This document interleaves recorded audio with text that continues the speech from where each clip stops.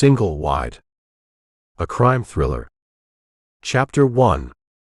Joanne Tucker's pickup coughed like it had a 2-pack-a-day habit, rattling down Highway 19 with the Georgia sun baking the asphalt to a shimmer. The cab smelled of stale coffee, and the pine air freshener swinging from the rearview, half dead from the heat. Her duffel sat shotgun, a beat-up canvas thing holding everything she owned: 3 shirts, 2 pairs of jeans, a .38 snub nose, and a past she wasn't unpacking. The radio crackled Hank Williams, but Joe snapped it off when the static got louder than the twang. She didn't need music to remind her she was running. Single Wide's welcome sign popped up around a bend, chipped paint spelling out Home of Serenity under a faded base logo. Population 2,847, give or take a few drunks who wandered off. Pines loomed on both sides, their shadows clawing the road. Joe's eyes flicked to the rear view. Nothing but dust and the ghosts of the Dakotas she'd left 6 states back. Whatever went down up there, it stayed locked in her jaw, tight as the grip on her steering wheel. The town square came into view. A Piggly Wiggly, a diner called Maze with a neon coffee cup blinking, and a brick box of a sheriff's office squatting under a flagpole. Joe pulled into the lot, gravel crunching under her tires. A cruiser sat parked, its driver's door open, a pair of boots propped on the dash. She killed the engine, grabbed her duffel, and stepped out, boots hitting the ground with a thud. The air was thick like breathing soup, and her shirt stuck to her back before she crossed the lot. Inside, the sheriff's office was a time capsule, wood paneling, a fan wheezing in the corner, and a receptionist's desk piled with files and a mason jar of sweet tea sweating rings onto the wood. The woman behind it, 60-something with a bouffant hairdo and cat-eye glasses, looked up from her crossword. Her nameplate read Darlene Hicks. "You the new girl." Darlene's voice was molasses with a razor edge, sizing Joe up like she was a hog at auction. "Joanne Tucker," Joe said, dropping her duffel. "Sheriff expecting me?" Darlene's pencil tapped the desk, slow, like she was deciding Joe's fate. "Amos is out back, probably smoking that nasty cigar of his." "You from up north?" "Dakotas," Joe said, keeping it short. Her accent didn't give much away, flat like she'd sanded it down. "Dakotas, huh?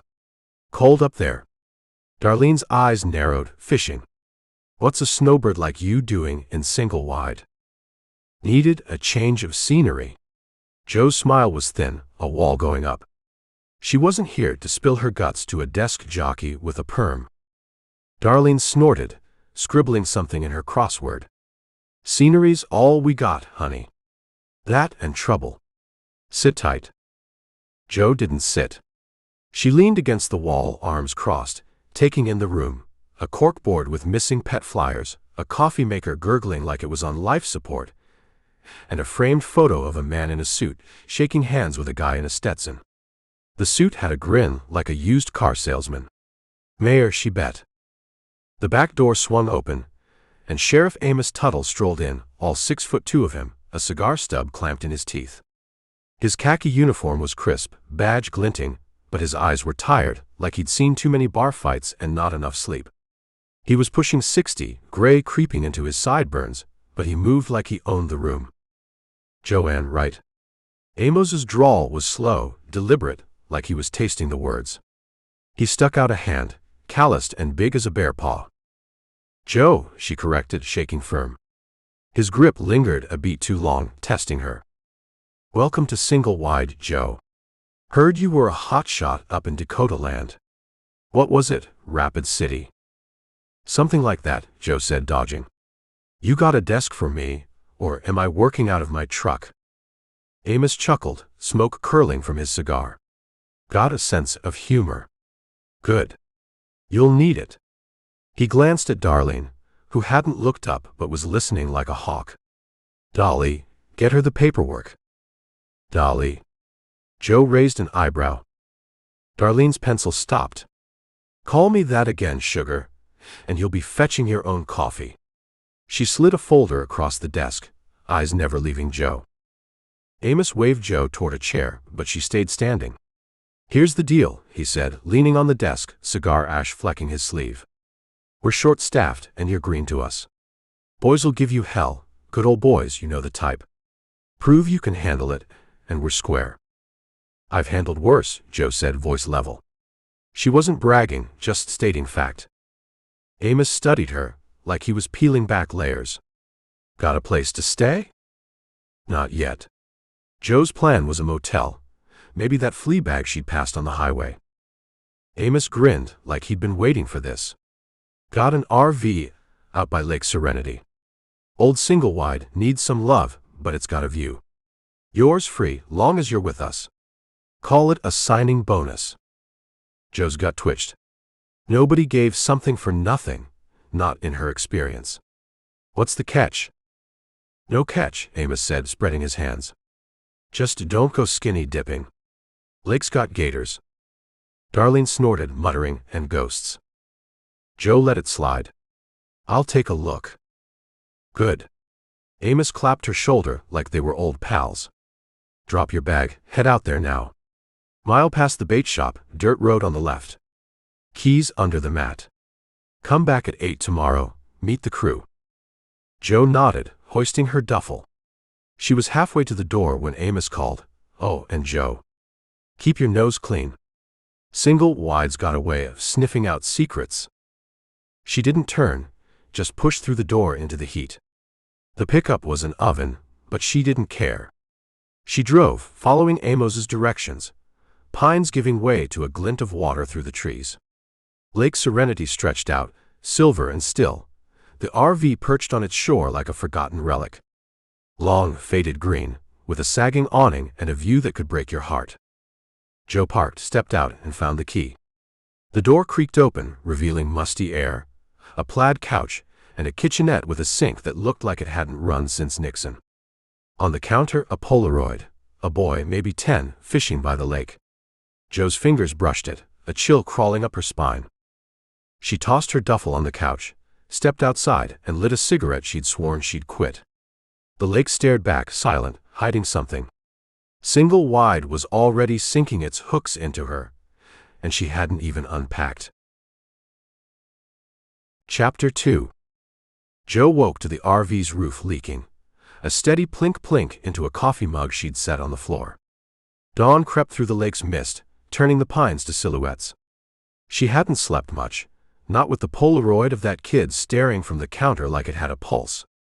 She tucked it in her duffel out of sight, but it still nagged her like a splinter she couldn't dig out.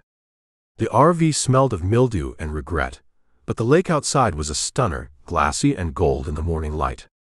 Too pretty for a town like Single Wide. She pulled on jeans, a white tee, and her boots, the leather scuffed from too many miles. Her .38 went into the holster under her arm, hidden by a denim jacket. Coffee was instant, bitter as her mood, but it got her moving. She locked the RV, the key sticking in the rusty latch, and climbed into her pickup. The engine groaned, same as her, and she rolled toward town, the highway buzzing with cicadas loud enough to wake the dead. The sheriff's office lot was fuller now, 3 cruisers parked crooked like the drivers didn't give a damn about lines. A young guy in a deputy's uniform leaned against one, polishing his badge with a shirt tail. He was all jawline and shoulders, built like he could bench a Buick, but his eyes had a puppy dog softness. Joe pegged him for the high school hero type, the kind who peaked at 18 and never left the bleachers. She parked, grabbed her thermos, and stepped out. The guy clocked her, badge forgotten, and flashed a grin that probably melted half the town's cheerleaders back in the day. "You Joanne," he called, voice carrying that Georgia lilt smooth as sweet tea. "Joe," she said, slamming the truck door. "You." "Cody Rayburn." He jogged over, hand out, grip firm, but not a bone crusher. "Heard we got fresh blood. Welcome to the circus." "Circus, huh?" Joe's eyebrow arched. "Who's the ringmaster?" Cody laughed, a little too loud, like he was nervous. "That'd be Amos. Or Dolly, depending who's got the whip hand today." Inside the office was a sauna, the AC rattling like it was coughing up a lung. Dolly sat at her desk, same cat-eye glasses, same mason jar of tea, but now she was on the phone, drawling, "No ma'am, we can't arrest your neighbor for bad okra. Try the wah." She hung up, eyes landing on Joe like a hawk spotting a field mouse. "Morning, Dakota," Dolly said, not smiling. "You're late." Joe checked her watch, 7:58. Amos said 8. Amos says lots of things. Dolly slid a clipboard across the desk, stacked with forms. "Fill these out. And don't smudge my carbons." Joe took the clipboard, biting back a retort. Cody hovered, fidgeting, like he wanted to say something but wasn't sure how. The room smelled of burnt coffee and Dolly's rosewater perfume, thick enough to choke a mule. 2 other deputies lounged by the coffee maker, both late 30s, beer guts straining their belts. One, with a buzzcut and a scar across his knuckles, gave Joe a once-over that felt like a pat-down. "Who's the skirt?" he muttered, loud enough to carry. "Bubba, don't start," Cody said, voice low, but Bubba just smirked, sipping his coffee. Joe ignored him, scrawling her name on the forms. The other deputy, skinny with a mustache like a used car salesman, chuckled and elbowed Bubba. "Great. Good old boys, just like Amos warned." She'd dealt with their kind before. Dakotas weren't exactly a feminist utopia, but it still made her teeth grind. Dolly's phone rang again, and she answered with a syrupy, single-wide "Sheriff's, how may I serve?" Joe caught Cody's eye, nodding toward the hall. "Walk me through this place," she said, keeping it casual. Cody led her past a break room, with a sagging couch and a vending machine blinking out of order. "That's Bubba Holt and Jimmy Tate," he said, voice hushed. "Bubba's got a mean streak, but Jimmy's mostly talk. Amos keeps him in line." "Mostly." "Mostly ain't reassuring," Joe said, sipping her thermos. The coffee was cold now, but it was better than the sludge in the pot. Cody grinned, sheepish. "Yeah, well, single-wide's got its quirks. You play ball, it's fine." "Play ball?" Joe stopped, fixing him with a look. "What's that mean, exactly?" Cody's ears went pink. "Just, go with the flow. Amos likes things smooth." "Smooth like the mayor's suits?" Joe said, remembering that smarmy photo on the wall. Cody's grin faded, and he glanced over his shoulder. "Keep that quiet. Mayor Slade's got ears everywhere." They reached a bullpen, 4 desks crammed with files, radios, and half-eaten donuts. One had a nameplate, Deputy Tucker. Joe's, she guessed, though it was buried under someone's gym bag. She tossed the bag to the floor, claiming the space. Cody winced, like she'd kicked a hornet's nest. "Careful," he said. "That's Bubba's." "Let him cry about it," Joe said, sitting. The chair squeaked, wobbly as her patience. Cody leaned on the desk, lowering his voice. "Look, I know you're new, but this place, it's tight-knit. Folks don't take to outsiders easy. No offense." "None taken," Joe lied.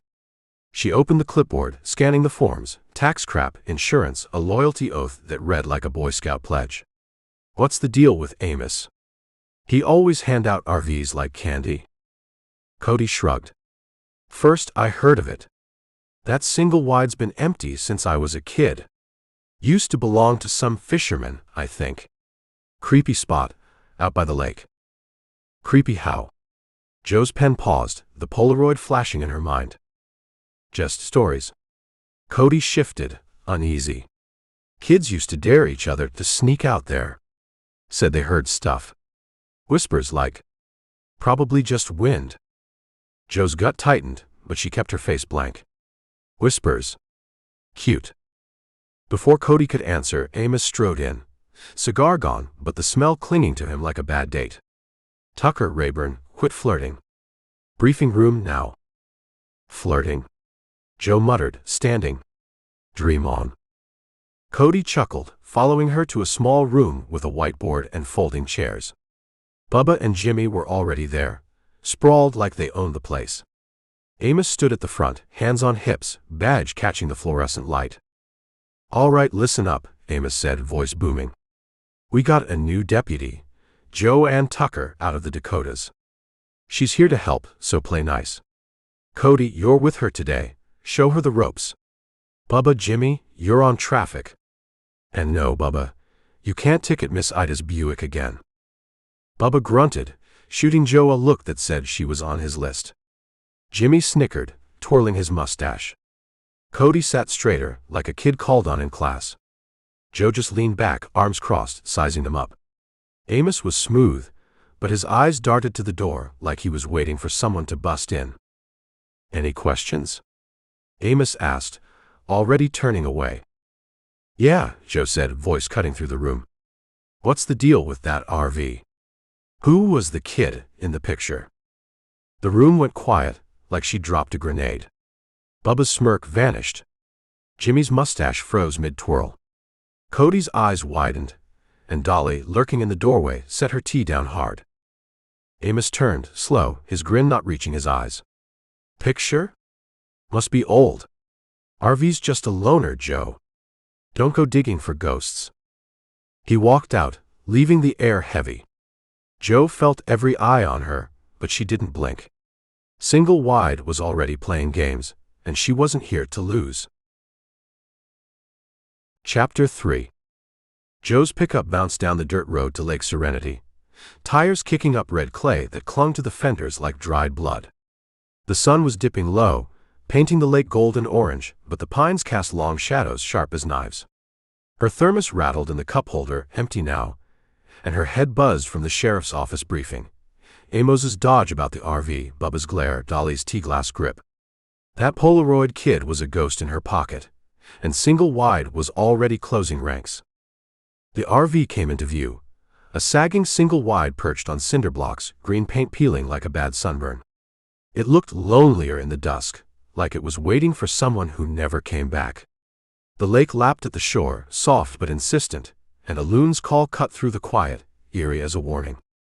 Joe parked, grabbed her duffel from the passenger seat, and stepped out.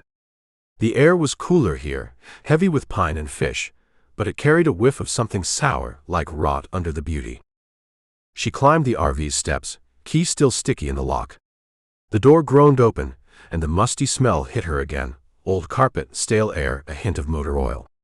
She flicked the light switch, and a single bulb buzzed to life, casting a sickly glow over the plaid couch, the Formica counter, and the sink that looked like it'd choke on a teaspoon of water. The Polaroid was gone, tucked in her duffel, but its absence felt louder than its presence. Joe dropped her bag, the thud echoing. She checked the cabinets, a tin of Folgers, half a box of saltines, a can of Spam with a dent like someone had thrown it. The fridge hummed, empty except for a lone Budweiser, frost on the can. "Classy," she muttered, popping it open. The beer was cold, bitter, and about the only thing in Single Wide that didn't feel like a trap. She stepped outside, beer in hand, and leaned against the RV. The lake stretched out, mirror smooth, reflecting the last of the sunset. It was gorgeous, the kind of view that'd sell postcards, but it gave her the creeps. Cody's talk of whispers didn't help. She lit a cigarette, her third since swearing she'd quit, and exhaled, watching the smoke curl toward the water. "Nice spot, ain't it?" a voice called, low and rough like gravel under boots. Joe's hand went to her .38, instinct kicking in. She turned, spotting a figure by the pines, maybe 20 yards off. Older guy, 60s, in a flannel shirt and a John Deere cap, carrying a tackle box. His face was weathered, eyes squinting like he was reading her soul. "Who are you?" Joe said, keeping her voice flat, cigarette dangling. "Cal Weaver," he said, stepping closer, slow, like he knew she was armed. "Live up the road. Saw the light on, figured I'd check. You the new tenant?" "Something like that." Joe's hand eased off the holster, but her shoulders stayed tight. "Sheriff's loner. You know the place?" Cal nodded, setting the tackle box down. "Knew the guy who owned it. Tommy Lee Pratt. Fisherman. Disappeared, 10 years back. Left this heap behind. Amos been trying to unload it ever since." "Disappeared?" Joe took a drag, keeping her eyes on him. "People do that a lot around here." Cal's laugh was dry, like kindling snapping. "Single Wide's got its stories. Folks come, folks go. Lake's got a pull, you know.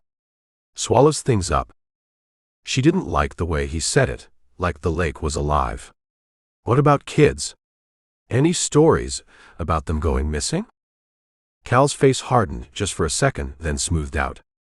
"You're digging already, huh? Heard you were a cop."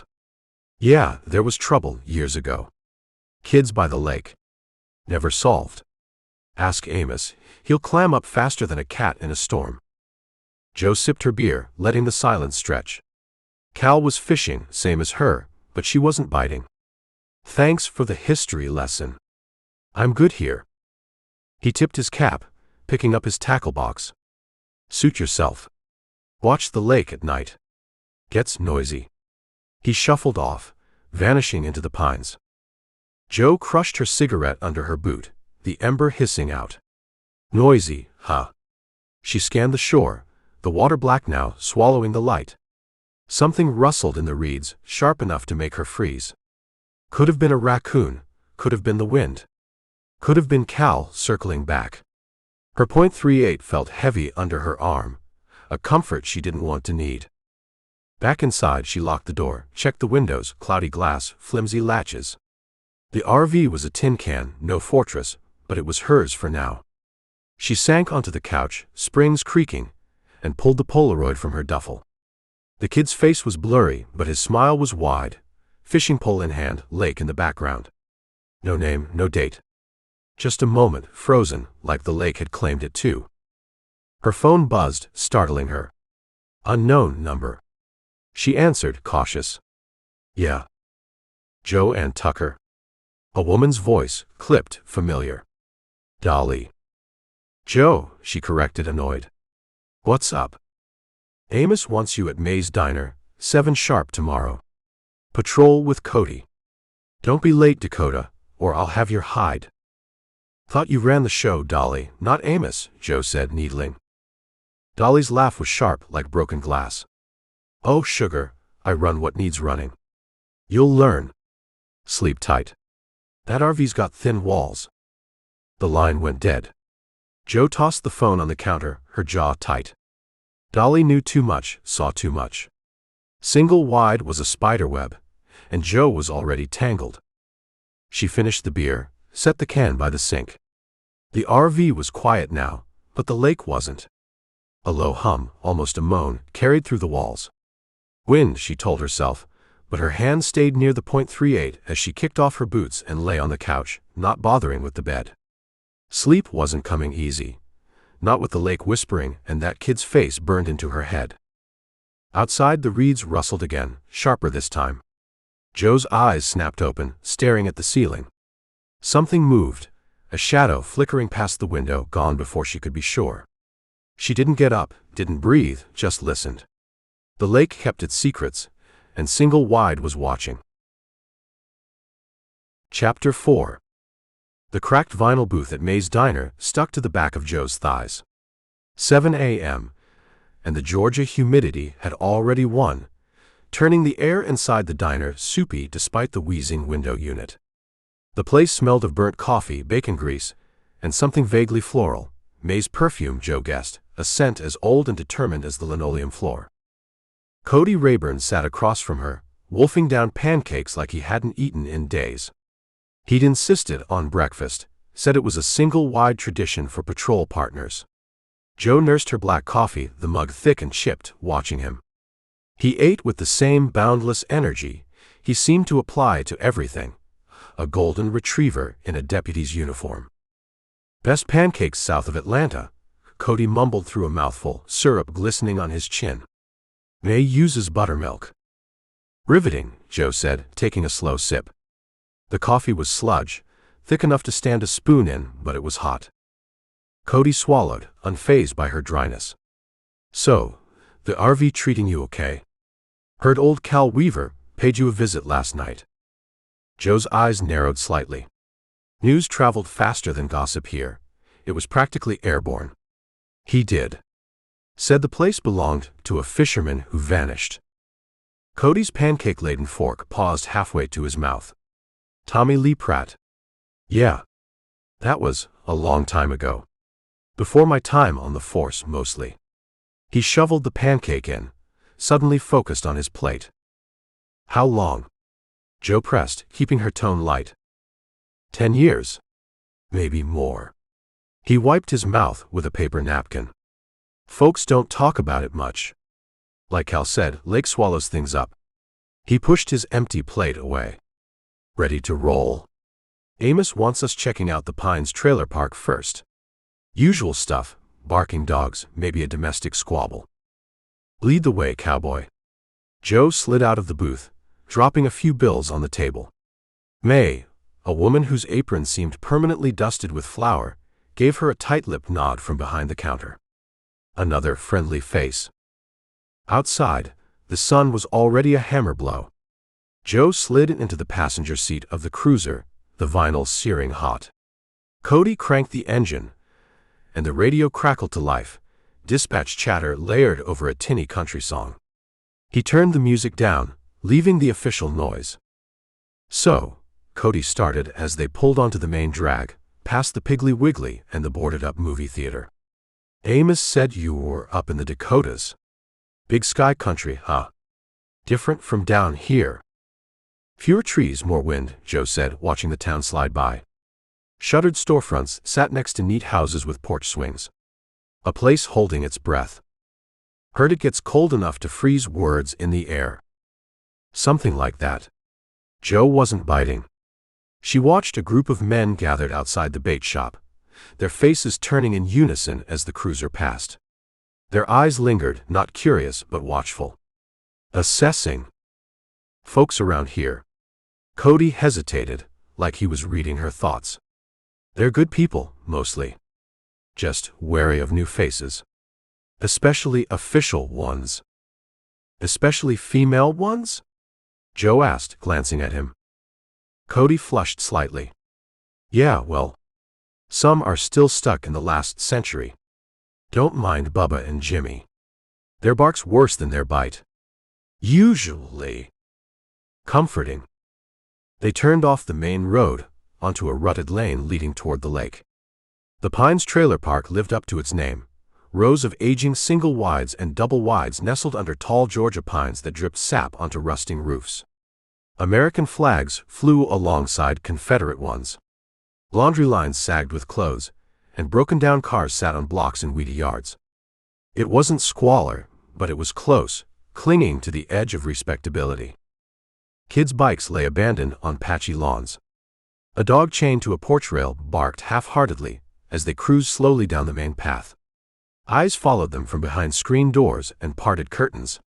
Joe felt the stares, a familiar prickle on her skin. They weren't just looking at the uniform, they were looking at her. The outsider. The woman. Dispatch said the call came from number 12, Cody said, pointing to a faded turquoise trailer with a missing front step. A woman stood in the doorway, arms crossed, face pinched with anger. A man sat on the rusty metal steps, nursing a beer, looking sullen. Cody killed the engine. All right, let's see what storm's brewing in this teacup. He gave Joe a look. Standard domestic. Keep it calm, try to mediate. Usually just loud words. They got out, the dog next door renewing its barking frenzy. The woman, thin and wiry with bleached blonde hair, launched into a tirade before they even reached her. He done took my disability check, Cody Rayburn. Spent it on lottery tickets and beer, the no-good sack of. Now hold on, darling Ann, the man on the steps slurred, standing up unsteadily. He was pot-bellied, wearing a stained tank top. I won $10. That's an investment. Investment? You call losing $50 an investment? Darlene Ann shrieked, jabbing a finger at him. I gotta pay the light bill, Earl. Joe tuned out the specifics, her gaze drifting past them. A group of women stood watching from the porch of the trailer opposite, their faces blank, unreadable. Further down, a cluster of teenage boys leaned against a pickup truck, smirking. The whole park seemed paused, listening. This wasn't just a fight. It was community theater. Cody stepped smoothly between the couple, his voice calm and familiar. All right, Darlene Ann, Earl. Let's take it down a notch. Neighbors are listening. Let 'em listen. Darlene Ann snapped, but her volume dropped slightly. Joe stayed back, observing. Earl mumbled apologies, shifting his weight. Darlene Ann kept ranting, but the fire was dimming. Cody handled it expertly, a practiced dance of placation and authority. He knew these people, knew their histories, their grievances. As Cody talked Earl into going inside to sleep it off, and promised Darlene Ann he'd have a word with Earl later about the check, Joe's eyes scanned the area again. The women on the porch hadn't moved. The teenagers were still smirking. But something else caught her eye. Near the edge of the woods bordering the trailer park, just beyond the last row of homes, a small figure darted behind a tree. A child. Hard to tell from this distance. Gone too quickly. She felt a chill despite the heat. Maybe just a kid playing. But the way they'd moved, furtive, scared. Cody finished up, clapping Earl on the shoulder before the man stumbled inside. Darlene Ann sniffled, wiping her eyes, offering Cody a weak smile. "Thanks, Cody. You're a good boy." "Just doing my job, Darlene Ann. Y'all try and keep the peace now, here?" They walked back to the cruiser, the onlookers melting back into their routines now that the show was over. "Another day, another dollar," Cody sighed, sliding behind the wheel. "She called you a good boy," Joe observed, buckling her seatbelt. "Known her since I was knee-high. Used to babysit her oldest." He started the engine. "Small-town stuff." "That kid who ran into the woods back there," Joe said casually, watching the trees as they drove away. "Yours?" Cody frowned. "Kid. Didn't see one. Probably just playing. Lots of kids cut through those woods to get to the creek." "Maybe." Joe let it drop, but the image lingered. The way the kid moved hadn't felt like play. They drove in silence for a few minutes, the radio crackling intermittently. Cody seemed lost in thought, his earlier cheerfulness subdued. "Things like that. The fighting, the checks," he said finally, staring straight ahead. "Makes you wonder." "Wonder what?" "About people. How they end up. This town, it looks sleepy, but there's stuff underneath. Always has been." He glanced at her, his expression serious. "Like those kids who went missing years back. The ones Cal mentioned." Joe turned slightly in her seat. "Tell me about them." Cody hesitated, drumming his fingers on the steering wheel. "Was before my time, like I said. I was just a teenager, myself. But I remember how scared everyone was. 2 boys vanished near the lake. One, they found him. The other, never did." He shook his head, his jaw tight. "Called it the Lake Shadow case. Put this whole town on edge for years. Sheriff at the time, old man Pritchard, he never cracked it. Just faded away." "Faded away," Joe repeated, the hair on her neck prickling. "Or got buried?"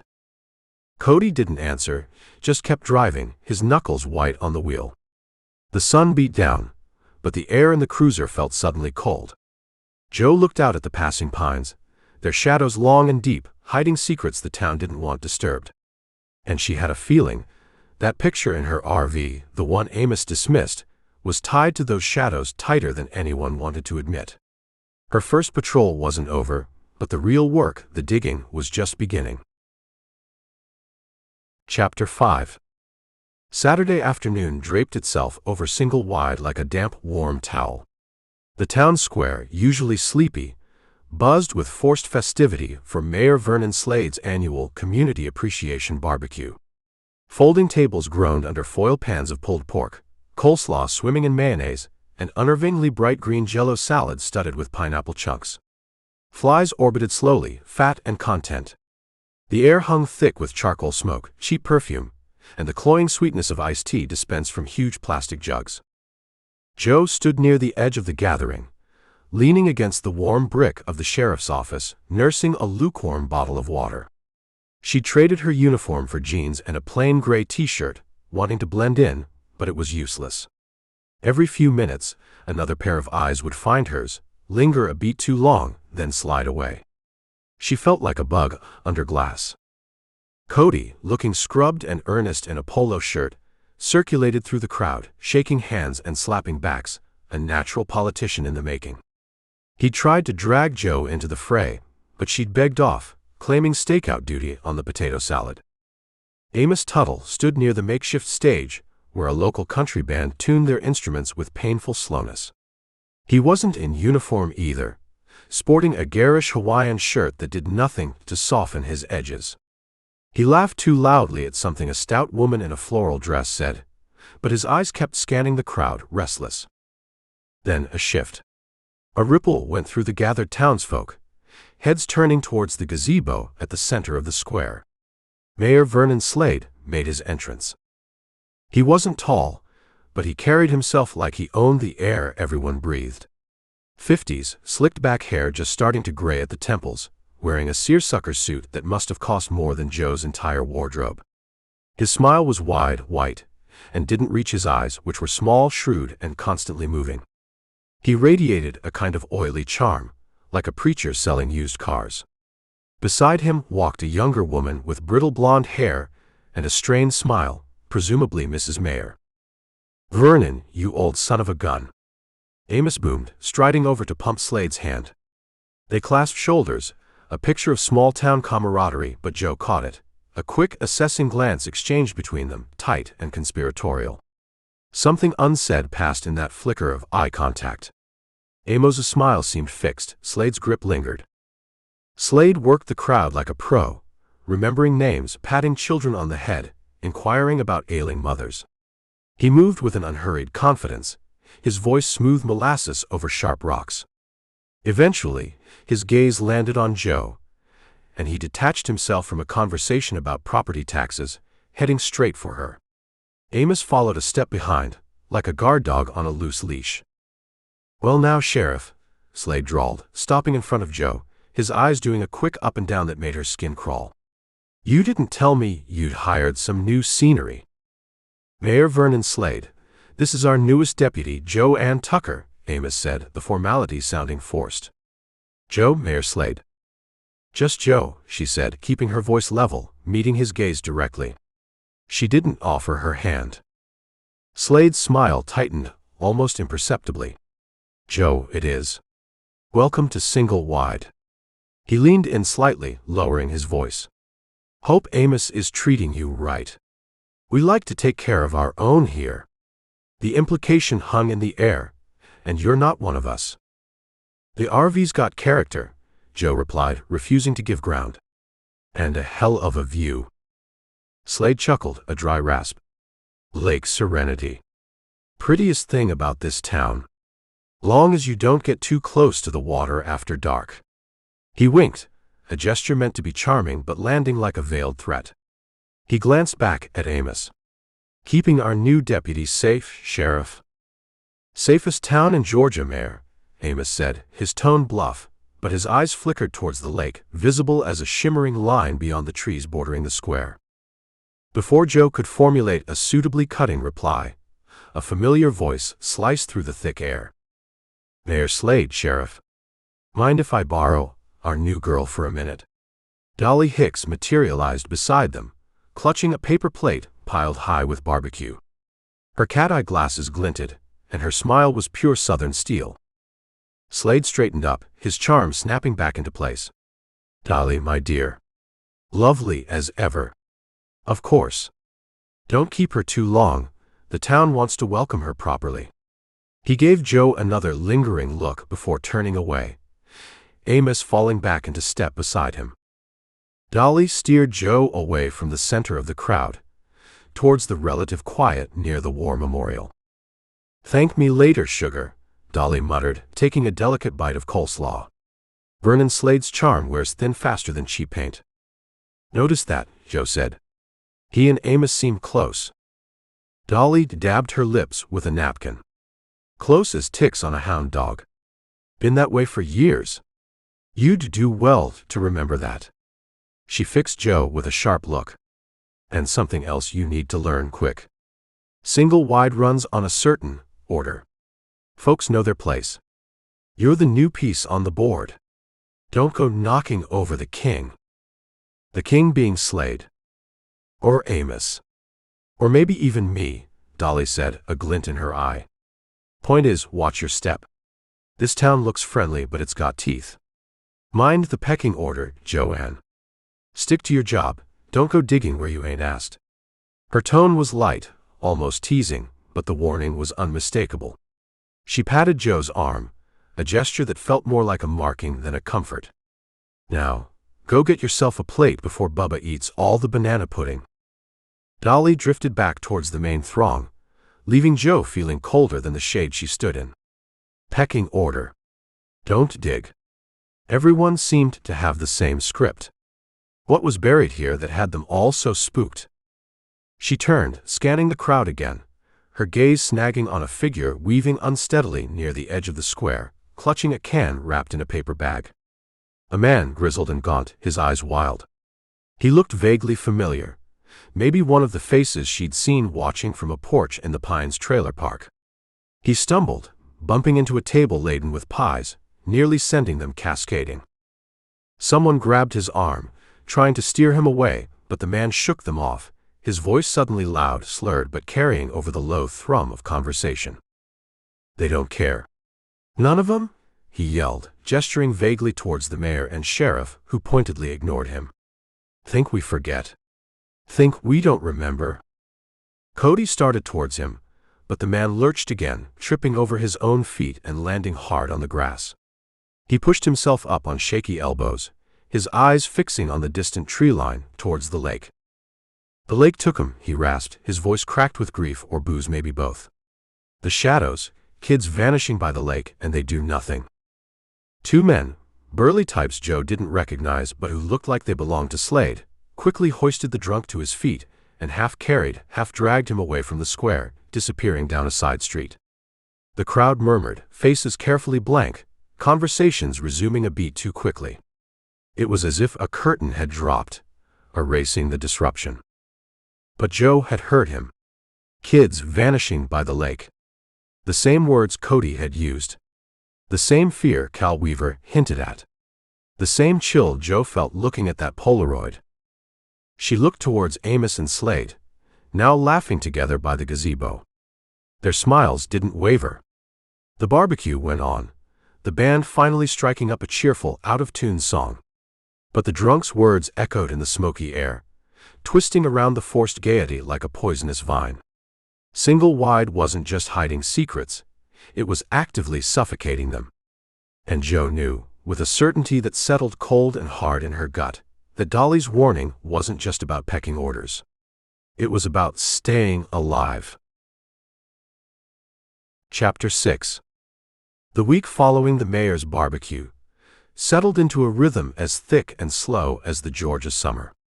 Joe rode patrol with Cody, learning the back roads that spiderwebbed off the main highway, the names of families who'd lived in Single Wide for generations, and the unwritten rules of engagement, which speeders got warnings, anyone related to Dolly, which domestic disputes required kid gloves, anyone connected to Slade, and which calls Amos preferred to handle himself, anything involving the trucking company on the edge of town.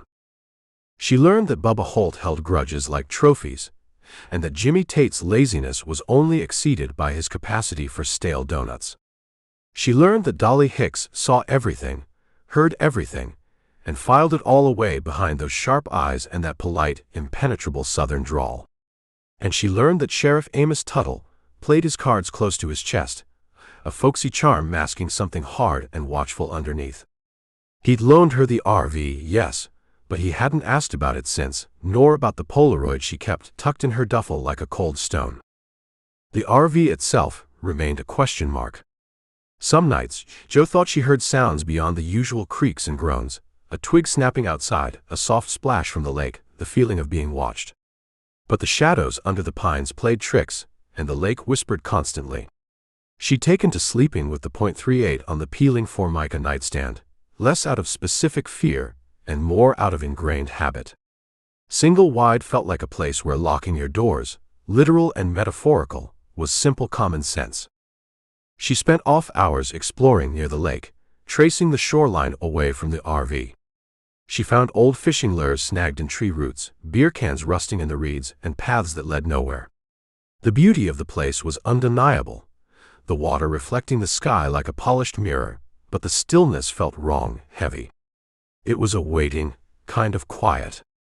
Late Tuesday afternoon found Joe and Cody parked near the boat ramp, finishing lukewarm coffees from Maze. The heat had broken slightly, a breeze riffling the lake's surface. They'd handled a fender bender near the Piggly Wiggly and checked on a reported trespasser who turned out to be Mrs. Gable's prize-winning rooster exploring the neighbor's azaleas. Slow day. "Think I might actually try fishing this weekend," Cody said, stretching his arms over the steering wheel. "Been too long.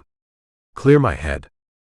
"Anything particular swimming around in there, needing clarity?" Joe asked, watching a heron stalk majestically through the shallows. Cody shrugged. "Just stuff. This town. Thinking about what that drunk fella yelled at the barbecue." He lowered his voice slightly, even though they were alone. "About the Lake Shadow case. It still hangs over this place, you know. Like bad weather that never breaks." Before Joe could press him, the radio crackled, shattering the quiet. Dolly's voice, stripped of its usual honeyed tone, came through sharp and urgent. "All units, respond. Possible missing child, Carver Residence, 114 Lakeview Drive. Mother reports 10-year-old son, Tommy Carver, overdue. Last seen fishing near Miller's Point." Joe felt a jolt, cold and electric, shoot straight through her chest. Tommy Carver. 10 years old. Fishing near the lake. The drunk's words. The Polaroid. Cody's mention of the old case. It all slammed together with the force of a physical blow. Cody was already putting the cruiser in gear. His easygoing demeanor vanished, replaced by focused tension. "Miller's Point, that's barely half a mile from your RV, Joe." He hit the lights and siren, the wail ripping through the sleepy afternoon air as they peeled out from the boat ramp, tires spitting gravel. Lakeview Drive was a collection of modest ranch houses set back from the water, their lawns greener, their cars newer than those in the Pines trailer park. Number 114 had neighbors spilling onto the lawn, faces etched with worry, whispering amongst themselves. A woman, her face pale and streaked with tears, stood twisting her hands in the driveway, talking frantically to Bubba Holt, who looked uncharacteristically serious. Joe and Cody piled out of the cruiser. The air felt thick with panic, a tangible thing. "What we got, Bubba?" Cody asked, his voice tight. Bubba barely glanced at Joe. "Martha Carver says her boy, Tommy, went fishing down at the point around 3. Supposed to be back by 5. It's nearly 6 now. She went down there, found his tackle box and pole, but no sign of him." Martha Carver turned towards them, her eyes wide with terror, latching onto Cody. "Cody, please." He wouldn't just wander off. Not Tommy. He knows better than to go near the woods alone, especially after dark.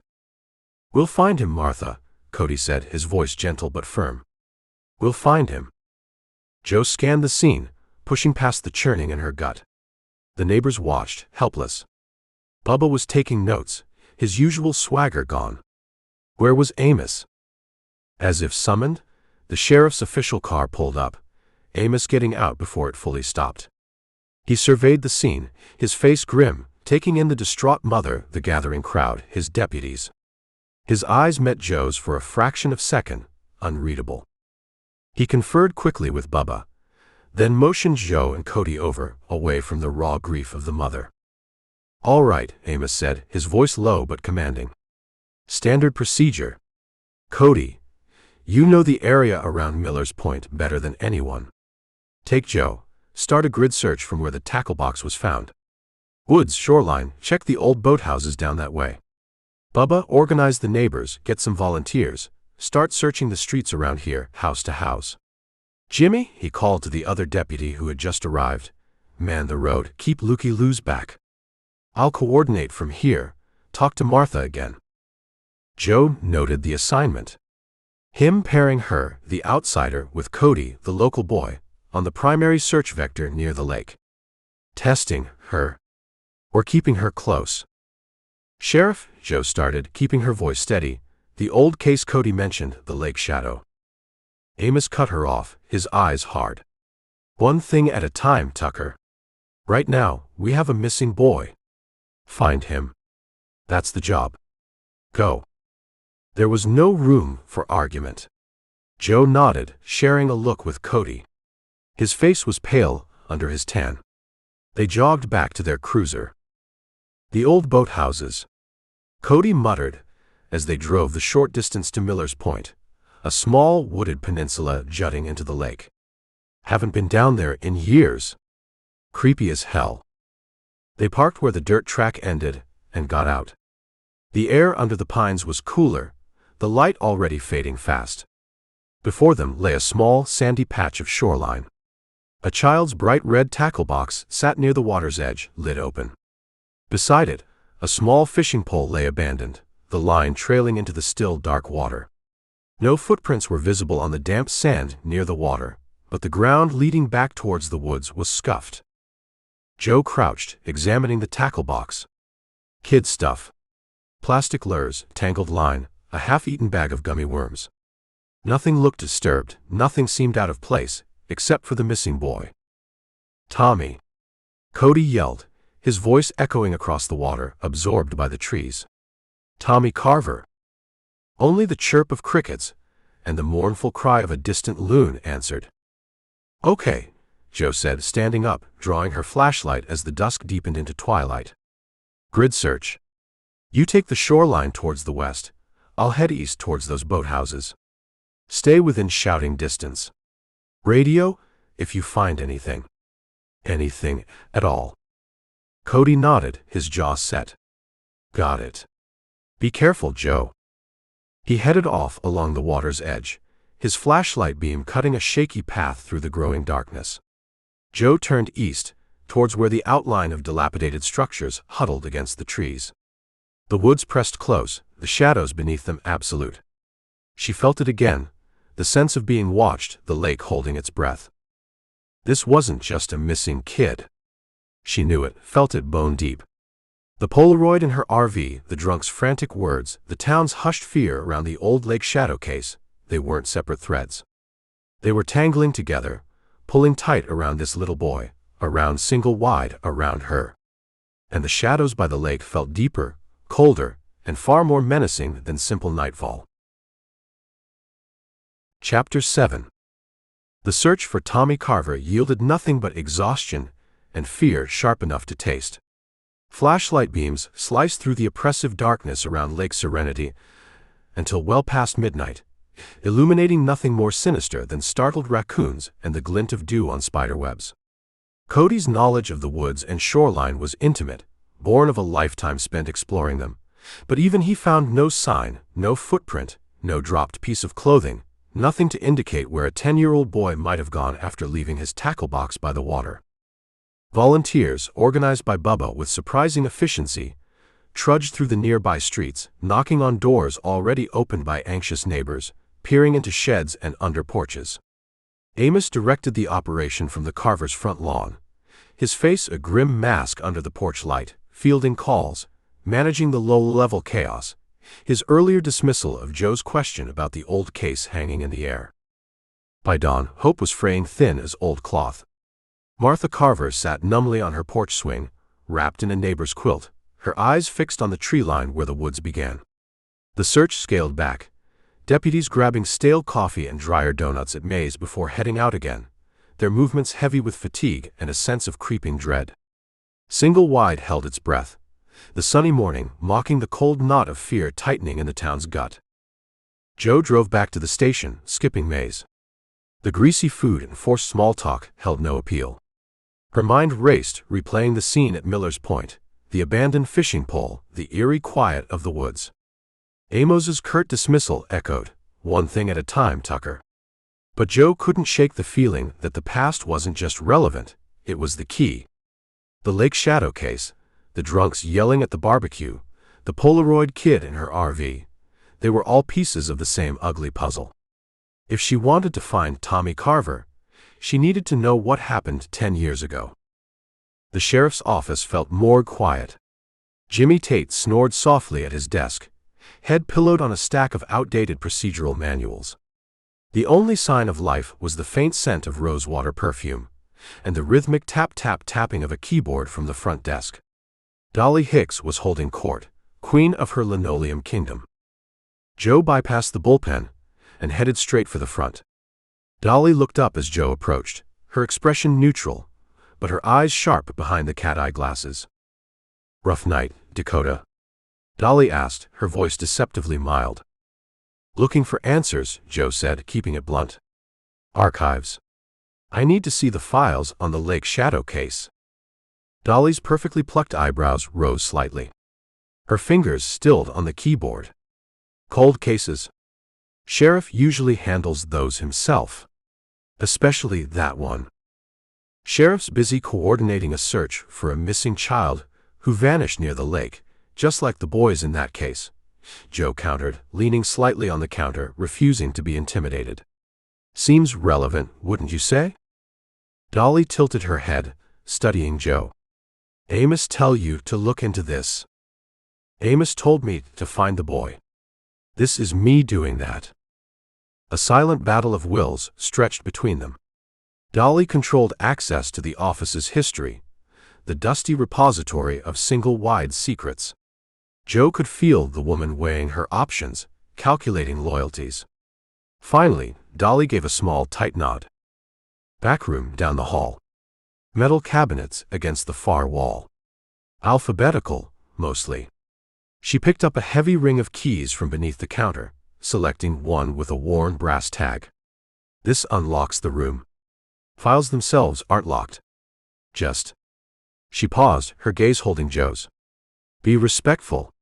Some things are best left buried." "Some things fester," Joe replied, taking the key. The brass felt cool against her palm. She walked down the short hallway, past the break room and Amos's closed door, to an unmarked wooden door at the end. The key turned stiffly in the lock, the tumblers groaning in protest. She pushed the door open, into a small, windowless room crammed with floor-to-ceiling metal filing cabinets. The air was stale, thick with the smell of old paper, dust, and time. A single bare bulb overhead cast weak yellow light. Joe located the L cabinet, the drawer sliding open with a screech of rusty metal. Lake Serenity. Lake Shadow. There it was. A thick accordion file label typed decades ago.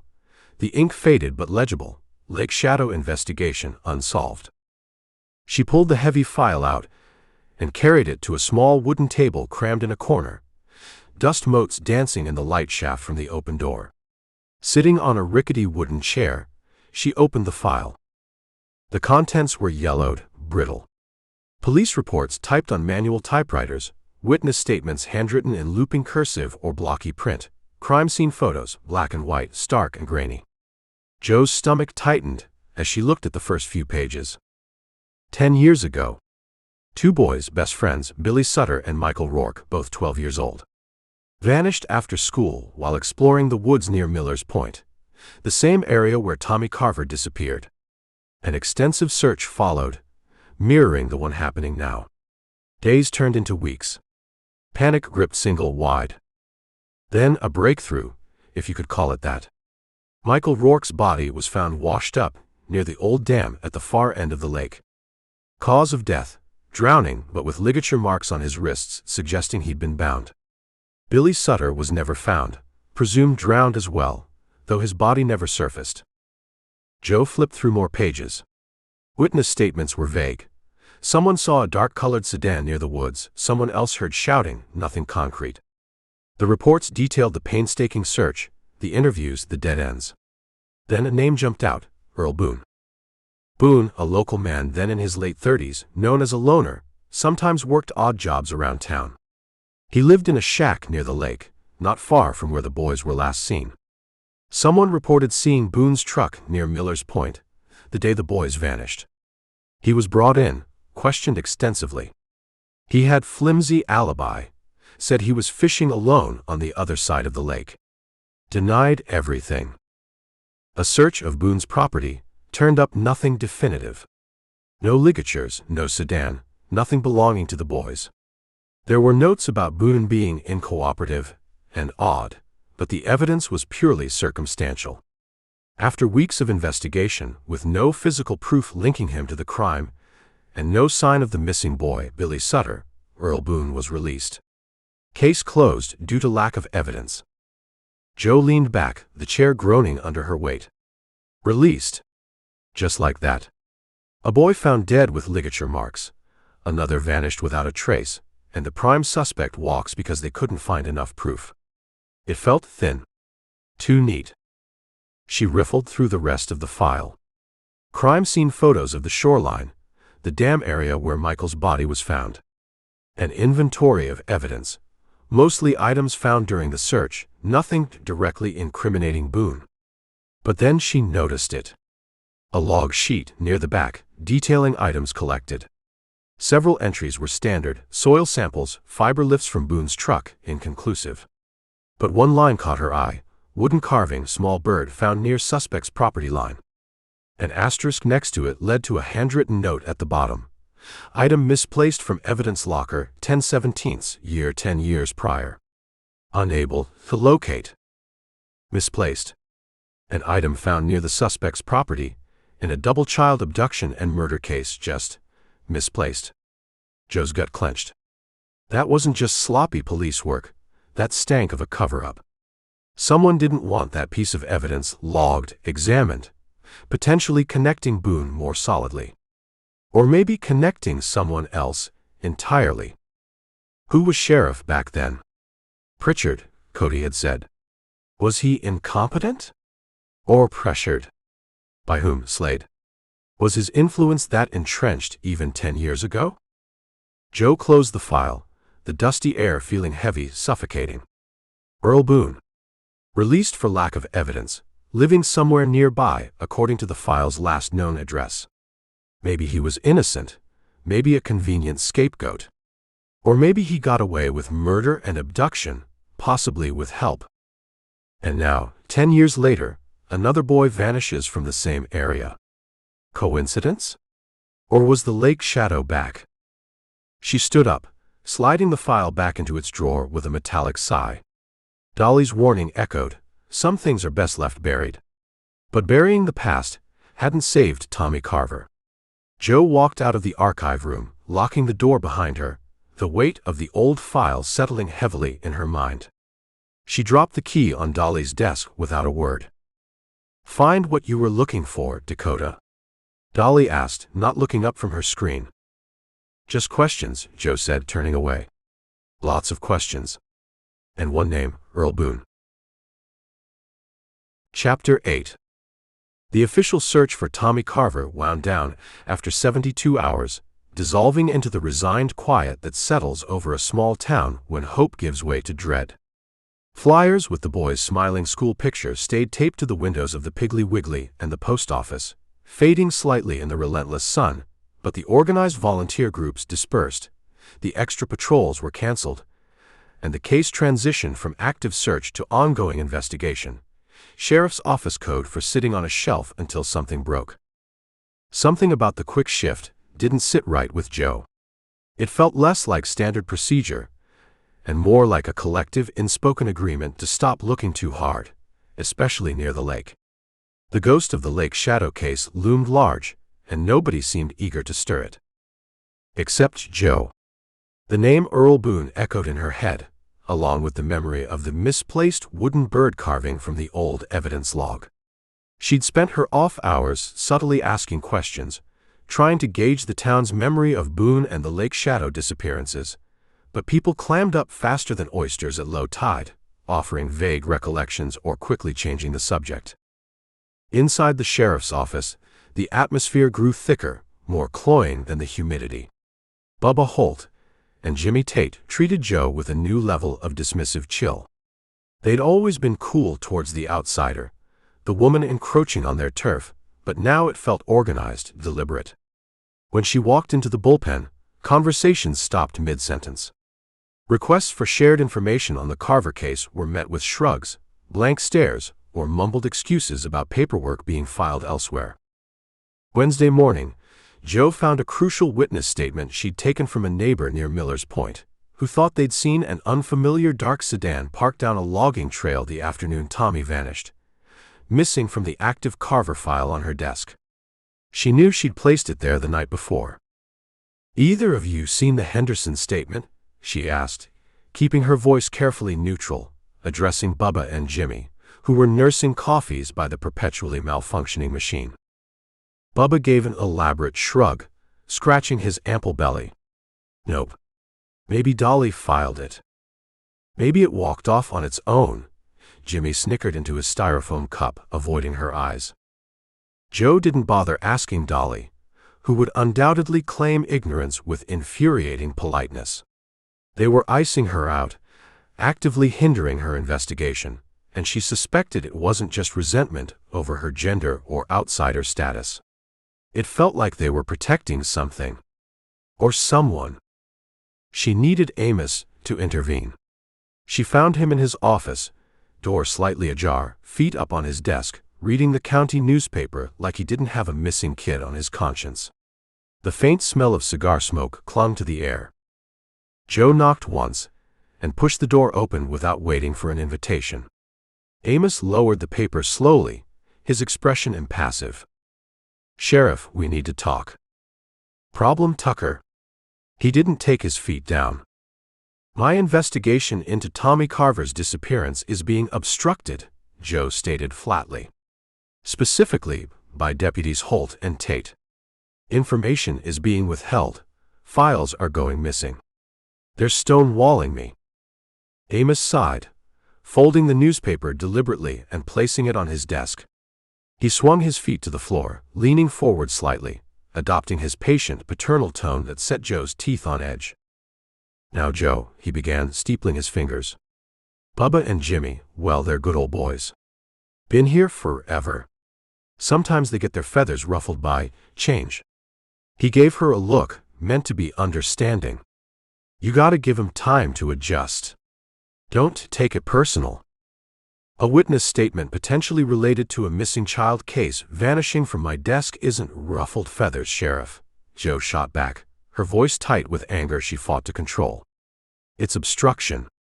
And I need access to any and all information related to this case and the Lake Shadow case from 10 years ago, including interviewing Earl Boone."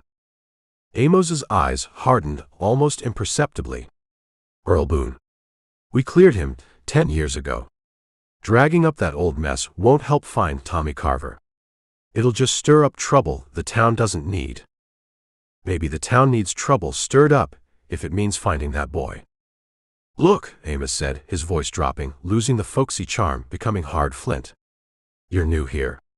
You don't understand how things work in single wide. Bubba and Jimmy, they're protective of this place. Sometimes they get carried away." He leaned back, waving a dismissive hand. "It's just boys being boys. You want respect? Earn it. Don't come crying to me every time someone doesn't share their toys." Joe stared at him, disbelief warring with fury. Boys being boys? He was actively sanctioning their behavior, dismissing blatant obstruction in a potential abduction case. It wasn't just ignorance, it was willful blindness. Or worse. "So that's it?" Joe asked, her voice dangerously quiet. "You're not going to do anything?" "I'm telling you to handle it," Amos said firmly. "Be a deputy. Do your job. Find the boy if you can. But don't come in here making waves about settled history or expecting me to referee playground squabbles. Now, I've got work to do." He picked up the newspaper, a clear dismissal. Joe stood there for a moment, the injustice burning in her chest. She wanted to shout, to throw something, but she clamped down hard on the impulse. Showing anger would only prove their point, paint her as the hysterical female they already assumed she was. She turned on her heel, pulling the door shut behind her with more force than necessary, the click echoing in the suddenly silent office. She stalked back to her desk in the bullpen, ignoring the smirks from Bubba and Jimmy. She felt isolated, exposed. Handle it? How, when the sheriff himself was implicitly siding against her? She sank into her chair, staring blindly at the empty space in the Carver file where the Henderson statement should have been. The air felt thick, hostile. She was alone in this. "Hey." She looked up. Cody stood beside her desk, holding 2 cups of coffee from Maze. He avoided looking towards Bubba and Jimmy, placing 1 cup in front of her. His usual easy grin was absent, replaced by a troubled frown. "Heard you talking to Amos," he said quietly, leaning against the neighboring desk. Sounded rough. Joe took the coffee, the warmth seeping into her cold hands. She didn't answer, just stared into the black liquid. Cody shifted his weight, glancing over his shoulder before leaning closer. "Look, Joe, what Amos said about Bubba and Jimmy, it ain't right. They shouldn't be messing with the case files." "But they are," Joe said flatly. "And the sheriff told me to handle it." Cody winced. "Yeah. Amos, he tries to keep the peace, avoid conflict. Sometimes too much." He hesitated, then plunged ahead. "But this, Tommy Carver, it feels different. It feels like before." Joe looked up, meeting his eyes. "The Lake Shadow case." He nodded, his expression grim. "Yeah. I was just a kid then, maybe 15.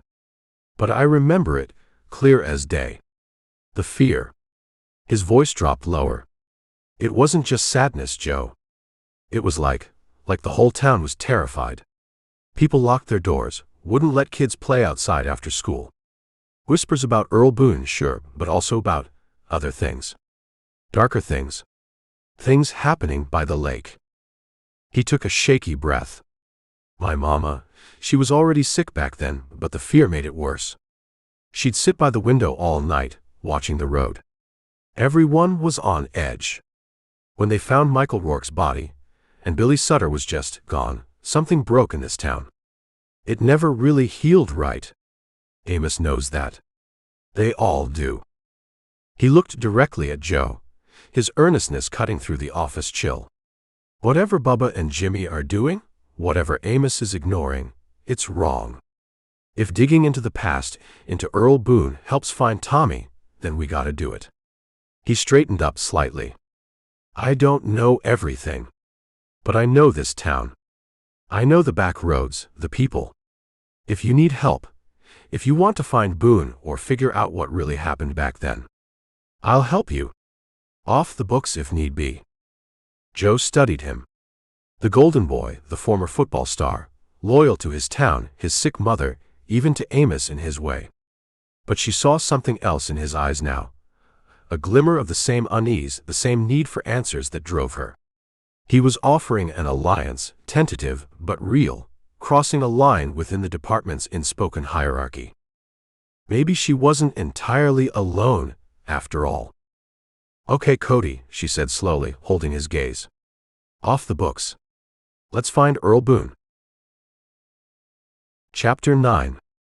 The uneasy alliance with Cody felt like finding a single dry match in a soaked box. It wasn't much, but it was something. They agreed to keep their collaboration quiet, communicating via burner phones Cody procured. "Don't ask," he'd said, handing one over, and meeting away from the station during off hours. Their first objective, find Earl Boone. Cody promised to discreetly check old addresses and ask around places Boone might frequent, leveraging his local connections while Joe tried to shake loose any official information Amos hadn't already buried.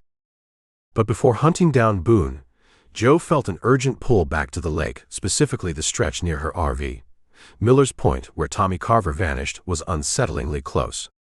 Close enough that the whispers Cody mentioned, the feeling of being watched she'd dismissed as nerves, now felt chillingly plausible. Close enough that maybe, just maybe, a clue had been missed.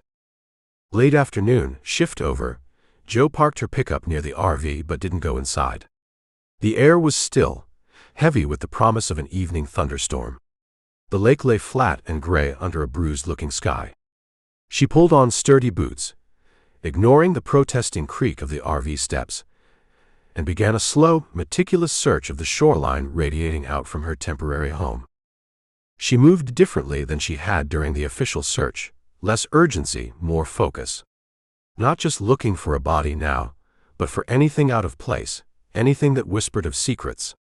She pushed through reeds thick enough to hide an alligator, scanned the tangled roots of cypress trees at the water's edge, kicked at drifts of pine needles and decaying leaves. An hour yielded nothing but sweat trickling down her back and a growing collection of mosquito bites. The silence pressed in, broken only by the drone of insects and the distant rumble of thunder. She worked her way back towards the RV, disappointment settling cold in her gut. Maybe there was nothing here. Maybe the proximity to Miller's Point was just coincidence. Then she saw it. Tucked partially under a clump of sawgrass, not 10 yards from the RV's sagging awning, almost hidden. Small canvas, faded blue with a worn white sole. A kid's sneaker. Jo crouched, her heart suddenly hammering against her ribs. She didn't touch it immediately, just looked. It wasn't brand new, but it wasn't ancient either. Definitely boy's size. Big enough for a 10-year-old. Probably. There was a dark smudge near the toe, mud or maybe grease. She carefully worked a pen from her pocket and used it to lift the shoe. No obvious markings inside, the size tag too faded to read. Was it Tommy Carver's? Or did it belong to the boy in the Polaroid, Tommy Lee Pratt's long-lost son? Or maybe even Billy Sutter, vanished 10 years ago? There was no way to know, not yet. But finding it here, so close to the RV Amos had conveniently loaned her, felt like a deliberate message. We know where you are. She carefully bagged the shoe using an evidence bag she kept in her truck. Old habits died hard. Holding it felt like holding a tangible piece of the lake's mystery, cold and unsettling. Who left it here? And when? The distant thunder rumbled again, closer this time. Jo scanned the tree line, the darkening water, the silent RV. Nothing moved but the wind picking up, rustling the pines. She needed answers, and the tight-lipped silence of the sheriff's office wasn't cutting it. She decided to try the source Cal Weaver had tapped into, the local fisherman. She drove to the bait and tackle shop near the main highway, a ramshackle building smelling of fish guts, stale beer, and mildew. A couple of pickup trucks were parked outside, their occupants likely already out on the water, chasing the evening bite before the storm hit. Inside, fluorescent lights hummed over dusty shelves stocked with lures, line, and faded camouflage gear. Behind the counter, a man with a face like worn leather barely looked up from cleaning a catfish. "Help you?" he grunted, knife flashing skillfully. "Looking for Cal Weaver," Jo said, leaning on the counter, trying to appear casual. The man paused, wiping slime on his apron. "Cal? Ain't seen him today. Probably hunkering down before the storm." He squinted at her. "You the new deputy, ain't ya? The one Amos stuck out in Pratt's old RV." Word traveled fast. "Just Jo." "Yeah, that's the spot." "Heard about the Carver boy," the man said, resuming his work on the catfish. "Bad business. Real bad." His tone was carefully neutral. "Any theories floating around?" Jo asked lightly. "Down here by the docks." He shrugged, concentrating on a particularly stubborn bone. "Folks talk. Lake's deep. Got currents. Currents strong enough to make a kid vanish off Miller's Point without a trace? And maybe do the same thing 10 years ago." The knife stilled. The man looked up, his eyes narrowed, suddenly sharp. "You stirring that old pot. Ain't healthy." "Finding a missing kid is healthy," Jo countered. "Ignoring history isn't." He sighed, dropping the knife with a clatter. He leaned closer, lowering his voice. "Look, deputy. Jo. This town, it runs quiet but it runs deep. You ask too many questions about the past, about things folks want left alone, it gets noticed." "Noticed by who?" He hesitated, glancing towards the door as if expecting someone to walk in. "People with money. People with connections. Mayor Slade's got his fingers in everything around here. The marinas, the trucking, half the businesses on the square. Makes things run smooth, long as you don't rock the boat." "What kind of trucking?" Jo asked, remembering Earl Boone's hint about shipments moving through town. The man's eyes flickered. "Just trucking. Late-night stuff sometimes. Best not to ask." He picked up the knife again, suddenly intent on the fish. "Some say Slade's got friends, out-of-town friends. The kind you don't cross. Keep your head down, deputy." Tend to your own fishing." The conversation was clearly over. Joe thanked him curtly and left, the smell of fish clinging to her clothes. The fisherman hadn't said the word mob, but the implication was clear. Slade, trucking, out-of-town friends you don't cross. It painted a picture murky and dangerous. A picture where a missing kid might be inconvenient, and an inquisitive deputy even more so. Rain started spitting as she drove back towards the lake, big fat drops splattering the windshield. By the time she reached the RV, the sky had opened up, a torrential downpour drumming on the pickup's roof, turning the dirt road into red sludge. She made a dash for the RV door, the bag shoe clutched in her hand. Inside, the rain hammered on the metal roof, loud as a drum solo. She locked the door, the flimsy latch feeling more useless than ever. She tossed the bag shoe onto the small kitchen counter, next to the Polaroid she'd taken out of her duffel earlier, the two objects radiating a silent, chilling connection. She was soaked, tired, and no closer to finding Tommy Carver, but threads were starting to connect. The old case, Earl Boone, Slade's operation, the pervasive fear. And now, the shoe. As she peeled off her wet jacket, something caught her eye. Stuck to the outside of the RV door, just below the handle, held in place by the rain, was a small piece of folded paper. It hadn't been there when she left. Her breath hitched. Heart pounding, she carefully opened the door just enough to retrieve it, water dripping onto the floor. The paper was thick, expensive feeling despite the dampness. She unfolded it slowly. Written in neat block letters, stark against the white paper, were 4 simple words. "Leave the shadows alone." Joe stared at the note, the rain drumming overhead, the lake whispering secrets just beyond the thin walls. The fisherman's warning, Dolly's warning, Amos's dismissal, they all coalesced into this single, chilling message. Someone knew she was digging. Someone knew she'd found the shoe. And someone wanted her to stop. The air in the small RV suddenly felt very cold, and the shadows outside seemed to press right up against the glass. Chapter 10. Sleep, when it finally came, was shallow and troubled, poisoned by the cryptic note and the weight of the child's shoe bagged on the counter. The relentless drumming of rain on the RV roof didn't soothe. It beat a frantic rhythm that seeped into Joe's subconscious, twisting familiar anxieties into sharp-edged nightmares. She was back in the Dakotas. Not the wide-open plains, but a cramped, dimly lit basement. Concrete floor, damp smell, the metallic tang of fear thick in the air. She held her service weapon, grip slick with sweat, heart pounding against her ribs like a trapped bird. Shadows danced in the periphery, cast by a single swinging bulb overhead. "He's in here. We've got him cornered," a voice shouted, her partner, Martinez. Young, eager, maybe too eager. "Wait for backup." Joe yelled back, but her voice sounded thin, lost in the echoing space. Then, movement in the shadows. A flicker. A glint of something small, metal. A toy. She couldn't be sure. Martinez lunged forward. "Gun?" he screamed, or maybe someone else did. Flash. Bang. The recoil jolted Joe's arm. The acrid smell of gunpowder filled the air. Silence, heavy and absolute, except for the drip, drip, drip of water from a leaky pipe somewhere in the darkness. The swinging light bulb illuminated the scene in sickening pulses. Martinez, frozen. A figure slumped against the far wall. And on the floor, near the figure, not a gun, but a small metal race car, its red paint chipped. Beside it, eyes wide with unseeing terror, lay a child. Small. Still. No. Joe breathed, the word a ragged tear in the silence. Bile rose in her throat. Not a gun. A toy. Oh God, a toy. Her fault. Her call. Her shot. She couldn't remember pulling the trigger, but the gun was hot in her hand.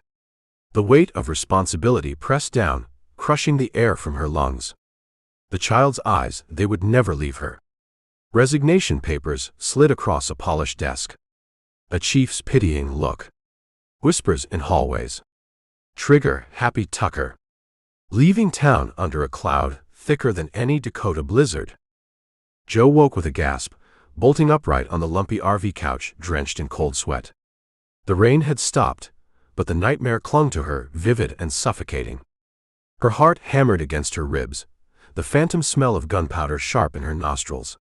She swallowed hard, pushing the images away, burying them back in the locked box where they belonged. But the guilt, the crushing weight of that small, still body remained. Pale morning light filtered through the RV's grimy windows. The air was cool and damp after the storm.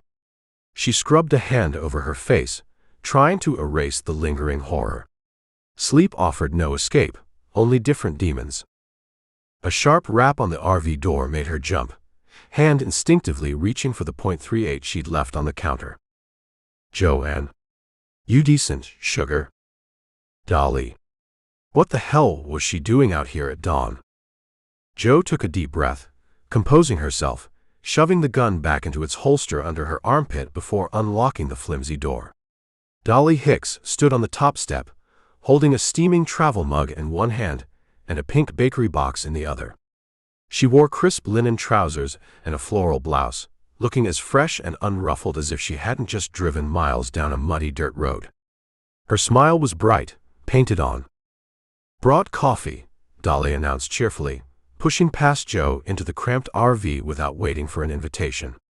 "And donuts. Figured you could use a pick-me-up after the night you must have had." Jo stared at her, momentarily speechless.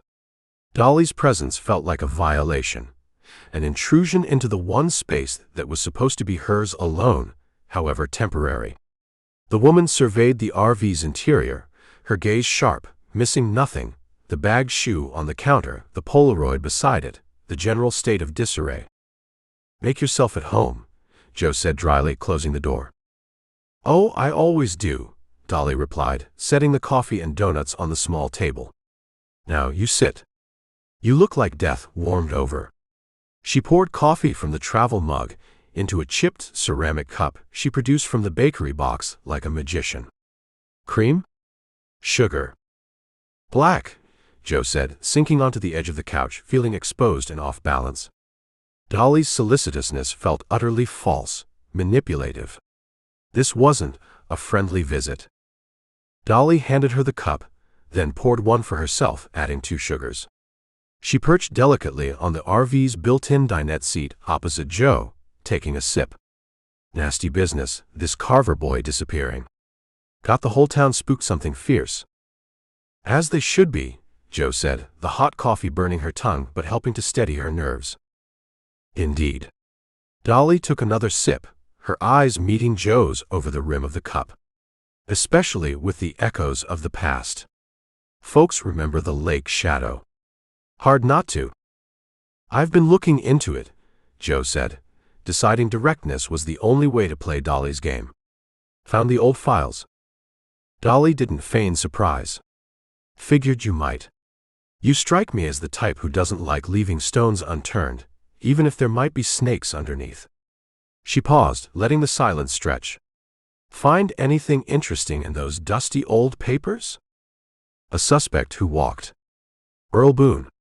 And a piece of evidence that conveniently went missing."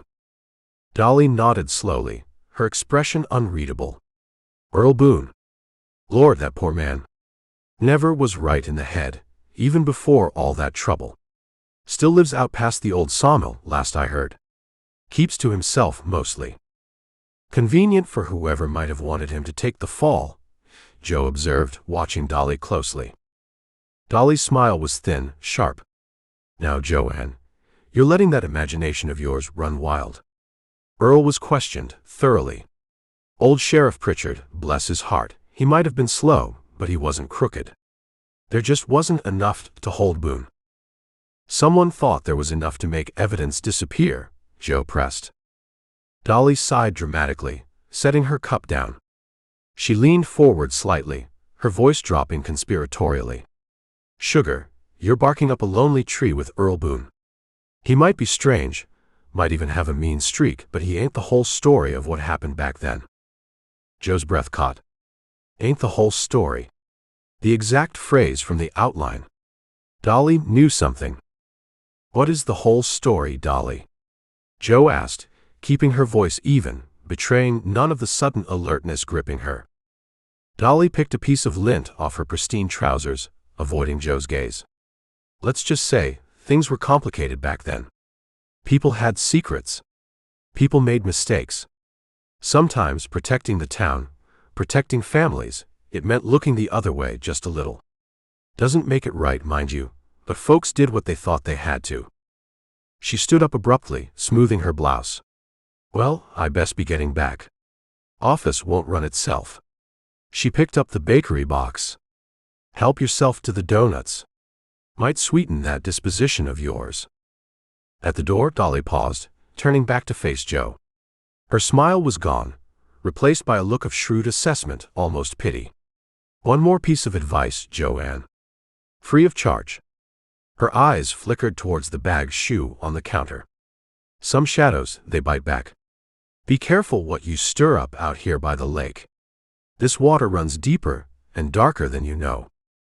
And then she was gone, leaving behind the scent of rosewater, the box of donuts, and another layer of unsettling questions. Dolly hadn't just come to probe Joe's past or comment on the Carver case. She'd come to deliver a message, a carefully calibrated warning wrapped in Southern charm. Earl Boone ain't the whole story. Someone else was involved. And Dolly knew it. Joe looked from the donuts to the bagged shoe, then to the closed RV door. The nightmare about the Dakotas felt suddenly less terrifying than the waking reality of Single Wide. Chapter 11. Dolly's cryptic warning, Earl Boone ain't the whole story, echoed Joe's own gut feeling. Boone might be a piece of the puzzle, maybe even a guilty piece, but the misplaced evidence, the town's pervasive fear, Amos's willful blindness, Slade's oily influence, it all pointed to something bigger, more tangled than a single mentally unstable scapegoat. Still, Boone was the only solid link between the present, Tommy Carver's disappearance, and the past, the Lake Shadow case. He was the next logical step. Finding him proved trickier than Joe anticipated. His last known address in the decade-old file was a shack near the lake that had long since succumbed to rot and kudzu. Official records listed no current address, no vehicle registration, no voter registration. Earl Boone had effectively dropped off the grid, at least as far as Single Wide's bureaucracy was concerned. That's where Cody came in. They met after dark at a deserted picnic area overlooking the lake, miles from town, the only light coming from a sliver of moon and the glow of their burner phones. Took some doing, Cody said, handing Joe a folded napkin with an address scrawled on it in pencil. Had to call my Uncle Ray, who knows every backwoods mechanic and moonshiner within 50 miles. Took 2 favors I'll regret calling in, but he says Boone's been running a sort of under-the-table repair shop out past the old collapsed sawmill on Route 9. Lives there too, apparently. Keeps to himself. Folks mostly leave him alone. Good work, Cody, Joe said, tucking the napkin into her pocket. The address wasn't much more than a route number and a vague description. Turn left at the rusted tractor, follow the dirt track till you hear dogs. Just be careful, Joe, Cody added, his brow furrowed with concern. Boone was always strange, folks said. After the Lake Shadow thing, well, some say he got stranger. And meaner. He sees a badge, official or not, he might spook. Or worse.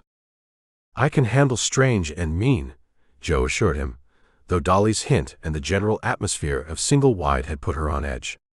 Thanks for the location. The next afternoon, Joe took her personal pickup, leaving the official cruiser parked conspicuously at the station. She drove out Route 9, past the sagging remnants of the sawmill, its collapsed roofline stark against the cloudless sky. She spotted the rusted carcass of a John Deere tractor half swallowed by overgrown weeds, and turned onto a barely there dirt track that plunged into dense pine woods. The track jostled the pickup violently, low-hanging branches scraping against the windows. After maybe half a mile she heard it, the furious barking of multiple dogs. Rounding a bend, she saw a clearing dominated by a large, corrugated metal workshop. Several skeletal remains of cars lay scattered around it, like metal carcasses. A beat-up tow truck sat near the wide bay doors, which were slightly ajar. A small, dilapidated trailer, presumably Boone's residence, was parked behind the workshop, smoke curling thinly from a crooked chimney pipe. Joe parked her truck where the track widened, killed the engine, and sat for a moment observing. Two large, mangy hounds hurled themselves against a chain-link fence enclosing a small yard beside the trailer, barking hysterically. No sign of Boone. She got out, leaving her weapon holstered but easily accessible under her jacket. The air smelled of pine oil and dog. As she approached the workshop, the barking intensified, but no one emerged. "Mr. Boone," Joe called out, pitching her voice to carry over the din. "Earl Boone." Silence, except for the dogs. She moved closer to the bay doors, peering into the dim interior. Tools hung haphazardly on pegboards. Engine parts littered greasy workbenches, and the hulking shape of a car on lifts dominated the center of the space. A clatter from the back of the shop made her tense. A figure emerged from the shadows, wiping grease from his hands with an already filthy rag. He was leaner than she'd expected from the old file description, maybe late 40s or early 50s now, with lank graying hair falling into his eyes and a deeply lined face etched with suspicion. He wore stained overalls and moved with a wary, almost feral caution. His eyes, pale and unsettlingly direct, fixed on her. "Who's asking?" His voice was rough, unused. "Name's Joe Tucker." She kept her hands visible, away from her weapon. "My truck's acting up. Heard you were good with engines." It was a weak pretext, but better than flashing a badge, as Cody suggested. Boone's eyes narrowed, sweeping over her, taking in her clean jeans, her sturdy boots, the subtle bulge under her jacket. He clearly wasn't buying the broken-down truck story. He didn't move closer, just stood there by a workbench, the rag still in his hand. "Ain't taking new customers," he rasped. "Try Henderson's garage in town." "Henderson's couldn't fix a bicycle chain," Joe countered, improvising. "Besides, I'm out here anyway. Staying nearby." "Let him chew on that." Boone's gaze sharpened. "Nearby? Where nearby?" "Place out on the lake." A flicker of something, recognition? Fear, crossed his face before vanishing behind a stony mask. He tossed the rag onto the workbench. "Ain't no places out on the lake 'cept the old Pratt RV. And last I heard, the sheriff was using that." His eyes locked onto hers, accusation plain. "You ain't here about no truck, are you, deputy?" So much for the subtle approach. Joe dropped the pretext. "No, Mr. Boone, I'm not. I'm here about Tommy Carver." Boone flinched almost imperceptibly at the name, his knuckles whitening where he gripped the edge of the workbench. "Ain't heard nothin'. Ain't seen nothin'. Keep to myself out here." He disappeared near Miller's Point, Joe pressed, watching his reaction closely. "Same area where Billy Sutter and Michael Rourke vanished 10 years ago. The case you were questioned about." Boone's face contorted, a mixture of anger and something that looked like old, festering fear. "I told Pritchard and his clowns back then. I didn't have nothing to do with them boys. They railroaded me. Tried to pin it on me 'cause I lived nearby, 'cause I kept to myself." His voice rose, cracking with resentment. "They ruined my life over it. Folks still look at me like I'm poison." "The file said evidence linking you was circumstantial," Joe said calmly. "Said you were released." "Released?" Boone spat the word. "Yeah, released into a town that already decided I was guilty. No proof, but that didn't matter. They needed someone to blame." He leaned forward, his pale eyes blazing. "You think I don't know who whispered my name to Pritchard? Who wanted the spotlight off them?" "Who?" Joe asked quietly. Boone hesitated, glancing nervously towards the open bay doors as if expecting someone to appear. He seemed to shrink back into himself, the flare of anger replaced by cagey defensiveness. "Weren't me," he muttered, turning away, fiddling with a wrench on the bench. "I was framed." "Framed by who, Mr. Boone?" He wouldn't look at her. "Ask your boss. Ask the damn mayor." The names were bitten off, filled with venom. "Mayor Slade?" Joe probed. What's he got to do with a 10-year-old case? Boone finally turned back, a cunning look entering his eyes. Maybe nothing. Maybe everything. He wiped his greasy hands on his overalls. Slade runs this town now, same as he was starting to back then. Got his fingers everywhere. Especially his trucking company. He nodded towards the road. You see them big rigs rolling through town late at night. Ever wonder what they're carrying? The fisherman's words echoed in Joe's mind. Trucking. Late-night stuff. Best not to ask. What are they carrying, Mr. Boone? He gave a short, harsh laugh that held no humor. Ain't my business. And it ain't yours, deputy, unless you like trouble. He picked up the wrench, turning back to the engine block on the workbench, a clear dismissal. I told you what I know. I was framed. Now get off my property before I sick the dogs on you for real. Joe stood her ground for another moment, studying his tense shoulders, the way he refused to meet her eye again. He was telling the truth, or part of it, she suspected. He likely was framed, or at least conveniently set up. But Dolly was right, he wasn't the whole story. He knew more. The fear she saw wasn't just about the old accusations, it was fresh, immediate. Fear of Slade. Fear of what those trucks carried. Fear of what dredging up the past might unleash. He was hiding something, protecting himself.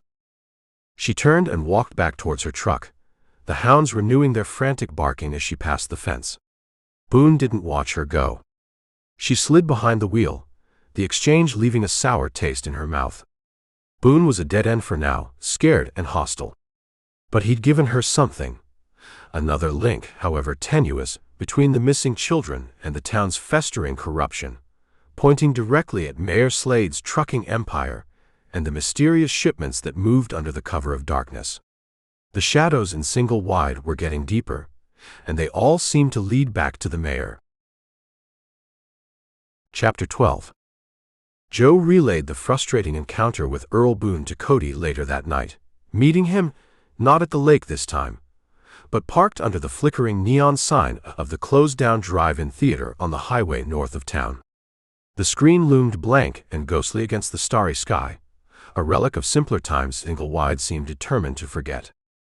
So Boone basically confirmed Slade's trucking operation is shady, but clammed up tight, Joe summarized, leaning against the fender of her pickup, the burner phone feeling heavy in her pocket. Said he was framed, blamed Slade and Amos, then told me to get lost. Cody listened intently, kicking absently at a loose piece of gravel. He'd seemed quieter since Joe had started digging into the lake shadow case, his usual easygoing manner overlaid with a thoughtful seriousness. Sounds like Boone, he said finally. Scared and cornered. Probably telling the truth about being framed, at least partly. But scared enough of Slade to keep quiet about whatever else he knows. Which leaves us back at square one, Joe said, frustration roughening her voice. A missing kid, a 10-year-old cold case potentially connected, a wall of silence from the locals, resistance from our own department, and a sheriff who told me to stop making waves. Cody stopped kicking the gravel and looked directly at her, the faint neon glow casting strange shadows on his face. Not square one, he said softly. We know Boone pointed towards Slade's trucking. We know something spooked him bad enough to live like a hermit for 10 years. And he hesitated, looking down at his boots. And you've got me. For what it's worth. Joe studied him. In the dim light, he looked younger than his late 20s, the former football hero facade stripped away, revealing something more vulnerable underneath. Why, Cody? She asked bluntly. Why stick your neck out? This town, this department, loyalty seems to be the only currency that matters. You're risking a lot helping me go against the grain, against Amos. He leaned back against the drive-in's peeling concession stand wall, crossing his arms. He didn't answer immediately, just stared out towards the dark highway. You heard folks talk, I'm sure, he said eventually, his voice low. Cody Rayburn, the Golden Boy. All-state quarterback, scholarship offers from SEC schools, supposed to be playing on Sundays by now. He gave a short, humorless laugh. Everyone figured I'd be long gone from Single Wide. But you stayed, Joe prompted gently. Yeah. Stayed. He sighed, the sound barely audible over the crickets. My mama. He swallowed, his Adam's apple bobbing.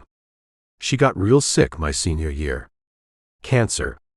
Doctors gave her maybe 6 months back then. Turned out they were wrong, thank God, but the treatments, the bills, it was bad.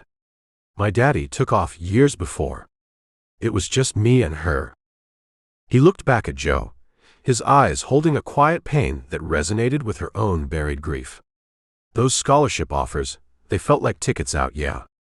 But leaving her, knowing she was alone, scared, fighting that fight by herself. I couldn't do it, Joe. Just couldn't. He shrugged, a self-deprecating gesture. So I stayed. Took the deputy job Amos offered. He was always good to Mama, gotta give him that. Figured I could make decent money, be close by, help her out. The football dreams, well, they faded. Mama's still here, 10 years later. Still fighting, some days better than others. And I'm still here. Guess Single Wide gets its hooks in you, one way or another. Joe listened silently, a newfound respect settling over her. Beneath the easy charm and the local hero reputation was a core of quiet strength, of sacrifice made for love. It explained his loyalty to Amos, who'd helped him when he needed it, but also his current unease, his willingness to question things when a child's life was at stake. His own protective instincts ran deep. That takes guts, Cody, she said quietly. More than throwing a touchdown pass. He flushed slightly, looking away again. Just did what felt right. He cleared his throat, shifting back into cop mode. Anyway. Point is, this thing with Tommy Carver, it feels wrong. Like what happened to those boys 10 years ago, felt wrong. And if Slade, or even Amos, is mixed up in something that lets kids disappear, well, helping Mama don't mean much if I look the other way while the town rots from the inside out. He pushed off the wall, suddenly energized. Boone mentioned Slade's trucks. The fisherman at the bait shop hinted about late-night activity. There's a place, a bar called the Rusty Spur out on the county line. It's rough. Real rough. Not the kind of place most deputies go, unless they're answering a call. But it's known territory for Slade's hired muscle.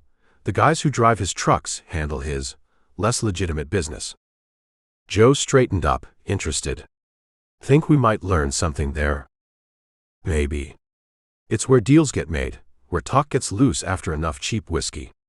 Slade himself wouldn't set foot in there, but his lieutenants might. Guys like Frankie Voss. Frankie Voss. The name didn't ring a bell. Slade's top dog. Imported muscle, not local. Slick, dangerous. Does the dirty work Slade doesn't want his own hands touching. If there are shady shipments, if there's a connection to out-of-town elements, Voss would know. He's the one who keeps Slade's operation running smooth and quiet. Cody's expression was grim. Word is, you don't cross Frankie Voss and wake up the next morning. Sounds charming, Joe said. Think Voss hangs out at the Rusty Spur. Sometimes holds court there, according to my Uncle Ray's sources. Might be worth a look. A quiet look. We go in there flashing badges, we get nothing but trouble. But if we just observe. It was risky. 2 deputies staking out a known criminal hangout outside their jurisdiction, based on hints and gut feelings. If Amos found out. But Boone's words, Dolly's warning, the missing evidence, the shoe near her RV, it all pointed towards something bigger, something connected to Slade. This felt like the next logical, albeit dangerous step. Okay, Joe agreed. Let's observe. Tonight. Cody nodded. Best time. Things get going late there. They drove separately, parking their vehicles well down the road from the bar and approaching on foot through the darkness. The Rusty Spur looked even worse up close than Cody had described. A squat cinder-block building with boarded-up windows, illuminated by a single flickering beer sign, casting a sickly neon glow. Loud, angry music blared from within, punctuated by bursts of harsh laughter. A dozen motorcycles and beat-up pickup trucks were parked haphazardly in the gravel lot. Joe and Cody found a spot across the road, concealed behind a thicket of overgrown bushes, offering a decent view of the entrance and the parking lot. They settled in for a long wait, the burner phones switched off, communicating only in hushed whispers. Hours passed. Bikers and rough-looking men came and went, staggering, shouting, occasionally throwing punches in the parking lot before roaring off into the night. No sign of Frankie Voss. Joe was beginning to think the lead was a bust, when a sleek black sedan, incongruous among the battered trucks and bikes, pulled quietly into the lot, parking away from the main entrance under the deep shadows of an oak tree.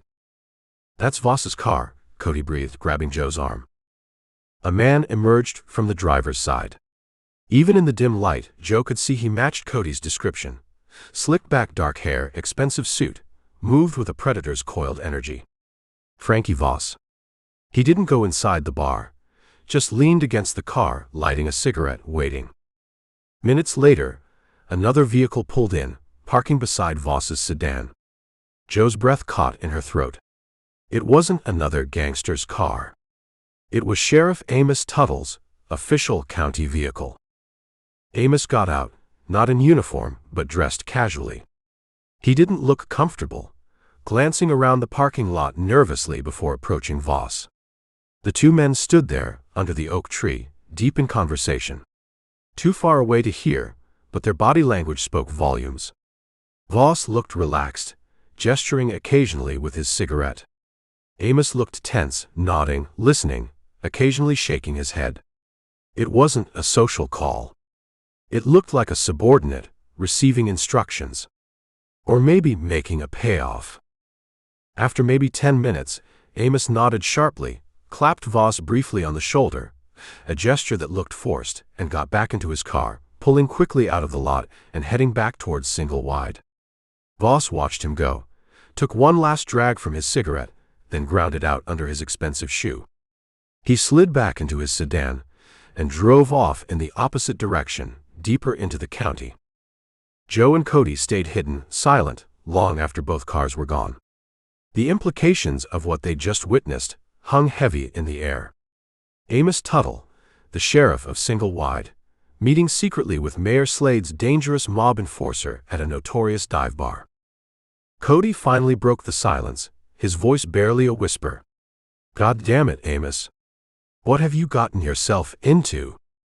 Joe didn't answer. She just stared into the darkness where the sheriff's car had disappeared. Dolly's words came back to her, close as ticks on a hound dog. Boone's venomous mention of Amos and Slade. It wasn't just complicity or looking the other way.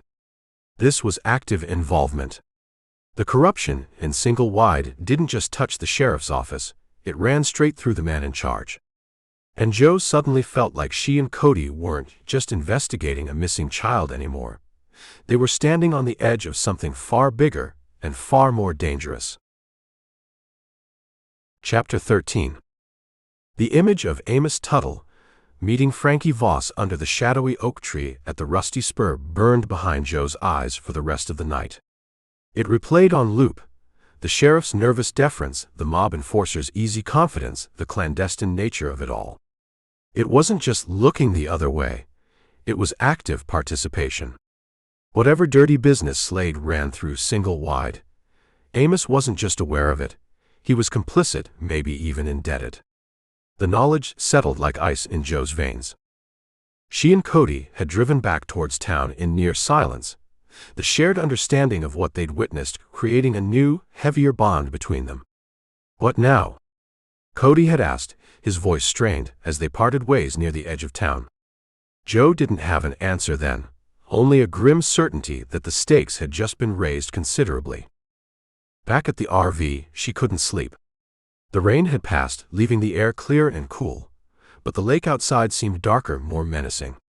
The cryptic note lay on the counter beside the bagged sneaker, mocking reminders of the danger she was courting.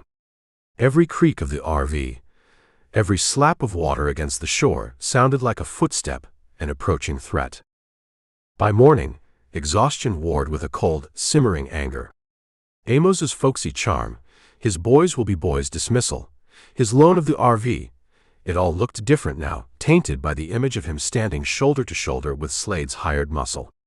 He wasn't just a morally ambiguous, good old boy, he was dirty.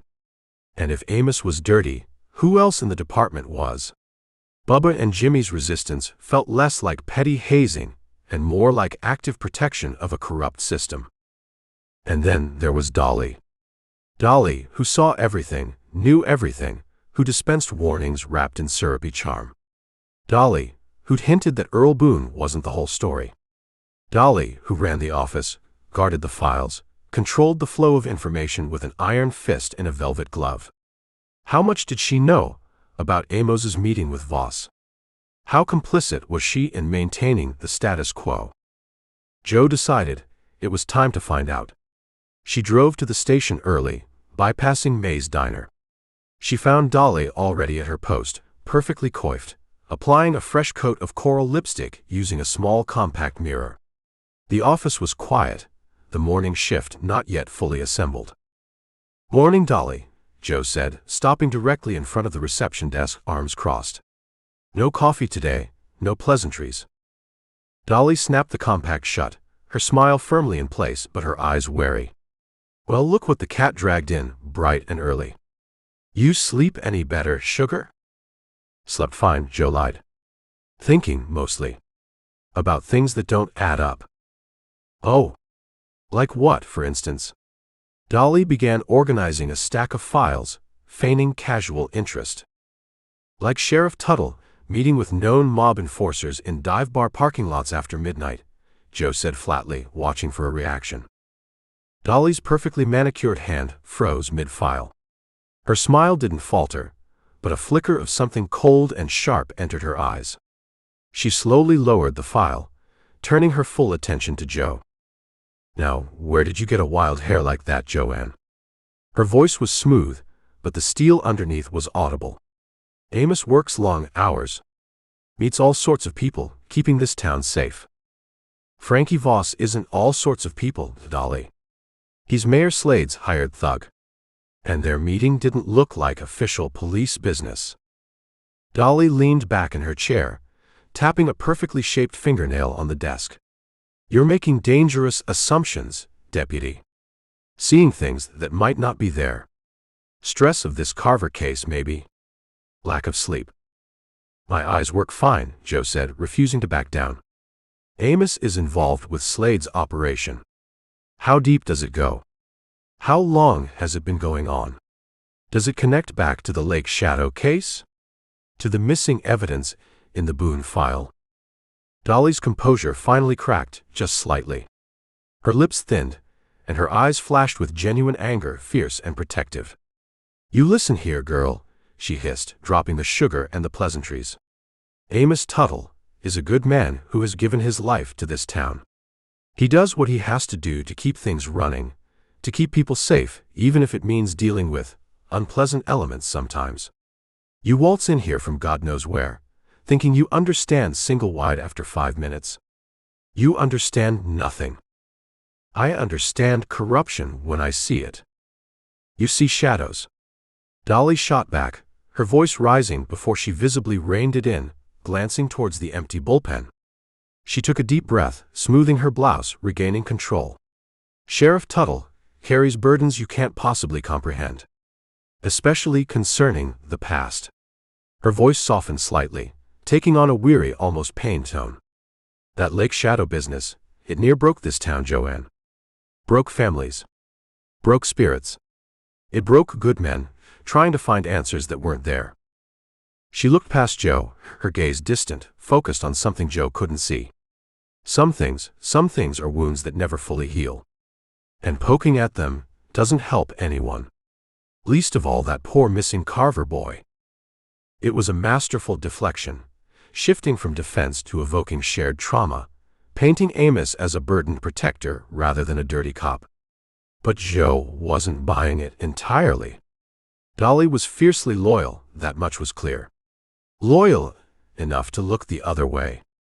Loyal enough to hide things? Maybe poking at old wounds is the only way to stop new ones from opening, Joe said quietly. Dolly sighed, shaking her head as if dealing with a stubborn child. You won't be warned, will you? Fine. Keep digging. See where it gets you. She turned back to her computer screen, a clear dismissal. The shutters were down. Frustrated but not deterred, Joe turned away. Dolly's fierce defense of Amos, coupled with her earlier hint about Boone, convinced Joe more than ever that the receptionist knew far more than she let on.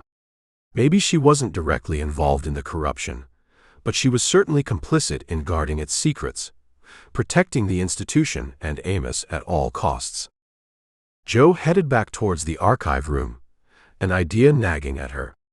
The Lake Shadow file had missing evidence, yes, but what about other records? Old duty rosters, equipment logs, evidence logs from other cases around that time. Dolly ran the office now, but she'd been here 10 years ago too, hadn't she? A gatekeeper then, same as now. The archive room felt colder today, the dusty silence more oppressive. Joe bypassed the Lake Shadow file, instead pulling out drawers containing older administrative records from a decade prior. She scanned duty logs, seeing Amos's name frequently, Bubba's occasionally. She pulled out evidence intake logs for the years surrounding the Lake Shadow disappearances. Most were meticulously kept, listing items from burglaries, duos, minor assaults, pocket knives, beer cans, muddy boots. Each entry was logged, signed for, and tracked.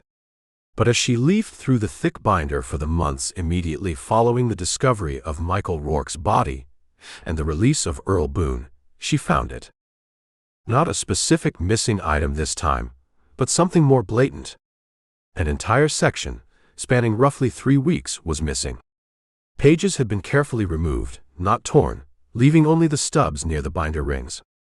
The log jumped from entry number 482, dated the week Boone was released, straight to entry number 517, dated nearly a month later.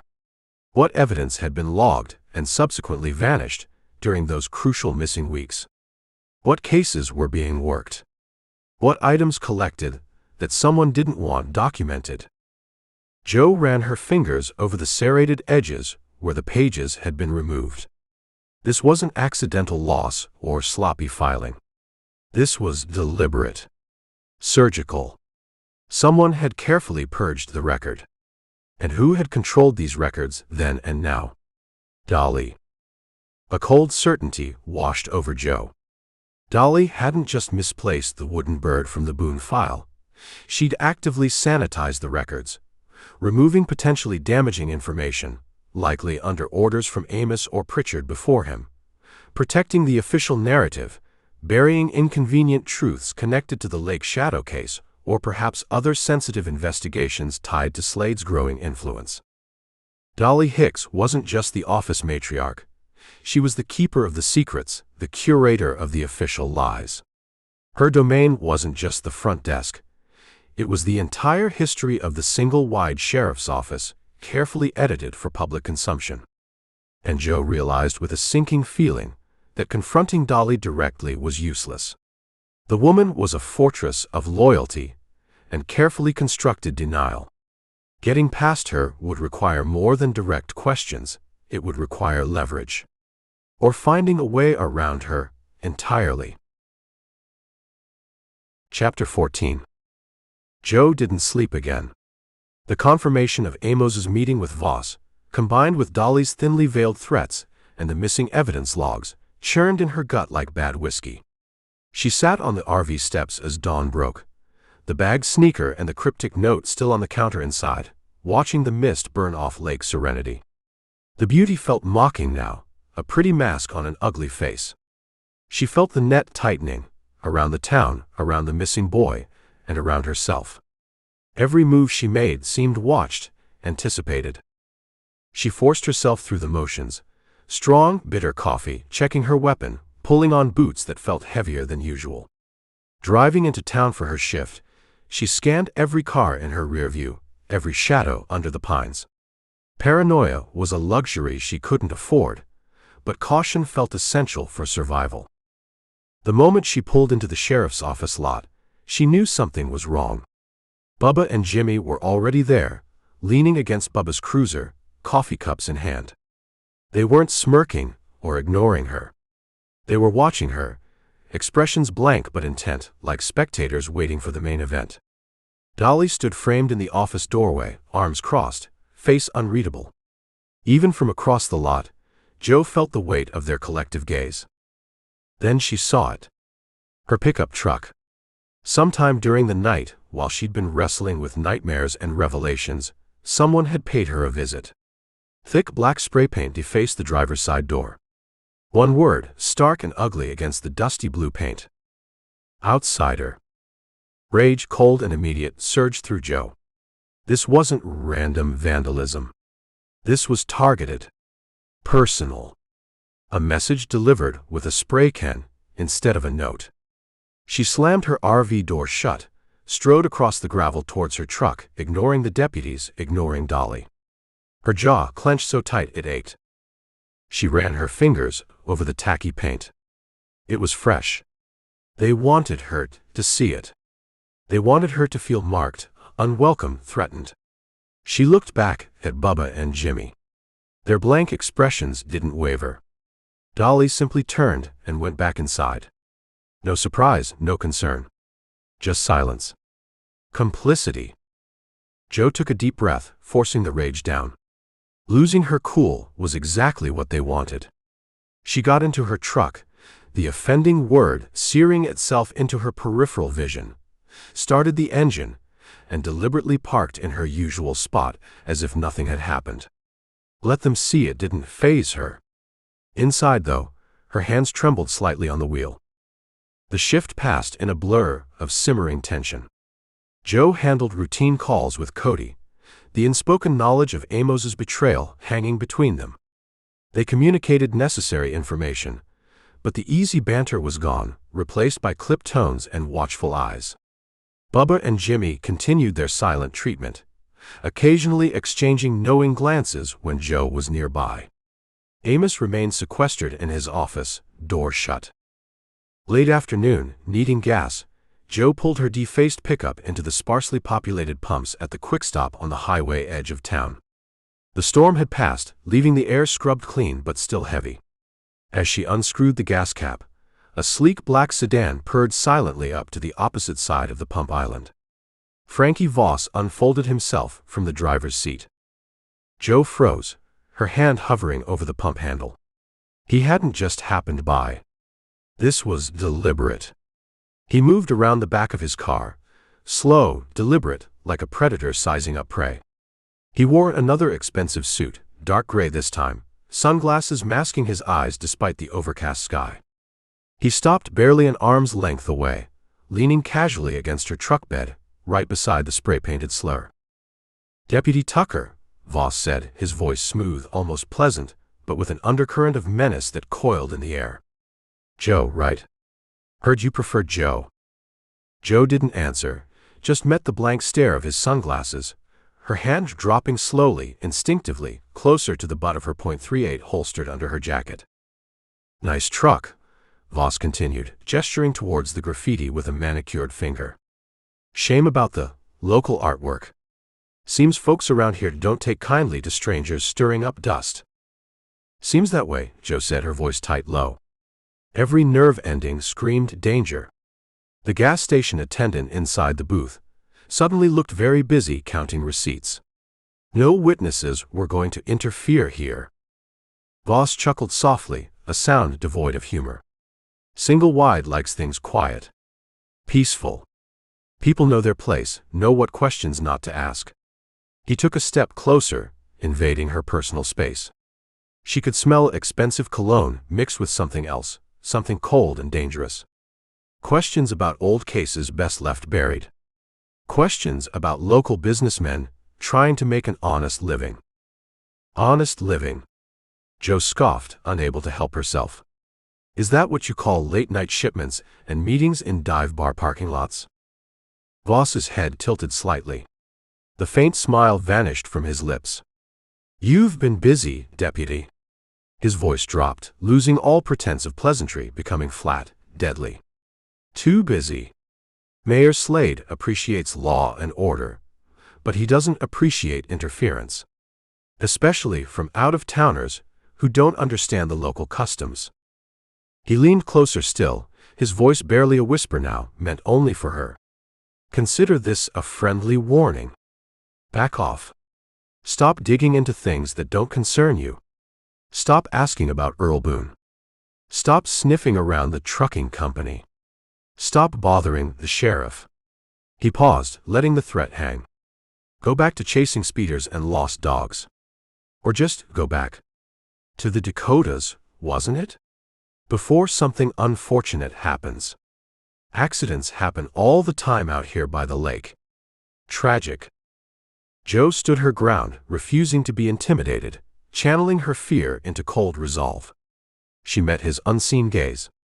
Is that a threat, Mr. Voss? He finally smiled then, a thin, chilling curve of the lips. That, deputy, is good advice. Take it.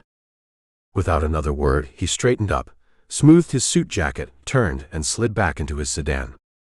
The engine purred to life, and the car pulled silently away from the pump, disappearing down the highway, leaving Jo standing there, heart pounding, adrenaline surging, the smell of gasoline sharp in her nostrils.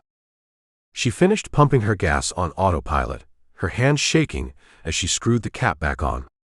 The casual menace, the explicit threat, it was a clear escalation. Slade, through Voss, was telling her directly to back off or face consequences. Shaken but resolute, Jo drove straight back to the station, the encounter replaying in her mind. She stormed into the office, past Dolly's suddenly interested gaze, and straight to Amos's closed door. She didn't bother knocking, just shoved it open. Amos sat behind his desk, looking startled, a half-eaten sandwich in his hand. Sheriff Frankie Voss just threatened me, Jo bit out, standing stiffly in the doorway. Amos put the sandwich down slowly, his expression hardening, annoyance replacing surprise. What the hell are you talking about, Tucker? Voss, Slade's pet gangster, cornered me at the quick stop. Told me to stop investigating, stop asking questions, or else. She gestured angrily towards the parking lot. Right after someone spray-painted outsider on my truck. You going to tell me that's just boys being boys too? Amos stood up, his face flushing, his folksy mask completely gone, revealing the angry, cornered man underneath. Damn it, Tucker. What did I tell you about making waves? I told you to handle your business, do your job quietly. Instead, you go poking hornets' nests, sticking your nose where it don't belong. You think Voss would be paying you visits if you weren't stirring up trouble? I'm stirring up trouble? Jo asked incredulously. I'm investigating a missing child. You're the one meeting mob enforcers in parking lots. Amos slammed his hand down on the desk, making the contents rattle. That's enough, he roared, his voice shaking with fury. My dealings are my own damn business. They keep this town running, understand? A town you seem determined to tear apart. You were warned. I warned you. Dolly warned you. Now Voss warned you. Maybe you should listen for once. He pointed a trembling finger towards the door. You brought this on yourself, Tucker. You keep pushing. You keep digging into things that are settled. You keep pissing off powerful people. I can't protect you. You understand? You are done stirring up trouble. Now get out of my office. Jo stared at him, speechless. He wasn't just complicit. He was actively blaming her for the threats, siding completely with Slade and Voss. He offered no support, no investigation into the threat, only anger that she'd exposed his dirty laundry and endangered the corrupt peace he maintained. She backed out of the office slowly, pulling the door shut with a quiet click that felt louder than Amos's shouting. The confirmation of his complicity, his blatant prioritization of Slade's interests over justice or the safety of his own deputy, left her feeling utterly alone, adrift in a town that clearly wanted her gone one way or another. The lines were drawn. It was her against them. All of them. Chapter 15. News of the threats against Jo, the vandalized truck, the confrontation with Voss, spread through single-wide with the speed of summer lightning, though the details warped and twisted through the town's rumor mill. Some whispered she'd provoked the trouble, sticking her nose where it didn't belong. Others speculated darkly about what kind of outsider would attract that kind of attention. Nobody offered sympathy. Instead, the undercurrent of suspicion Jo had felt since her arrival intensified, solidifying into palpable mistrust. The timing couldn't have been worse. 2 evenings after Jo's confrontation with Amos, the town gathered in the square for a candlelight vigil for Tommy Carver. Hope for his safe return had all but evaporated, replaced by a heavy shroud of grief and fear. The mood was somber, starkly different from the forced gaiety of the mayor's barbecue just weeks earlier. Jo attended out of a sense of duty, standing awkwardly at the back of the crowd near the war memorial, Cody beside her. He hadn't flinched when she told him about Voss's threat, and Amos's reaction, his jaw just tightening, his resolve hardening. They were partners now, bound by a shared sense of disillusionment and a quiet determination to find the truth, official channels be damned. But tonight, among the grieving townsfolk, their shared purpose offered little comfort. Jo felt like an open wound. Every sideways glance, every hushed whisper that ceased when she looked over, felt like salt being rubbed in. She was the face of the law here, the outsider deputy who hadn't found their missing boy, the one stirring up trouble with powerful people. The vandalized outsider tag on her truck might as well have been branded on her forehead. Pastor Evans from the First Baptist Church spoke platitudes about faith and community, his voice droning over the quiet sobbing that rippled through the crowd. Mayor Slade stood near the front, his face arranged in an expression of solemn concern, Mrs. Slade dabbing at dry eyes beside him. Amos stood slightly apart, his face unreadable, watching the crowd, his gaze occasionally flicking towards Jo with undisguised resentment. Bubba and Jimmy stood near him, forming a protective phalanx. Candles flickered, small flames against the deepening twilight, illuminating faces etched with sorrow and fear. Fear not just for Tommy, Jo realized, but for their own children, for themselves. The lake shadow was back, whether real or imagined, and the fragile peace of single wide was shattered. As the pastor concluded with a prayer, a figure detached herself from the front row and walked directly towards Jo. It was Martha Carver, Tommy's mother. Her face was gaunt, her eyes hollowed out by grief, but they burned with a desperate intensity as she stopped in front of Jo, ignoring Cody completely. "Deputy Tucker," Martha said, her voice raspy but clear, carrying in the sudden hush that fell over the nearby crowd. They say you're asking questions. About the old times. About those other boys." Jo met her gaze, bracing herself. "I'm trying to understand anything that might help find Tommy, Mrs. Carver." Tears welled in Martha's eyes, spilling silently down her cheeks.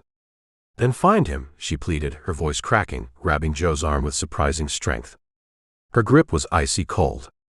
"Don't talk about the past, don't stir up ghosts. Just find my boy. Bring him home." The raw agony in her voice, the desperate plea in her eyes, struck Jo harder than any threat from Voss or dismissal from Amos.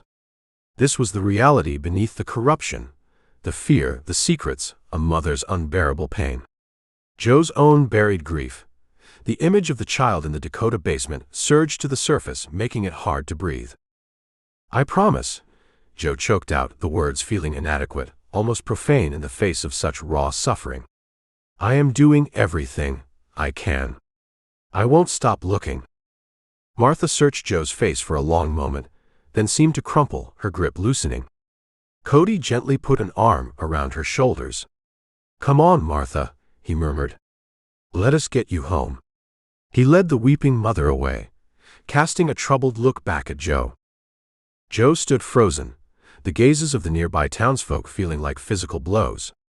They saw her failure, her inability to provide answers or comfort. She was the outsider, the one who couldn't understand their pain, the one bringing more trouble down on their heads. The isolation felt absolute.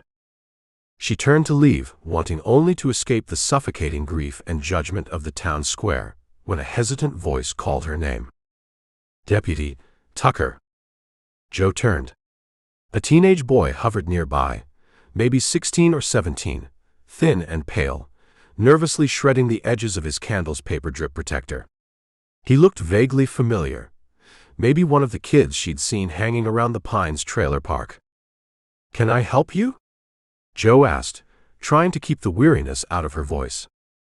The boy glanced around nervously, making sure no one else was paying attention. The crowd was dispersing now, families drifting away into the darkness, their candles extinguished. I heard my mama talking," he stammered, avoiding Joe's eyes. "Said you were the one. Asking questions about stuff." "What kind of stuff?" Joe prompted, her interest piqued despite her exhaustion. "About Tommy Carver. About the lake." He swallowed hard.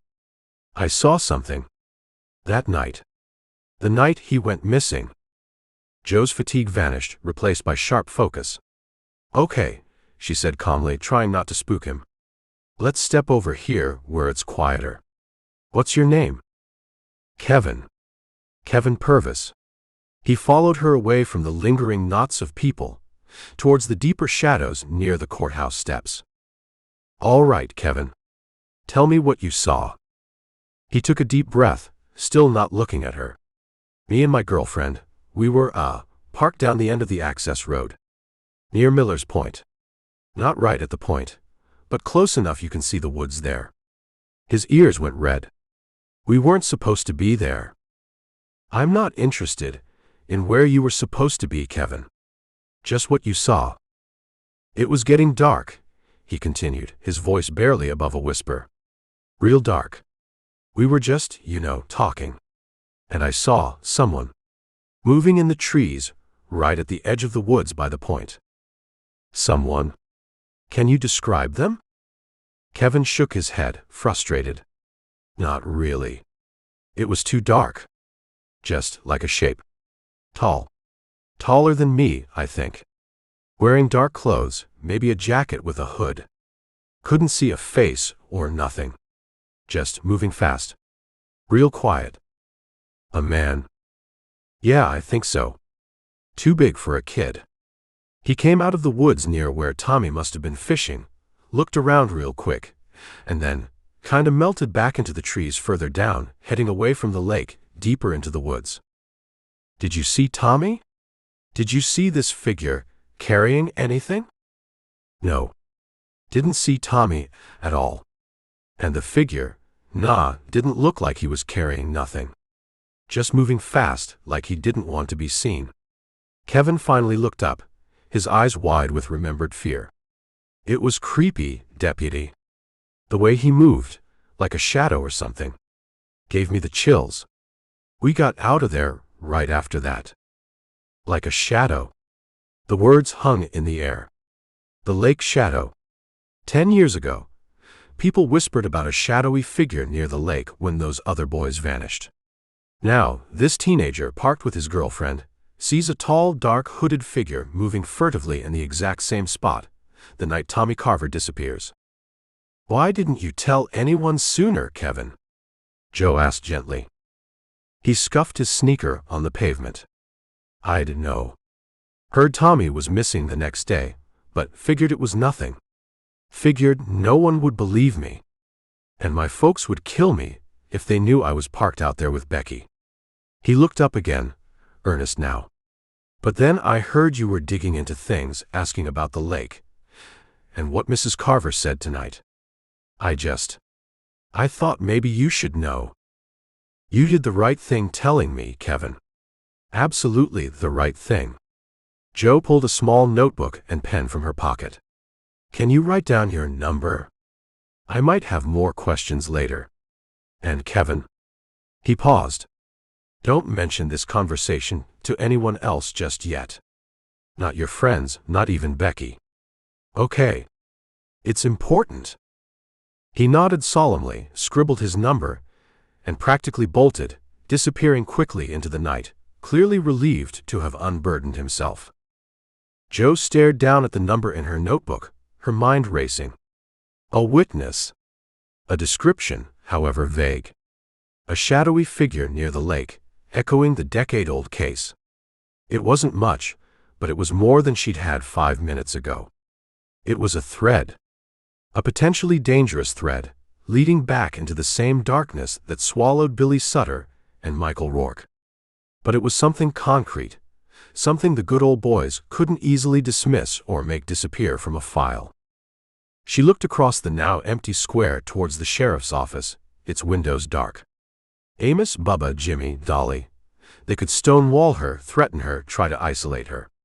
But they couldn't stop her from following this lead. The pressure from the community, from Martha Carver's grief, felt immense. But now, finally, there was a flicker of direction.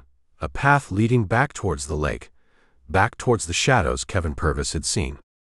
And Joe intended to follow it, no matter where it led. Chapter 16.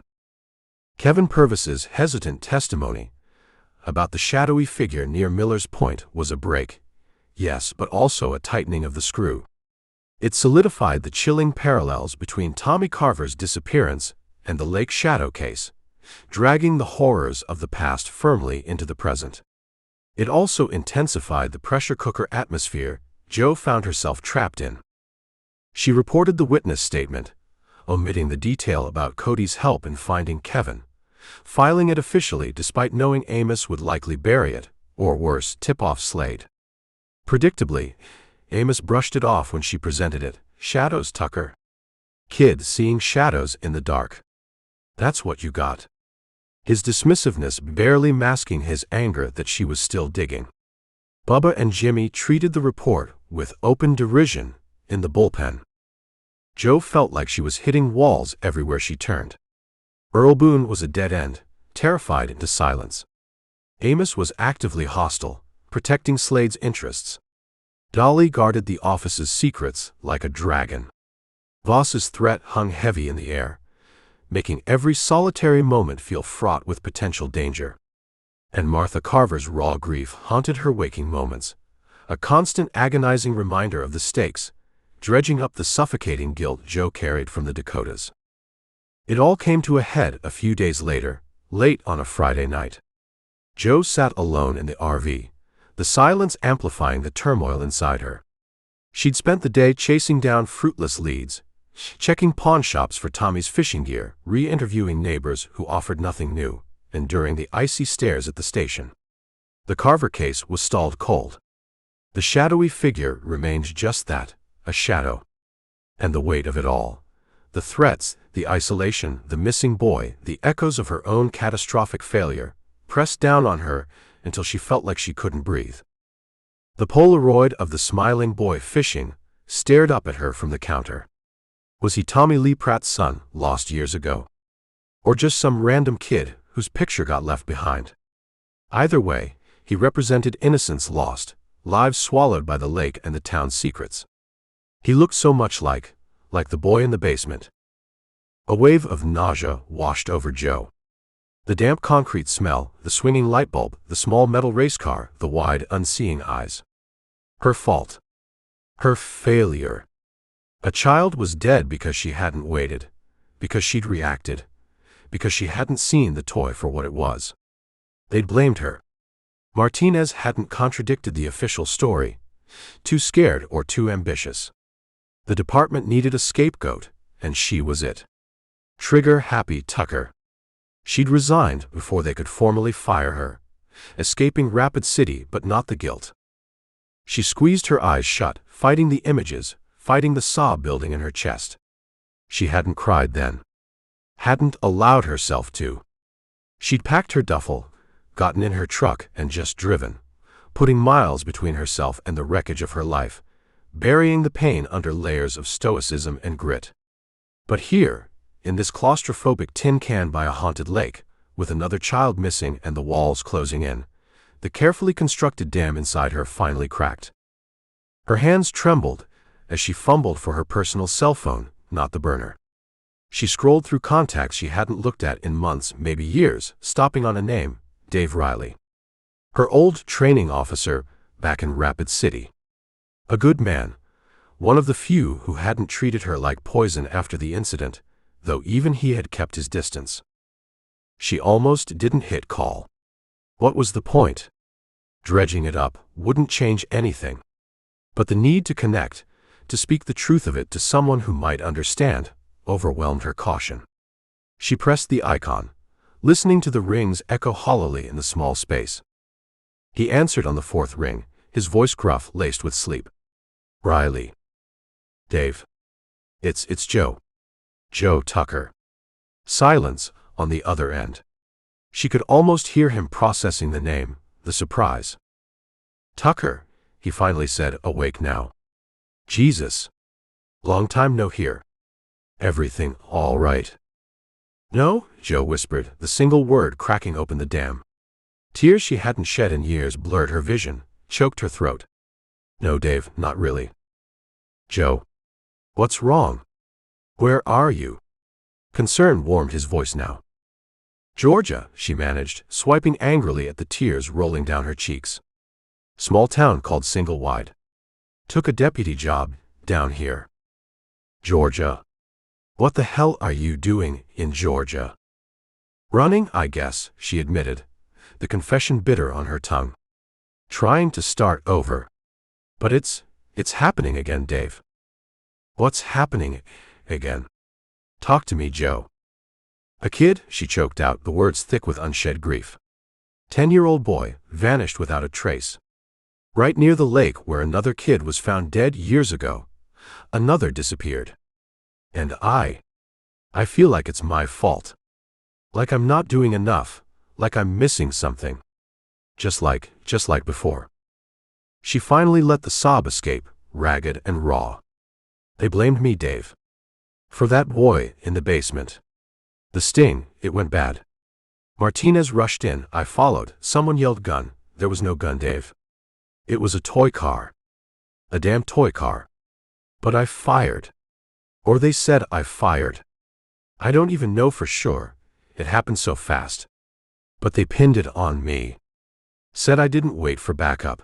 Said I panicked." "Joe." Dave's voice was gentle.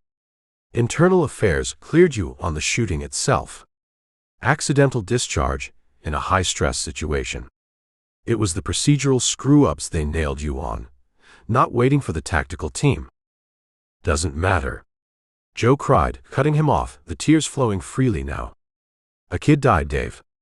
Because of me. Because I failed. And now another kid is gone, and I'm failing again.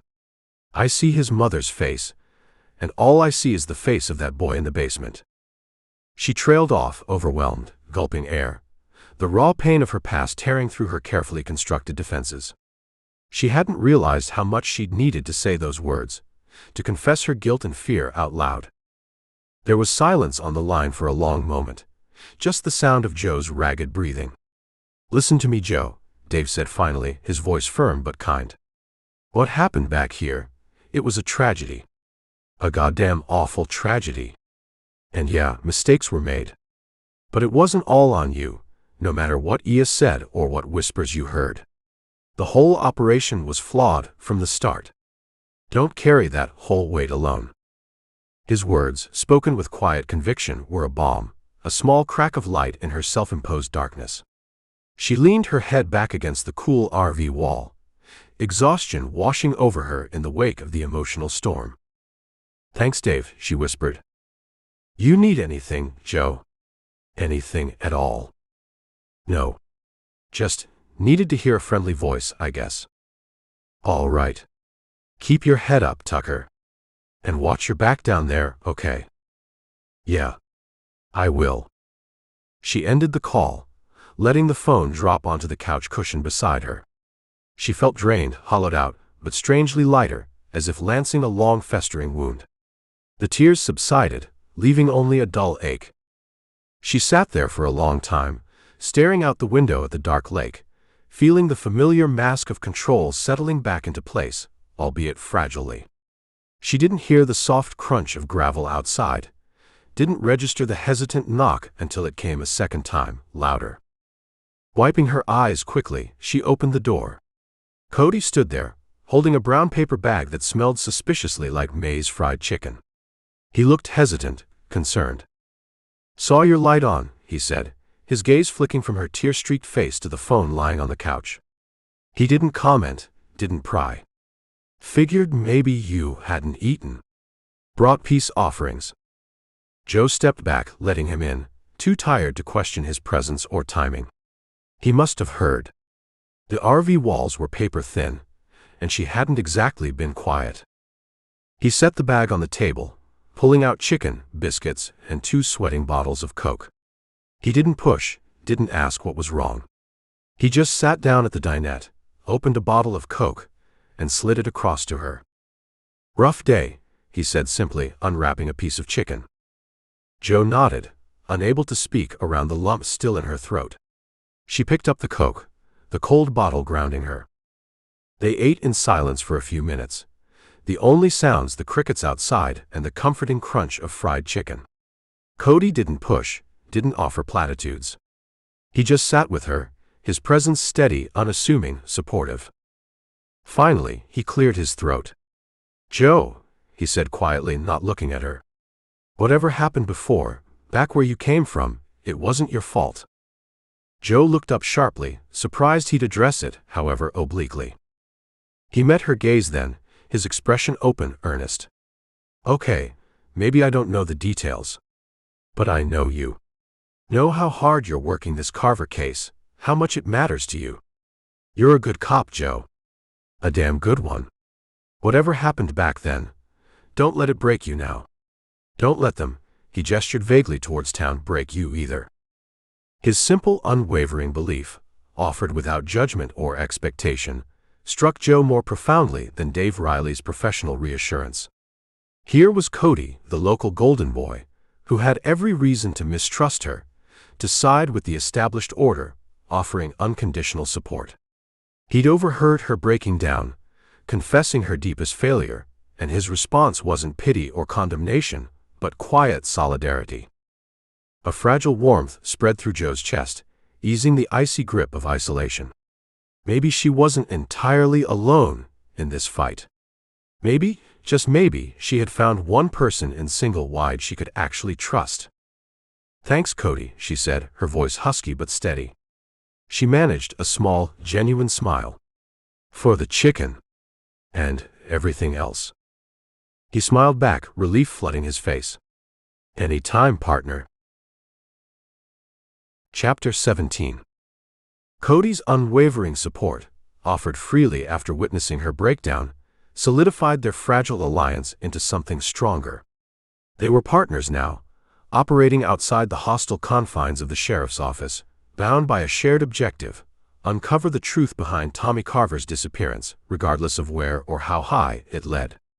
And all signs pointed towards Mayor Vernon Slade and his ubiquitous trucking company.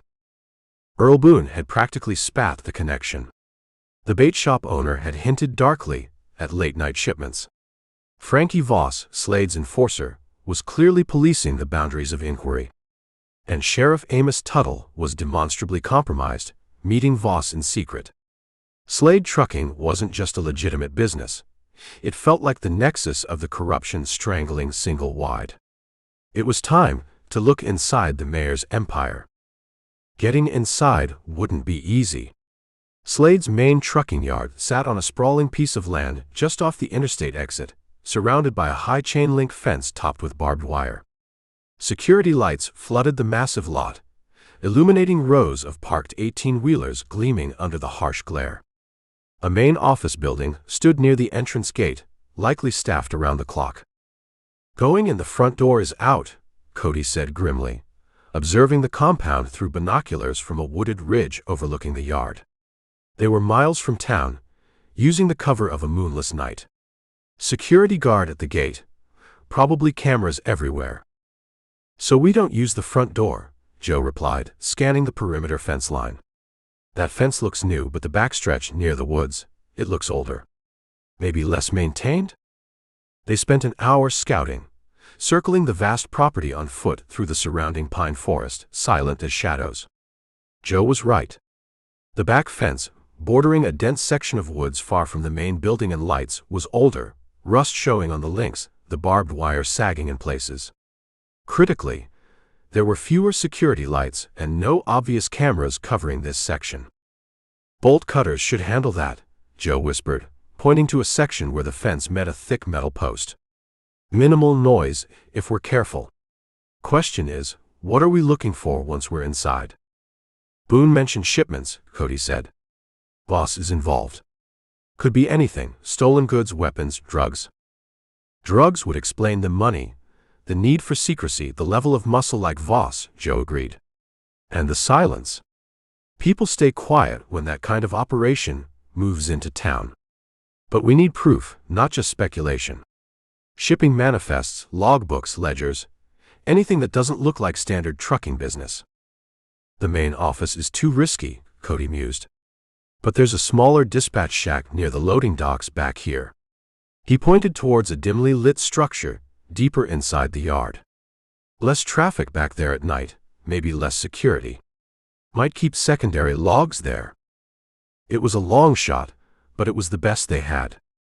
They waited until after 2 a.m., when activity in the yard seemed minimal, only the distant hum of idling refrigerator units breaking the silence. Dressed in dark clothing, faces smeared with mud for camouflage, they moved swiftly towards the weak point in the fence.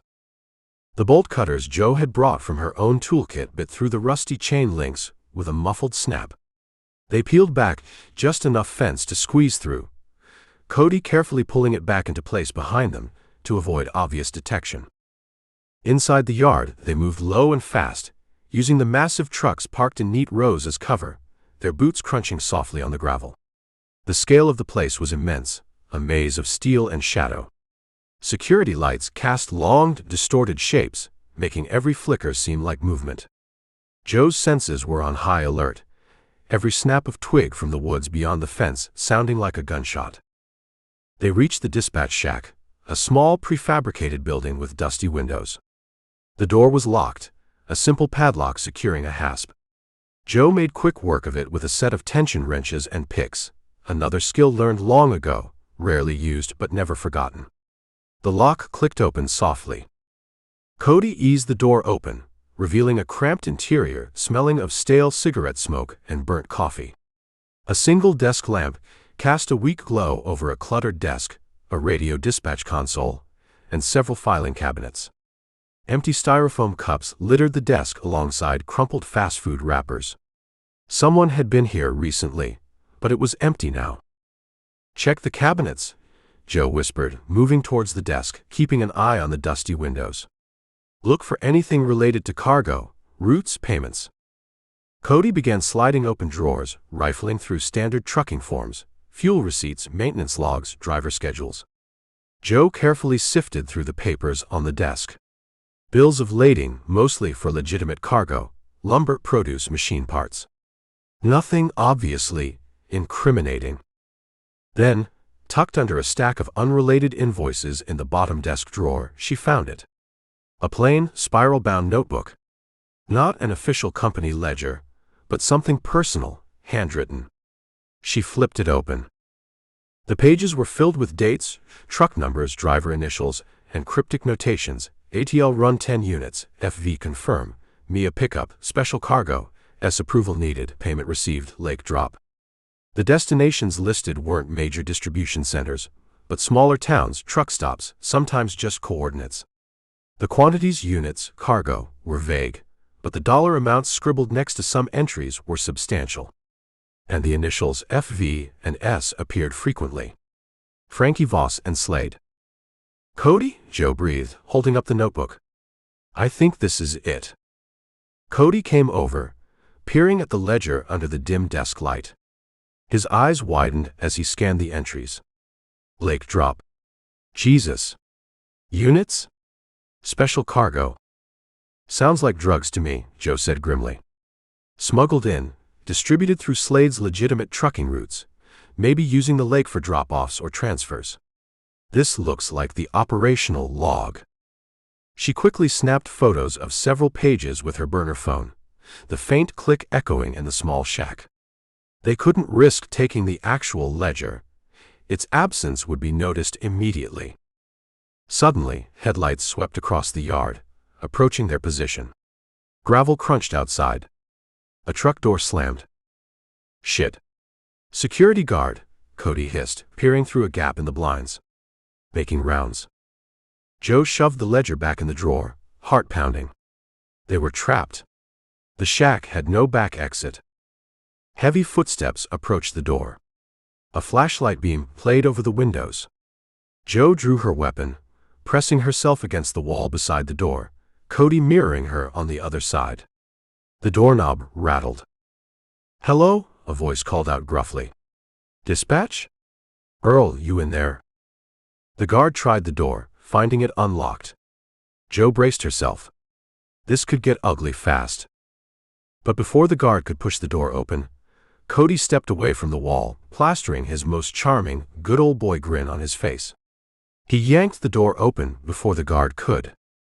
"Hey there, Bobby Lee," Cody exclaimed, his voice full of surprised warmth, stepping partly out to block the view inside.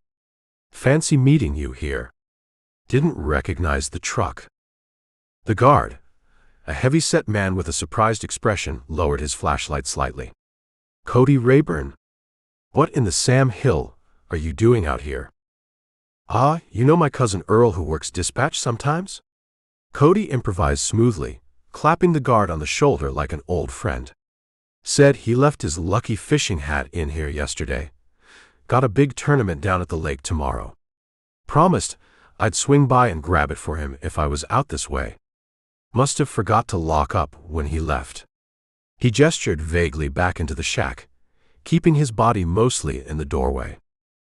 The guard, Bobby Lee, relaxed visibly, recognition dawning. He knew Cody. Everyone knew Cody. The football star, the local boy. Earl's hat. Ah, hell. That old thing. He chuckled. "All right then. Just doing my rounds. Didn't figure anyone was supposed to be in here this late." "No worries, Bobby Lee," Cody said, still grinning. "Just grabbing the hat and getting out of your hair. Appreciate you keeping an eye on things." "Yeah, well, somebody's gotta." Bobby Lee tipped his uniform cap. "You'll drive safe now, Cody." He turned and ambled back towards his security truck, flashlight beam swinging. Cody waited until the truck pulled away, before sagging back against the doorframe, letting out a long, shaky breath. Jo lowered her weapon, adrenaline still thrumming. "Nice work, Rayburn," she whispered, impressed despite the danger. His local charm had just saved them from a potentially disastrous confrontation. "Learned a thing or two growing up here," Cody replied, wiping sweat from his brow. "Let's get the hell out of here before Bobby Lee circles back or finds that busted padlock." They slipped back out of the shack, relocked the damaged padlock as best they could, and retraced their steps through the maze of trucks, adrenaline lending speed to their movements. They squeezed back through the fence, pulling the cut links closed, and melted into the safety of the woods, not stopping until they reached Jo's pickup parked on the ridge miles away. Back in the truck, Jo looked at the photos on her burner phone. The cryptic ledger entries, the initials, the mention of a lake drop. It wasn't courtroom-ready proof, not yet, but it was damning evidence of a sophisticated smuggling operation run through Slade's company, implicating Voss and Slade himself. And as Jo stared at the words "lake drop," a chilling realization washed over her. The corruption wasn't just about money or power. It was intimately tied to the lake, the same lake that swallowed children, the same lake where Earl Boone was framed, the same lake that held Single wide in its murky, silent grip. She finally understood the town's fear, its suffocating silence. It wasn't just apathy or ignorance. It was the chilling awareness that the rot went deep, implicating the most powerful man in town, protected by mob muscle and a compromised sheriff. Speaking out wasn't just risky, it was potentially lethal. The mayor's empire wasn't just built on trucks, it was built on fear. Chapter 18.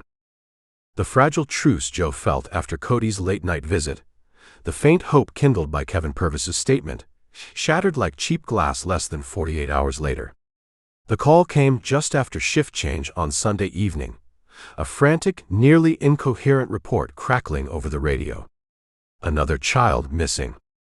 Jo and Cody were grabbing burgers at May's, the first quiet moment they'd had in days. They exchanged a look of cold dread, dropped half-eaten food, and ran for the cruiser, the siren screaming before they even cleared the town square.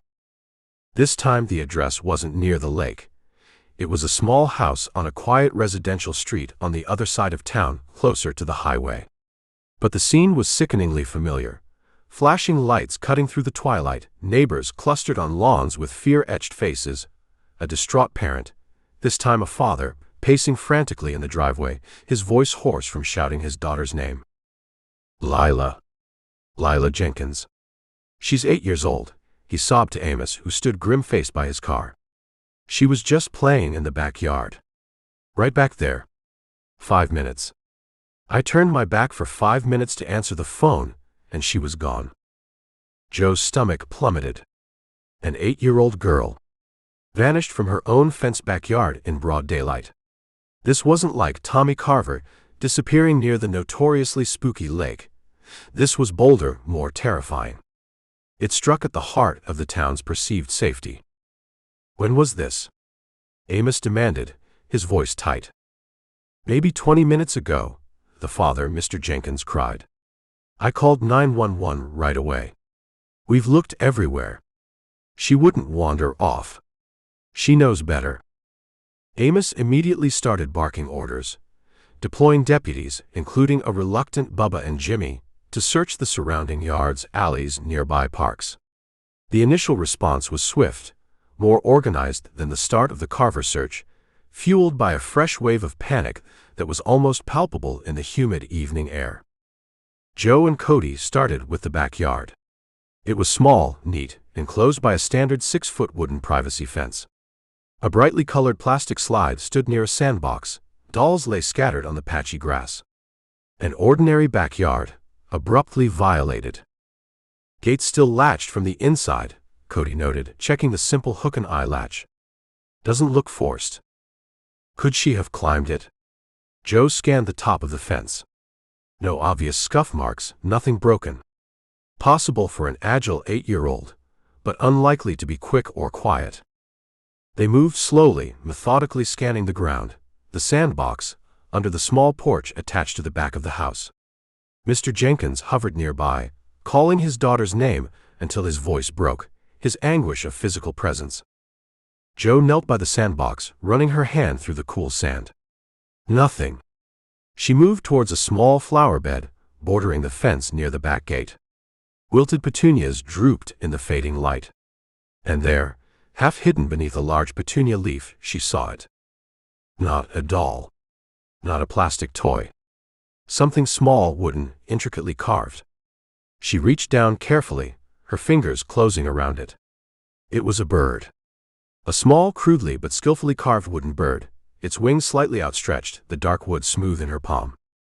Joe's blood ran cold. She stared at the object, her breath catching in her throat. A wooden bird carving. Just like the one logged as evidence, and then mysteriously misplaced, from the Lake Shadow investigation 10 years ago. The piece found near Earl Boone's property line.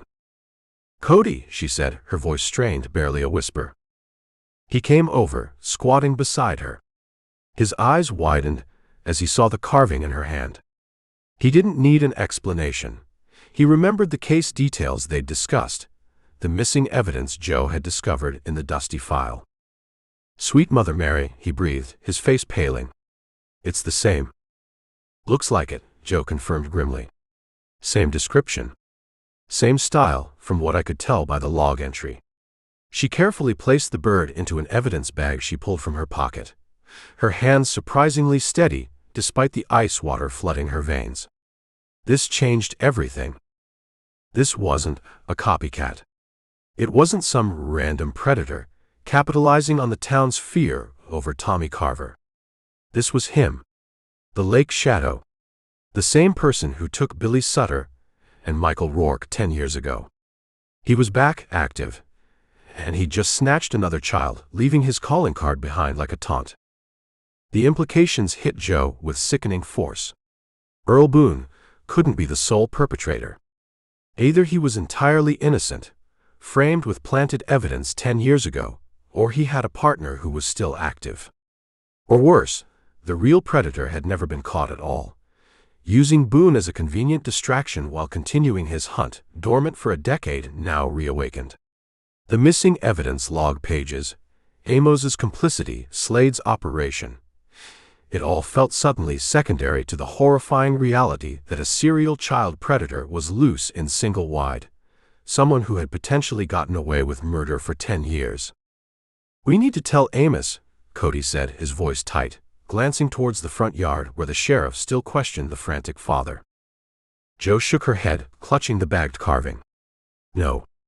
Not yet." She looked at Cody, her eyes hard. "Amos will bury this, Cody. Just like someone buried that bird 10 years ago. Or he'll feed it to Slade and Voss. We can't trust him with this." Cody hesitated, torn between procedure and the undeniable proof in Jo's hand. He looked from the bird to Amos, then back to Jo, his jaw setting with reluctant agreement. Okay, Jo. What do we do?" "We document it. Bagged and tagged. Photos." She took several pictures with her burner phone. "This stays between us for now. It's the first real link, the first solid piece of evidence connecting now and then. It proves the lake shadow is active." They finished their sweep of the yard, finding nothing else. Jo handed the bagged carving to Cody. "Keep this safe. Somewhere outside the office. Your place." He nodded grimly. "My mama's got a lockbox." As darkness fully descended, the search continued, fueled by renewed urgency and terror. Flashlight beams crisscrossed yards. Deputies and volunteers shouted Lila's name into the night, the sounds echoing futilely. Panic spread like wildfire. Phones rang, parents locked doors, hushed fearful conversations took place over backyard fences. Single-Wide, already on edge over Tommy Carver, plunged into full-blown terror. Another child gone. Taken from her own backyard. Nowhere felt safe. Jo stood apart, watching the frantic activity, the carved bird heavy in her mind. This wasn't just about corruption anymore, about Slade's dirty deals or Amos's compromised loyalties.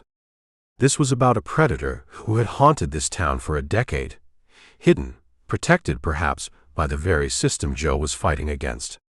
He'd struck again, bolder this time, leaving a deliberate clue, a signature. Why? Was he getting arrogant? Or was he sending a message? She thought of the shadowy figure Kevin Purvis saw near the lake. Tall, hooded, moving fast. Was that him? Was he local? Someone hiding in plain sight? The questions swirled, urgent and terrifying. This changed the investigation entirely. It wasn't just about finding Tommy and Lila anymore. It was about hunting a ghost, a predator with a 10-year head start, someone woven into the dark fabric of Single-Wide secrets. And Jo knew, with chilling certainty, that finding him meant unraveling everything. The corruption, the cover-ups, the lies that had allowed the lake shadow to fester for so long. The risk had escalated exponentially, but so had the stakes. 2 children's lives now hung in the balance. Chapter 19. The discovery of the carved wooden bird near where Lila Jenkins vanished was a game-changer, a chilling confirmation that they weren't dealing with a copycat or a new threat, but the resurgence of the lake shadow predator. It also solidified Jo's conviction that keeping Amos in the dark, or worse, actively feeding him information, was tantamount to helping the monster they hunted. His meeting with Frankie Voss proved his complicity in Slade's operation. His dismissal of her concerns and the threats against her proved his priorities lay far from justice. She needed to confront him again. Not just with suspicions this time, but with the undeniable link between the present and the past. Even if she couldn't reveal the bird carving itself just yet, Cody still had it safely stashed. More importantly, she needed leverage. Amos held all the official power, but power built on lies and corruption had weaknesses. Before heading to the station the next morning, Jo sat in her pickup, parked discreetly down the road from the entrance. She took out her burner phone, the one Cody had supplied. It had basic functions, including a voice recorder. She checked the battery, made sure she knew exactly how to activate the recording function quickly, silently. It felt slimy, unethical under normal circumstances, recording a superior officer without consent. But these weren't normal circumstances. This was single-wide, where the lines between law and crime were irrevocably blurred. If Amos admitted anything at all, she needed proof. It was a risk. Getting caught could mean immediate dismissal, possibly worse, but doing nothing felt like complicity. Steeling herself, she slipped the burner phone into her jacket pocket, easily accessible, then drove the rest of the way to the station. The atmosphere inside was thick with barely suppressed panic. News of Lila Jenkins's abduction had spread like wildfire, confirming everyone's worst fears. Phones rang constantly, concerned parents demanding updates the deputies didn't have. Even Bubba and Jimmy looked rattled, their usual sneering replaced by genuine unease. Joe found Amos in his office, hunched over his desk, rubbing his temples, looking older and more careworn than she'd ever seen him. The door was open. He looked up as she entered, his expression immediately hardening into wary resentment. "What now, Tucker?" he growled, fatigue making his voice raspy. "Come to tell me you saw more shadows? Or maybe the boogeyman this time?" Joe closed the door quietly behind her, giving herself a semblance of privacy, though she knew Dolly was likely listening through the thin walls. She stood before his desk, hands clasped loosely in front of her, projecting a calm she didn't feel. Her thumb brushed the side of her jacket, finding the record button on the burner phone. "Lila Jenkins's disappearance, Sheriff," Joe began, her voice low and steady. "It's him, isn't it? The Lake Shadow. The same person who took those boys 10 years ago." Amos stiffened, his eyes narrowing. "Don't start that nonsense again. We don't know who took that little girl." "Don't we?" Joe pressed, taking a small step closer. "Someone left something behind this time, Amos. Something specific. Something that ties directly back to the Lake Shadow case. Something that proves it wasn't just Earl Boone back then, and it isn't some random predator now." She didn't specify the bird carving, letting the implication hang, watching his reaction. He stared at her, his face paling slightly under his tan. He knew. She could see it in the flicker of fear behind the anger in his eyes. He knew the carving connected the cases. Had he known about the original carving being misplaced? Had he ordered it? "You find something, Tucker, you log it as evidence," Amos said, his voice tight, attempting to regain control. "Follow procedure. Even if procedure means that evidence disappears, like it did 10 years ago?" Joe countered softly. As she spoke, she casually slipped her hand into her jacket pocket, her thumb finding and pressing the small record button.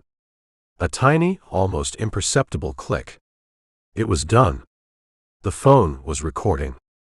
Amos slammed his hand on the desk again, less forcefully this time, more out of weary frustration.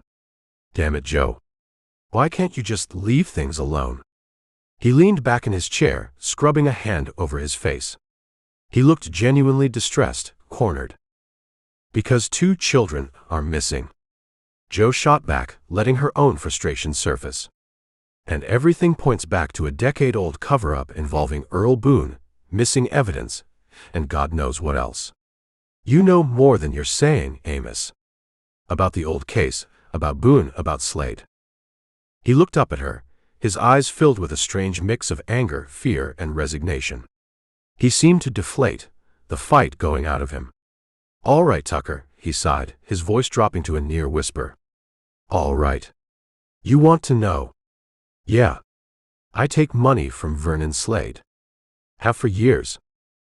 Joe stood frozen, barely breathing, hoping the phone was picking up his low voice.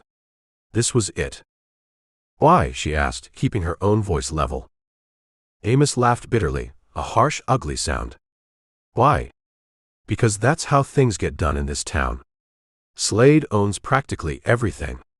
You want new equipment for the department? You want the county commissioners to approve your budget without gutting it. You need Mayor Slade's blessing. He helps me take care of my people, keep this department running, keep the peace, and yeah, he expects certain considerations in return. Considerations like looking the other way while his trucks run drugs. Joe asked bluntly. Considerations like letting his mob enforcer threaten deputies? Amos flinched. I don't know the specifics of what Slade hauls, he insisted, leaning forward earnestly. I suspect some of it ain't legal, okay? But I don't know. I keep my nose out of it, and he keeps this department funded and lets us handle real police work without interference. It's a balance, Tucker. A compromise. To keep the peace. Keep the peace. Joe echoed incredulously. By letting Slade and Voss run roughshod over this town. By letting them operate outside the law. It ain't that simple. Amos insisted, his voice rising again. You think I like taking his money? You think I like meeting Voss out at that damn bar? No. But it keeps worse things from happening. Slade keeps the other sharks out, the real heavy hitters from Atlanta or wherever.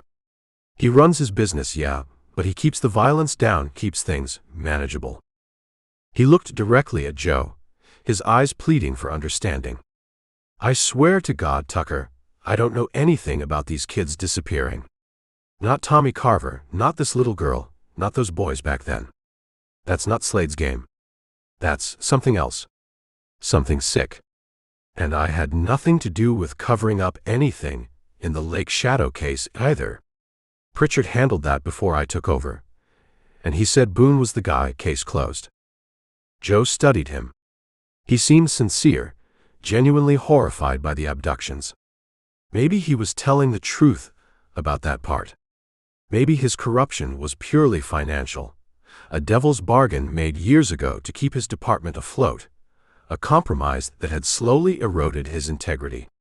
But his denial about the Lake Shadow cover-up felt less convincing. He knew something wasn't right about it, she was sure. Whether you knew or not, Amos, Joe said quietly, your compromise with Slade has allowed something evil to fester in this town. Maybe Slade isn't involved in the abductions, but his operation, the fear he generates, the way people look the other way, it creates the shadows where things like this can hide. Amos slumped back, looking defeated. Maybe, he conceded, his voice barely audible. Maybe you're right. He looked up, his expression hardening again, but this time with fear, not anger. But you gotta understand, Joe. Pushing this, trying to connect Slade or his people to this, or even digging too deep into that old Lake Shadow mess, it's dangerous. Not just for you. For Cody too. His eyes held a genuine warning. Slade and Voss, they don't play games. They protect their interests. If they think you're getting too close, think you can actually hurt them, they won't just vandalize your truck or send Voss to whisper threats. People disappear around here, Joe. Permanently. You keep this up, you keep poking Slade, you keep digging into things people want buried, you're putting yourself and Cody in serious danger. Real, deadly danger. Is finding out what happened 10 years ago worth that? Joe met his gaze, her resolve hardening. The fear was real, palpable. But so was the image of Tommy Carver and Lila Jenkins, and the ghost of the boy from the Dakota basement. Finding those kids is worth it, she said firmly. She could see the resignation in his eyes, the understanding that she wouldn't back down. He sighed, a long, shuddering breath. Then God help you, Tucker. Because I don't think I can. Joe nodded slowly, her hand closing around the phone in her pocket. Maybe you can't, Amos, she thought. But maybe this recording can. She turned and left the office, leaving the compromised sheriff alone with his devil's bargains, clutching the digital leverage that might be her only shield, or her most dangerous weapon. Chapter 20. Amos's partial confession and chilling warning left Joe with the recording on the burner phone and a hardening resolve. The sheriff was compromised, caught in Slade's web, unwilling or unable to fight back. Trusting him, or anyone else in the department besides Cody, was impossible. They were on their own, hunting not just a predator, but navigating a minefield of corruption where one wrong step could prove fatal. The investigation into Lila Jenkins's disappearance yielded nothing concrete. Days bled into a week, then two. Searches turned up empty. Interviews led nowhere. The town simmered in a low-grade panic, parents keeping children indoors, suspicion flickering between neighbors. The only solid lead Joe and Cody possessed was the carved wooden bird Cody kept hidden, a tangible link to the lake shadow, and the photos Joe had taken of the ledger pages from Slade's trucking yard. The phrase from the ledger, "lake drop," kept nagging at Joe. Was it literal? Did Slade's operation use Lake Serenity for illicit drop-offs or transfers? It seemed plausible. The lake was vast, largely undeveloped along its southern and eastern shores, riddled with hidden coves, old logging roads, and countless dilapidated fishing shacks and boathouses left over from decades past. It offered seclusion, easy access by water or remote tracks, perfect cover for moving illegal goods. And if Slade's operation used the lake, could the predator be using it too? The first disappearances, Billy Sutter and Michael Rourke, were directly linked to the lake. Tommy Carver vanished from Miller's Point. Even Lila Jenkins, taken from her backyard miles away, could have been transported quickly to its shores. The lake felt like the dark heart of it all, pulling everything into its orbit. Joe felt an insistent urge to go back, not just to Miller's Point, but to explore the more remote, less traveled areas, the places overlooked in the initial frantic searches. Cody was tied up covering extra shifts. The department was stretched thin with worried calls and Amos keeping a low profile, so Joe went alone, taking her pickup deep into the network of poorly maintained access roads that snaked through the state forest bordering the eastern shore, far from town, far from her RV. She parked where an old logging trail petered out into impassable undergrowth and continued on foot, pushing through thick brush, swatting at mosquitoes drawn to her sweat. The air here felt different, wilder, heavier, weighted with secrets. Sunlight struggled to penetrate the dense canopy overhead. She moved slowly, scanning the ground, listening intently to the sounds of the forest. After nearly an hour, she stumbled upon it, almost hidden by a thicket of overgrown rhododendrons. An old fishing shack, barely more than a dilapidated wooden box, perched precariously on stilts near a marshy inlet of the lake. Its paint had long since peeled away, leaving weathered gray boards. The roof sagged, and one window was boarded up, but the door surprisingly looked relatively intact. It seemed utterly abandoned, forgotten by time.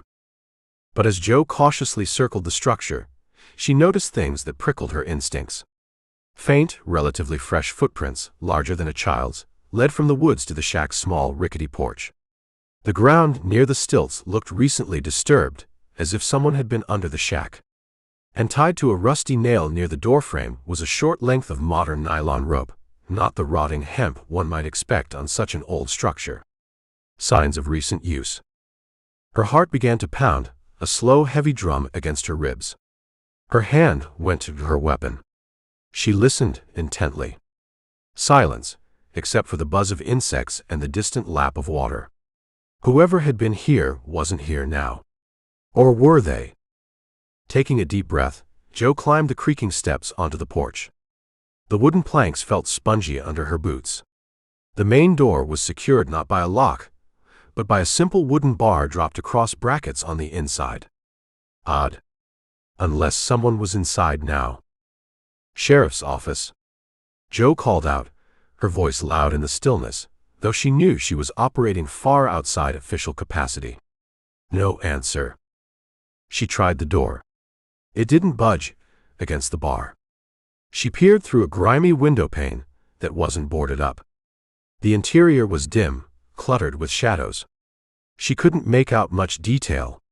Circling again, she examined the boarded-up window. The boards looked old, but the nails securing them seemed newer, less rusted than others on the shack. Using the sturdy blade of her multi-tool, she carefully pried at the edge of one board. It came away with surprising ease, revealing a dark gap. She shone her flashlight inside. The beam cut through the gloom, illuminating a single cramped room. Dusty fishing nets hung on the walls alongside rusted tools. A rough wooden table and a single chair stood in the center. Empty cans and food wrappers lay scattered on the floor, more signs of recent occupation. The air smelled stale, musty, with an underlying metallic tang Joe couldn't place. Her flashlight beam swept across the far wall and froze. Pinned to the rough wooden planks were photographs. Not old, faded pictures of fishermen. Recent photos. Polaroids mostly, tacked haphazardly to the wall. Joe's blood turned to ice as she recognized the faces staring back with vacant, terrified eyes. Tommy Carver. Lila Jenkins. There were multiple pictures of each child. Tommy, eyes wide with fear, huddled in a corner that looked distressingly like the interior of this shack. Lila, crying silently, tied loosely to the chair Joe could see inside. And interspersed with them, older, slightly faded photos. The boy from the Polaroid in her RV, looking younger, less happy than in that fishing picture. And another boy she didn't recognize, but who fit the age description of Billy Sutter. This was it. The lair. The place where he brought them. Bile rose in Joe's throat. He wasn't just taking them. He was documenting his cruelty, keeping trophies. She needed to get inside, collect this evidence, call Cody, call for backup, real backup, maybe state police, bypassing Amos entirely. She went back to the door, adrenaline surging. She kicked hard, aiming for the spot where the internal bar likely sat. Wood splintered, the door shuddered but held. She kicked again, harder, throwing her shoulder into it. With a crack, the door flew inwards, banging against the interior wall. Joe stumbled inside, weapon drawn, flashlight beam sweeping the small, horrific space, heart hammering against her ribs. The photos stared back at her from the wall, silent accusations. The empty chair sat like a throne of misery. The air felt thick with suffering. She took a step towards the photo wall, needing a closer look, needing to document everything. A sudden movement behind her. A floorboard creaking on the porch she'd just vacated. Joe spun around, weapon raised, flashlight beam cutting towards the doorway. Something hard slammed into the side of her head with blinding force. Stars exploded behind her eyes. Pain, white-hot and absolute, shot through her skull. Her weapon clattered to the floor. Her flashlight flew from her grasp, plunging the room into near darkness, save for the dim light filtering through the dirty window and the now open doorway. She staggered, disoriented, trying to focus, trying to fight back, but her legs wouldn't cooperate. A large, dark shape filled the doorway, silhouetted against the gray light from outside. Hooded. Tall. Just like Kevin Purvis described. The figure moved with terrifying speed. Before Joe could react, before she could even draw another breath, rough hands grabbed her, shoving her violently forward. She tripped over the leg of the chair, crashing hard onto the filthy wooden floor. The impact knocked the remaining air from her lungs. She gasped, trying to push herself up, trying to reach for her fallen weapon, but the figure was on her, a heavy weight pressing down, a hand clamping over her mouth, stifling her cry. She struggled, kicking, twisting, fueled by adrenaline and sheer terror, but her attacker was immensely strong, easily pinning her arms. She could smell damp earth, stale sweat, something else, something cloyingly sweet like cheap air freshener. Panic surged as the hand tightened over her mouth, cutting off her air. Her vision started to tunnel, dark spots dancing before her eyes. She bucked again, a desperate, futile surge of resistance. Then, as suddenly as the attack began, it stopped. The weight lifted. The hand released her mouth. Joe dragged in a desperate, ragged gasp of air, coughing, her head swimming with pain. She blinked, trying to focus through the haze of pain and disorientation. The figure was gone. She heard frantic, scrambling sounds outside, receding rapidly into the woods. He hadn't finished her. He disabled her, then fled. Why? Shaking, dizzy, Joe pushed herself slowly into a sitting position, tasting blood in her mouth. Her head throbbed viciously. She located her flashlight nearby, its beam thankfully still on, pointing towards the ceiling. Her gun lay just out of reach. She crawled towards it, every movement sending waves of agony through her head. Her fingers closed around the familiar grip of her .38. She scrambled to her feet, leaning heavily against the wall, weapon held ready, scanning the empty doorway, the silent woods beyond. He was gone. vanished back into the shadows as quickly as he'd appeared. Joe stood there for a long moment, trembling uncontrollably, the silence of the shack pressing in, amplifying the horror of the photos on the wall, and the terrifying reality of her ambush. She was alive, but deeply shaken. He knew she'd found his lair. He'd been close by, watching, waiting. And he was strong enough, bold enough, to attack a deputy, then simply melt away. The lake shadow wasn't just a predator. He was a ghost, capable of striking and vanishing without a trace. And he knew she was hunting him. Chapter 21. Joe didn't report the ambush at the fishing shack. Not officially. Her head throbbed for 2 days, a painful reminder of the attack, but telling Amos was unthinkable. He'd either dismiss it, blame her again, or worse, report it straight to Slade and Voss, confirming Joe had found the predator's lair. She cleaned herself up back at the RV, documented her injuries with the burner phone's camera, took photos of the horrifying picture wall inside the shack before carefully replacing the loose window board, and retreated, shaken but resolute. The predator knew she'd found his den. The clock was ticking faster now, for her and for the missing children. She shared the details, including the photos of the photos, with Cody during another clandestine meeting. He was horrified, his anger towards Amos hardening into grim resolve. The shack, the photos, the attack, it was concrete proof that went far beyond town corruption.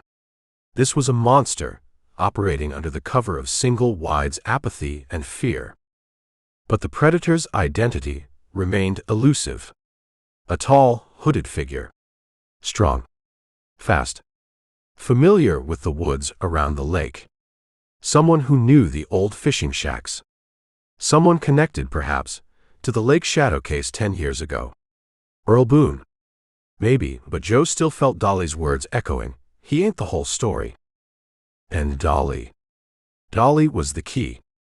She controlled the records, protected Amos, knew the town's history.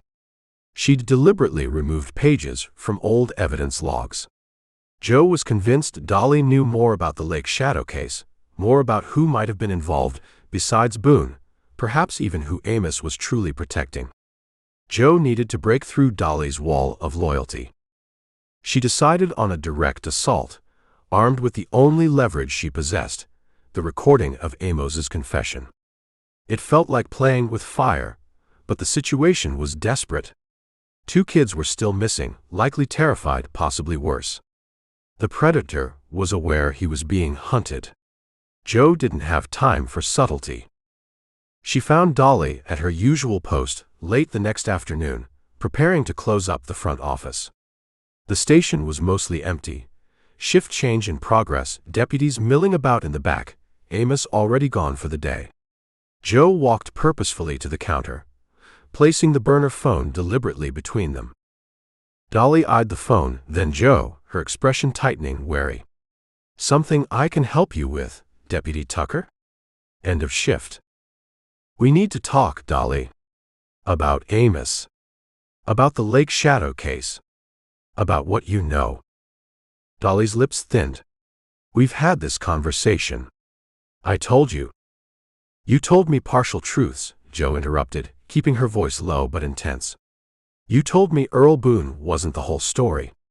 You didn't tell me Amos was your cousin." That hit home. Dolly flinched, her carefully constructed composure cracking. Genuine surprise, then anger flashed in her eyes. "How did you?"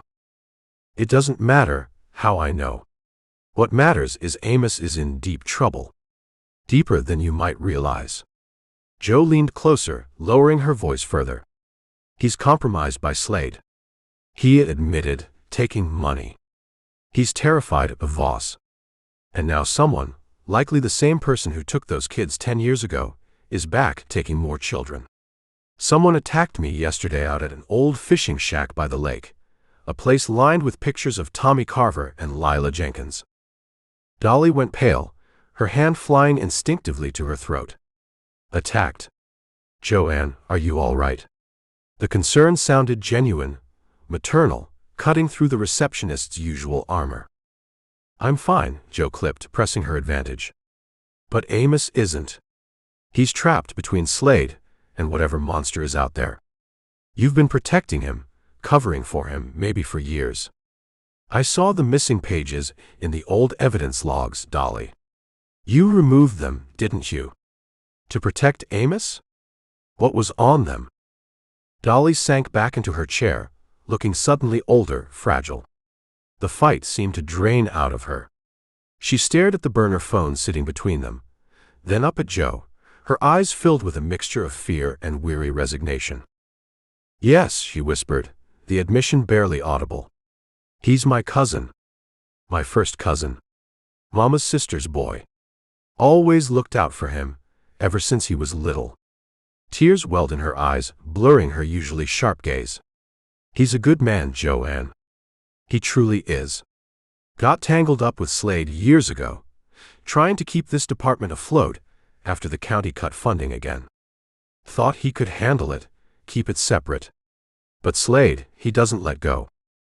What about the Lake Shadow case, Dolly? What did you hide? Joe asked, gentler now but insistent. She hadn't needed the recording yet. Dolly's fierce loyalty, twisted by fear for Amos, was proving leverage enough. Dolly wrung her hands, looking towards Amos's empty office, then back at Joe. Pritchard was sheriff then, not Amos. But Amos was a deputy, involved in the investigation. After they let Boone go, Pritchard was convinced Boone did it, just couldn't prove it. But there were inconsistencies. Things that didn't fit Boone. She took a shaky breath. There was another name that came up. A local boy back then, always hanging around the woods, creepy kid. Harlan Gibbs. Lived out near the lake even then. Someone saw him near Miller's Point, around the time the Sutter and Rourke boys vanished. Pritchard dismissed it, focused on Boone. But later, after Michael Rourke's body was found, Amos found something. What did he find? Dolly hesitated, biting her lip. A log. Not an official evidence log, more like a private journal Pritchard kept about the case. Tucked away in his desk. Amos found it after Pritchard retired. It mentioned Harlan Gibbs again. Mentioned Pritchard had interviewed him, but Gibbs had some kind of alibi, seemed flimsy according to Pritchard's notes. And it mentioned. She swallowed hard. It mentioned that wooden bird carving. Said Pritchard suspected Gibbs might have carved it, seen him whittling similar things. So why wasn't Gibbs investigated further? Why did the carving disappear? Joe demanded. Dolly's eyes pleaded with Joe.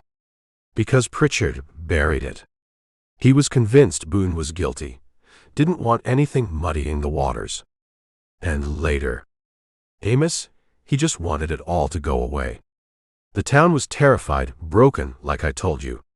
Reopening wounds, pointing fingers at another local after the Boone fiasco. He thought it would destroy what little peace was left. He thought he was protecting the town.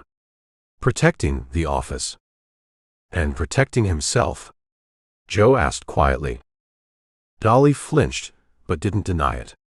Maybe. He was scared. We all were.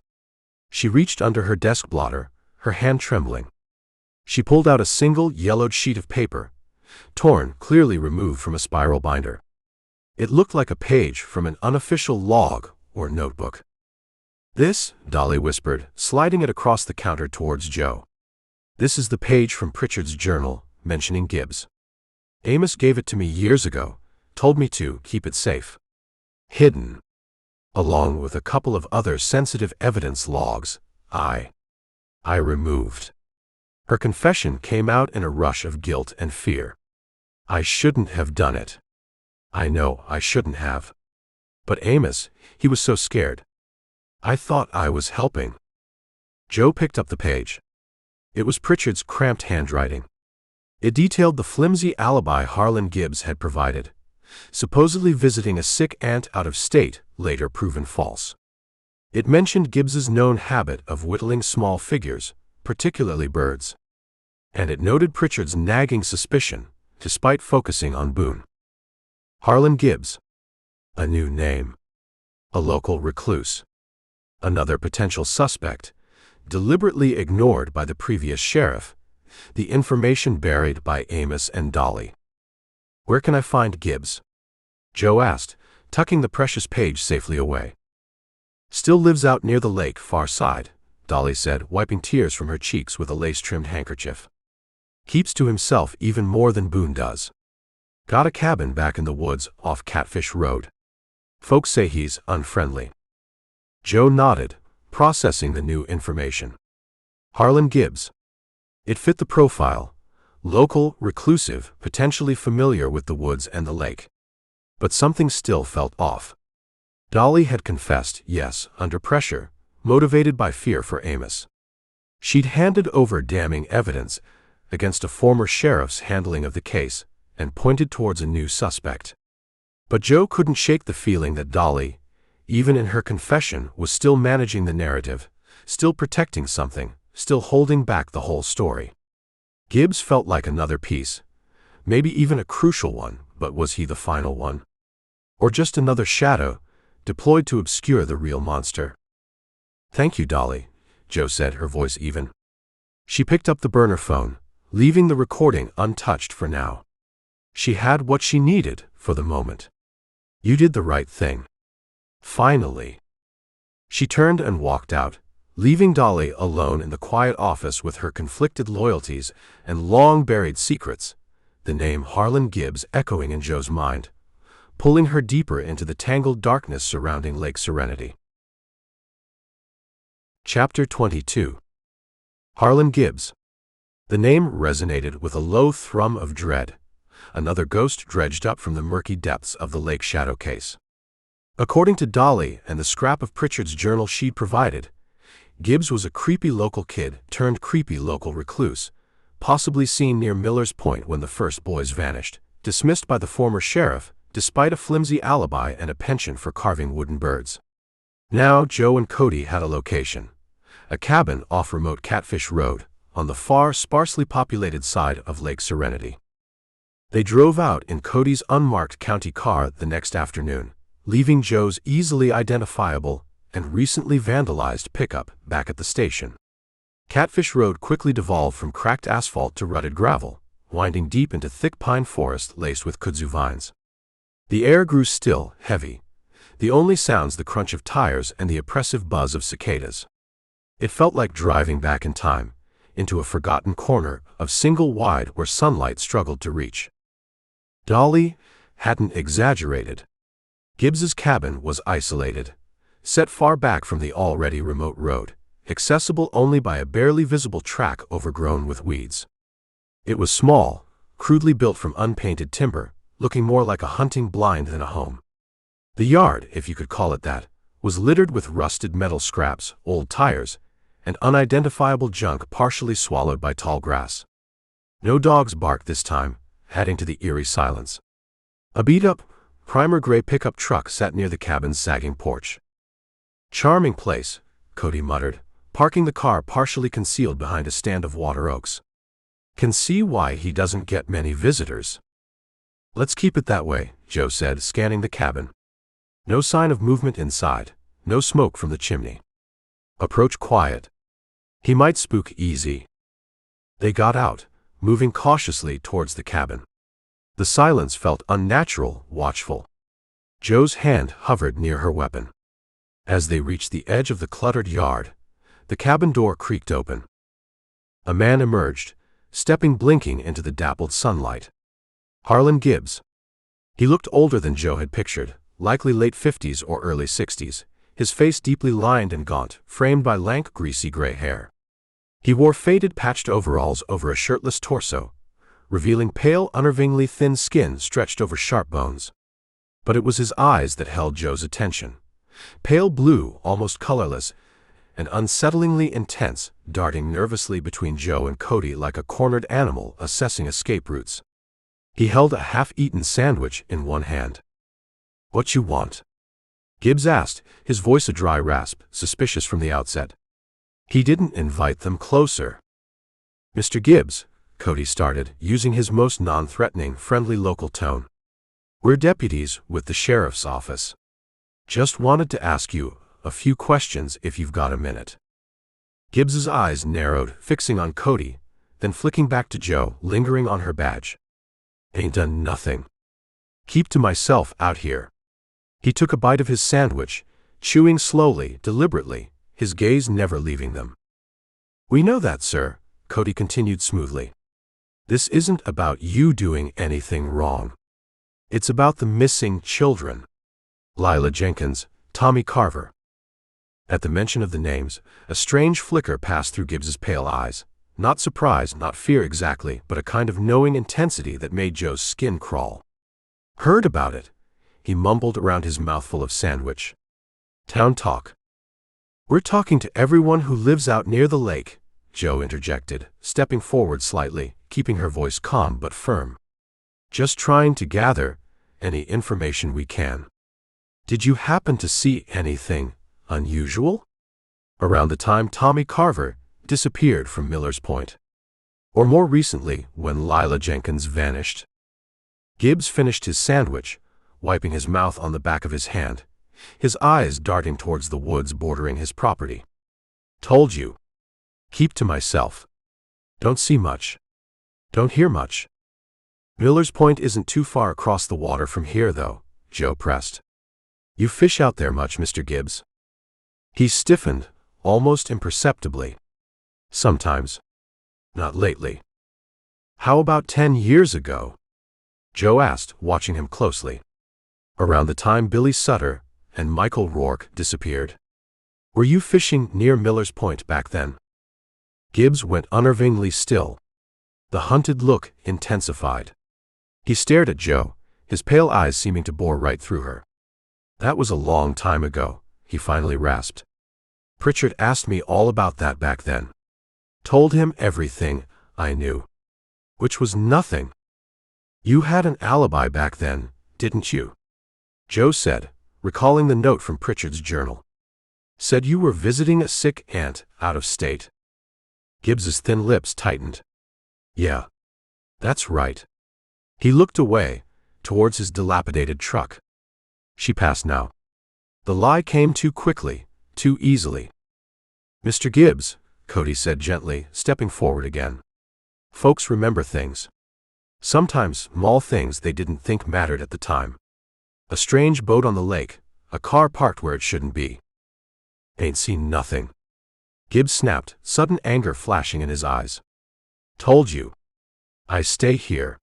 Mind my own business. Unlike some folks, sticking their noses where they ain't wanted." He gestured vaguely back towards town. "Now, unless you got a warrant, you best be leaving my property." He turned abruptly and retreated back into the dark cabin, slamming the door shut behind him. The sound echoed in the unnatural quiet. Joe and Cody exchanged a look. Gibbs was lying, clearly rattled by the mention of the old case and his flimsy alibi. He knew something, or at the very least, he was hiding something fiercely. But confronting him further without more evidence felt pointless, potentially dangerous. "Well, that was creepy," Cody muttered, letting out a breath. "He knows more than he's saying. Way too defensive." "Agreed," Joe said, her eyes scanning the cluttered yard, lingering on the beat-up pickup truck parked near the porch. An idea sparked. His alibi 10 years ago involved being out of state. But he had that truck back then, according to the old file. Maybe. She walked casually towards the truck, peering through the driver's side window. The cab was a mess, old food wrappers, empty soda cans, greasy tools, a tangle of wires under the dash. But sitting wedged between the passenger seat and the center console, partially hidden by a crumpled map, was something that didn't belong. A sleek, modern burner phone. Identical to the ones Cody had procured for them. Joe's heart gave a jolt. Burner phones weren't standard equipment for reclusive, off-the-grid types like Gibbs. They were tools for people who didn't want their calls traced, criminals, dealers, or maybe pawns working for them. She signaled Cody over quietly, pointing towards the phone. He peered in, his eyes widening. What the hell? Joe tried the truck door. Unlocked. Her mind raced. Opening the door, retrieving the phone. It was borderline illegal search without a warrant, based only on suspicion. But the implications? A potential suspect in serial child abductions possessing a burner phone. It demanded investigation. She made a quick decision. "Keep watch," she whispered to Cody, glancing towards the cabin door. She eased the truck door open, the hinges creaking loudly in the silence. Holding her breath, she reached in, carefully extracting the burner phone. It felt cool, anonymous in her hand. She quickly checked the call log. Most calls were short, incoming or outgoing, to numbers she didn't recognize. But one number, logged multiple times over the past few weeks, including late the night before, made her blood run cold. She recognized it instantly.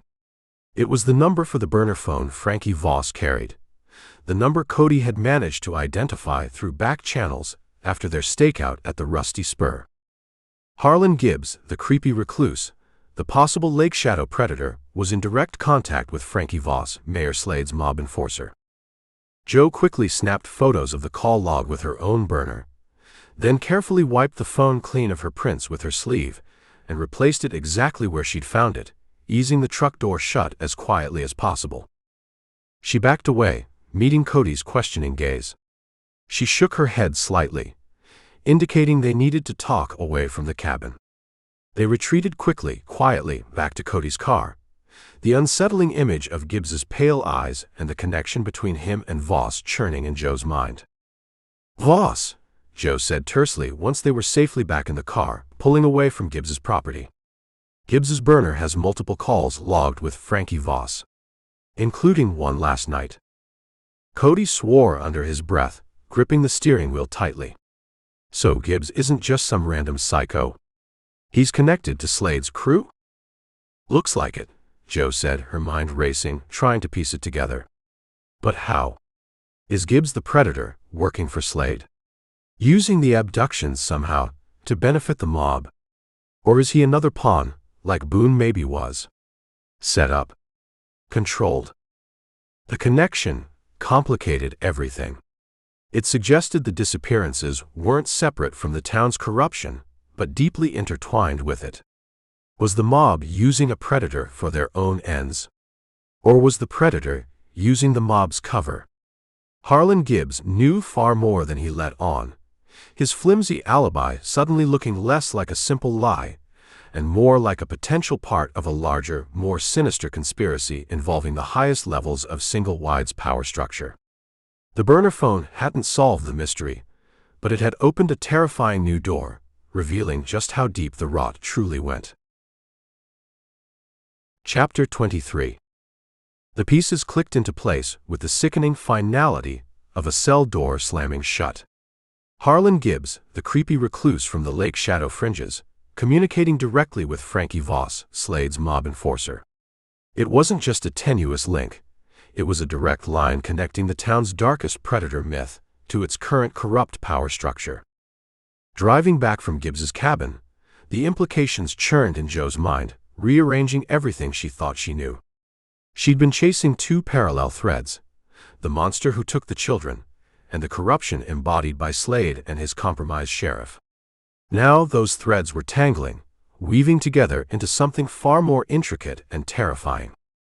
She met Cody later that evening, not at the drive-in or the lake, but deep within the state forest, miles from anywhere, parked bumper to bumper on a deserted fire road. She laid it all out for him: Gibbs's nervous denials, the flimsy alibi matching Pritchard's old notes, and the bombshell discovery of the burner phone linking Gibbs directly to Voss. Cody listened in stunned silence, his face growing paler in the dim glow of the dashboard lights as Jo spoke. The easygoing local boy was gone, replaced by a grim-faced deputy confronting the ugly reality beneath his hometown's placid surface. "Gibbs and Voss," he finally breathed, shaking his head in disbelief. How does that even make sense? Is Gibbs the lake shadow working for Slade? Taking kids on mob orders? Why? "I don't know if Gibbs is the only one involved in the abductions," Jo said slowly, thinking aloud, piecing together the jagged edges of her theory. Maybe he is the lake shadow predator, maybe not. But the connection to Voss, That changes the motive, doesn't it? She leaned forward, urgency gripping her. Think about it, Cody. What keeps this town so quiet? Why did Earl Boone get framed and then disappear into silence? Why did Pritchard bury his suspicions about Gibbs? Why do people clam up the second you mention Slade or the Lake disappearances? It's fear. Deep, pervasive fear. Fear of Slade and Voss, sure, Cody agreed. People know they're dangerous. But maybe it's more calculated than that, Joe countered, the idea solidifying even as she spoke it. What better way to keep a town submissive, to ensure silence about your dirty operations, than to have a boogeyman lurking in the woods? A monster snatching children? The lake shadow wasn't just a tragedy 10 years ago. Maybe it was useful. Cody stared at her, horrified. Useful? You think Slade used the abductions? Or allowed them to happen? Exploited the fear they created? Joe pressed on, the pieces falling into a disturbing pattern. 10 years ago, Slade was consolidating his power.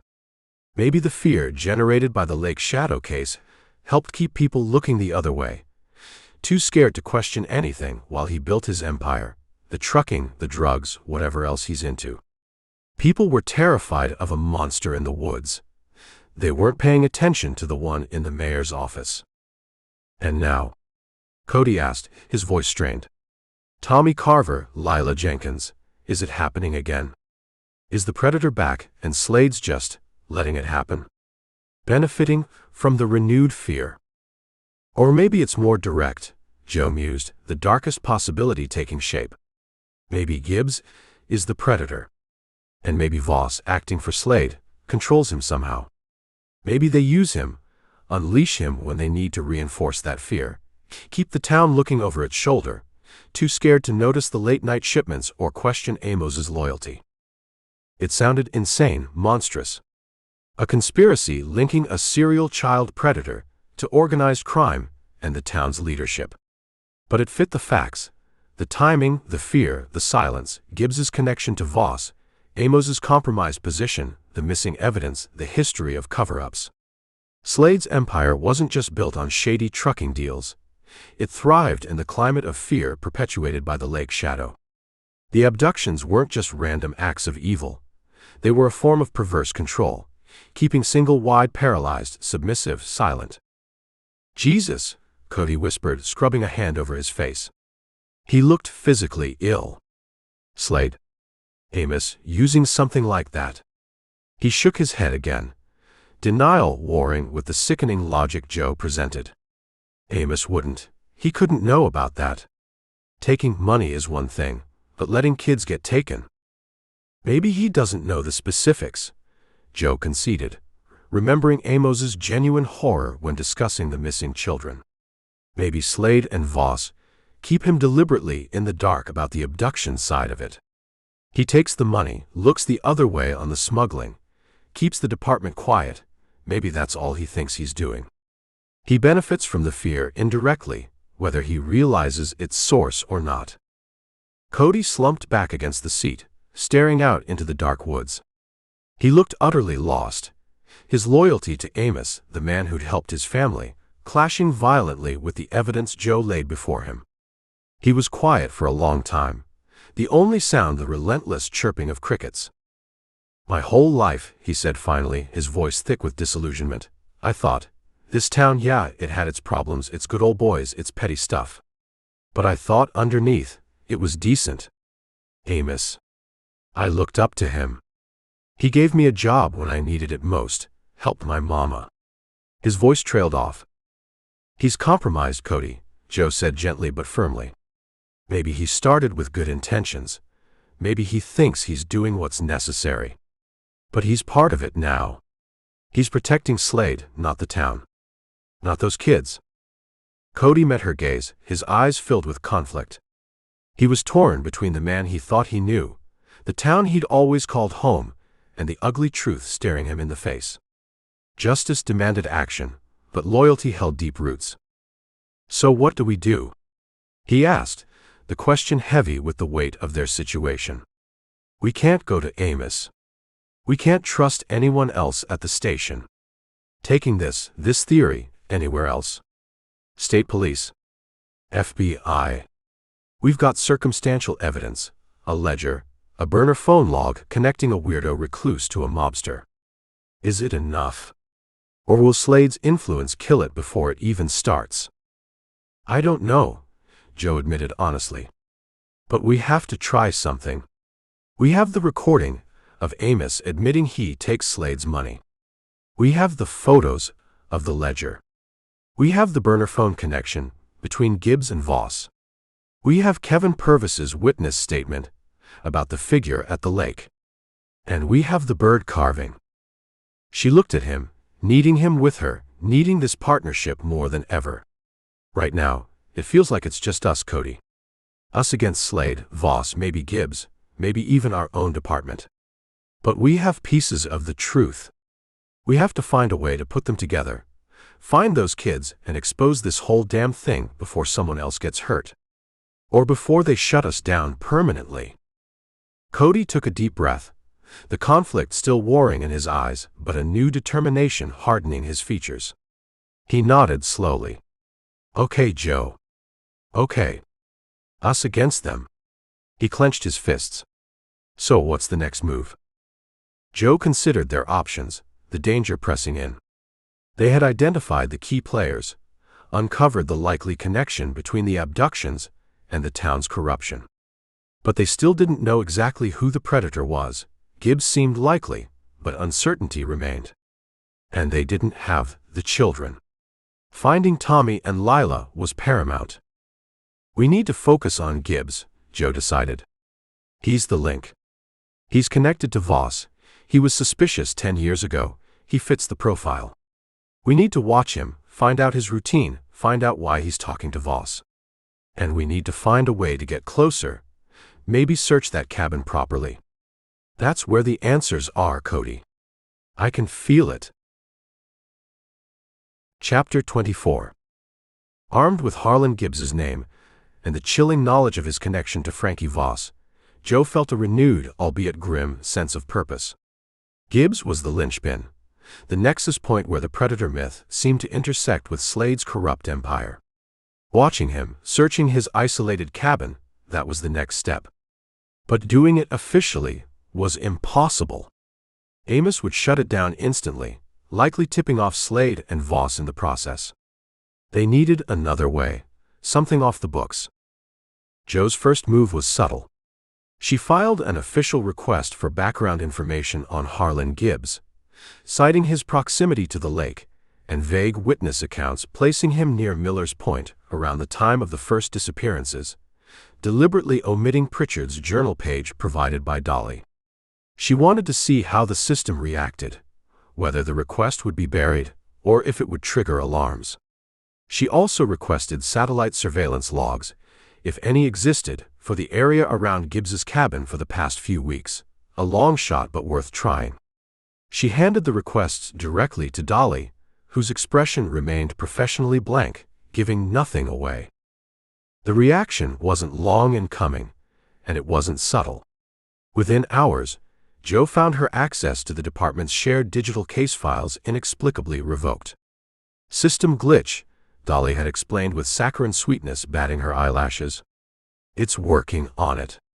Then, the keys to one of the backup cruisers Joe sometimes used went missing from the communal key locker. Must have gotten misplaced, Bubba Holt grunted when she asked, pointedly refusing to make eye contact.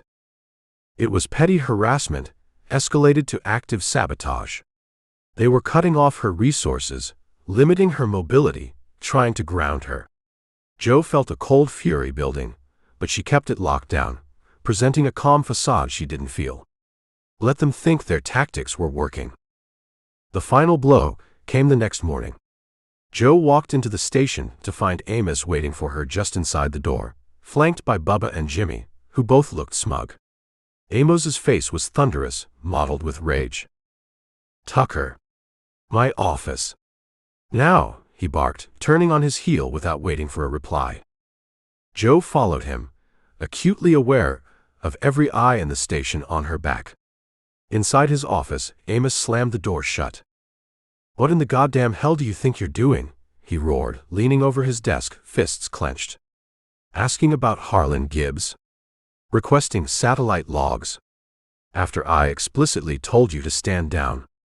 After you were directly threatened?" "I'm investigating the disappearance of 2 children, Sheriff," Jo said evenly, though her heart hammered against her ribs. So her request had triggered alarms. Likely Slade got word immediately. "You're disobeying direct orders and pissing off people you shouldn't be pissing off," Amos shouted, his face reddening. "Vernon Slade called me himself this morning. Wants to know why my deputies are harassing innocent citizens like Harlan Gibbs, digging up old, settled history. He thinks you're out of control. And frankly, Tucker, so do I." "Gibbs is communicating with Frankie Voss," Jo stated flatly. "I have proof." Amos waved a dismissive hand. "I don't want to hear your conspiracy theories. Voss probably buys bait from him, who knows? The point is, you are destabilizing this town. You are endangering this department. You are endangering yourself." He took a deep breath, visibly trying to regain control, but his eyes remained furious.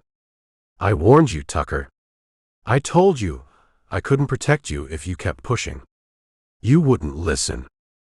He straightened up, his voice becoming cold, official. "Effective immediately, Deputy Joanne Tucker. You are suspended from duty, pending a full investigation into your conduct and insubordination. Hand over your badge and weapon." Jo stared at him, stunned, though a part of her had expected this. Suspension. It effectively cut her off completely, stripping her of any authority, any access, any remaining protection the badge might have offered. It was exactly what Slade, and likely Amos, wanted. "You're doing this because Slade told you to," she said quietly, bitterness coating the words. "I'm doing this because you're a reckless, insubordinate officer who refuses to follow orders," Amos retorted, holding out his hand. "Badge and weapon.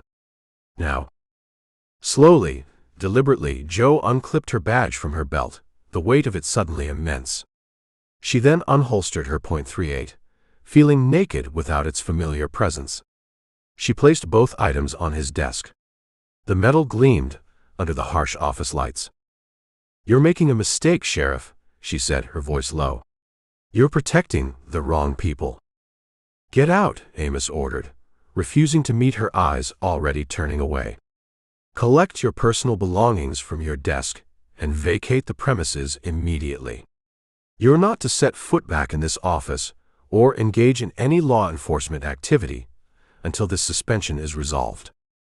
Jo turned and walked out, head held high, ignoring the triumphant smirk on Bubba's face as she passed the bullpen. She grabbed her jacket and the few personal items she kept at her desk, acutely aware of the silence, the hostile stares. Cody was nowhere to be seen. Likely Amos had made sure he was out on patrol, unable to witness this. She walked out into the Georgia sunshine, feeling adrift, stripped bare. Suspended. Powerless. The system had closed ranks, protecting itself, casting her out. Slade had won this round. She got into her pickup, still bearing the ugly scar of outsider, and just drove aimlessly at first, fury and frustration churning inside her. They thought they'd stopped her. They thought they'd silenced her. They were wrong. Suspension didn't mean she was giving up. It just meant she had to operate completely outside the lines now. She pulled over by the lake, miles from town, needing the vastness of the water to counter the claustrophobia threatening to suffocate her. She stared out at the shimmering surface, thinking. Gibbs. Voss. The shack. The photos. The carving. Amos's confession. There had to be a way. Her burner phone buzzed, startling her. An unknown number, text message. Hesitantly, she opened it. Need to see you. Urgent. Old Sawmill. 30 minutes. See. Cody. How had he known already? But the urgency was clear. She started the truck, heading towards the rendezvous point. She found him waiting inside the cavernous, collapsing structure of the old sawmill, dust motes dancing in the shafts of light piercing the decaying roof. He looked agitated, glancing nervously towards the entrance. "Heard what Amos did," Cody said immediately, his voice tight with anger. "Soon as I got back to the station, Dolly told me, looking pleased as punch. Bubba too. Damn them, Joe?" "Doesn't matter now, Cody," Joe said, waving off his anger. "It just means we work differently. What's urgent?" Cody glanced around again, then pulled a folded piece of paper from his pocket. "Before Amos suspended you while you were in his office, I ran those numbers you photographed from Gibbs's burner phone log through the system. Specifically the unknown one he called right before and after Lila Jenkins disappeared." Joe's pulse quickened. "And it's another burner, untraceable to a specific owner as expected," Cody said, unfolding the paper. "But I cross-referenced it with cell tower ping data for the past few weeks, focusing on the times around both Tommy's and Lila's disappearances." He tapped a section of the printout, which showed a map of the lake area overlaid with cell tower locations and highlighted data points. "This number," Cody said, his voice low, intense, "it consistently pinged off the tower nearest the far side of the lake. Right near Catfish Road. Right near Harlan Gibbs's cabin. Especially active late at night." "Okay, so it confirms Gibbs was using that burner frequently near his cabin," Joe said, frowning slightly. "We already suspected that." "Yeah, but look at this." Cody pointed to another cluster of data points on the map, this one much closer to town, near the wooded shores not far from Joe's RV, coinciding almost exactly with the time frame Tommy Carver vanished from Miller's Point. The same burner pinged here multiple times the evening Tommy disappeared. Then it went dark for a few hours, then pinged back near Gibbs's cabin later that night. Joe stared at the map, the implications hitting her. Gibbs hadn't just been calling Voss. He, or at least his burner phone, had been near Miller's Point when Tommy was taken. "And there's more," Cody continued, his voice barely a whisper. "This unknown burner. It made multiple short calls to Gibbs's burner around the time Tommy vanished. But it also made several calls to another number. A number I couldn't trace initially." He paused, taking a deep breath. "But I cross-referenced the tower data for that number too. And guess where it was pinging around the time Lila Jenkins was taken from her backyard." He tapped another point on the map, this one chillingly close to the Jenkinses' residential street. "Right here." Then, later that night, it pinged consistently near the lake again. Same remote eastern shore area as Gibbs's burner. "So there are two untraceable burners involved?" Joe asked, trying to keep up. "One used by Gibbs, pinging near his cabin and Miller's Point. And a second one, pinging near Miller's Point, then near Lila Jenkins's house, then back out near the lake." "Exactly," Cody confirmed grimly. "Gibbs isn't working alone. Someone else was coordinating, or at least present, near both abduction sites, communicating with Gibbs via burner. Someone with this second phone. Did you get anything on the second number? Any subscriber info?" Cody shook his head, frustration clear on his face. "Nothing solid. Prepaid burner, registered with fake info. But I ran the activity logs through an old contact I have at the phone company, called in my last big favor. He dug into the tower triangulation data, narrowed down the signal strength for that second burner when it was pinging near the lake the night Lila was taken. He unfolded another section of the printout, revealing precise coordinates. The signal was strongest here, Cody said, pointing. Deep in the woods, maybe a mile or two from Gibbs's cabin, but closer to the water. Near an area with a bunch of derelict boathouses. Joe stared at the coordinates, her mind racing. A second burner. A second person involved, coordinating with Gibbs. Someone present near both abduction sites. Someone linked to the remote eastern shore of the lake, near derelict boathouses.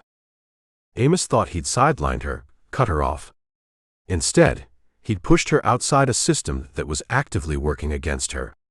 And Cody, risking everything, had just handed her the most concrete lead yet, not just Gibbs, but a partner and potentially a location. The derelict boathouses by the lake. Maybe, just maybe, that's where the lake shadow waited. Chapter 25. Suspended. Badge and weapon confiscated. Officially powerless. But Joe Tucker had never felt more clarity, more raw determination. Amos had cut her loose, thinking he'd neutralized the threat she posed to his fragile, corrupt peace. He hadn't neutralized anything, he'd simply untethered her. Now, she operated solely on instinct, fueled by the chilling coordinates Cody had provided. The location where the second burner phone, the one coordinating with Harlan Gibbs, had pinged strongest near the lake. Derelict boathouses. A potential location for the missing children. She couldn't ask Cody to come along. He'd already risked his career sneaking her the phone logs. Accompanying a suspended deputy on an unsanctioned, potentially dangerous raid into mob-connected territory was professional suicide, maybe worse. This was her move, her risk. Alone.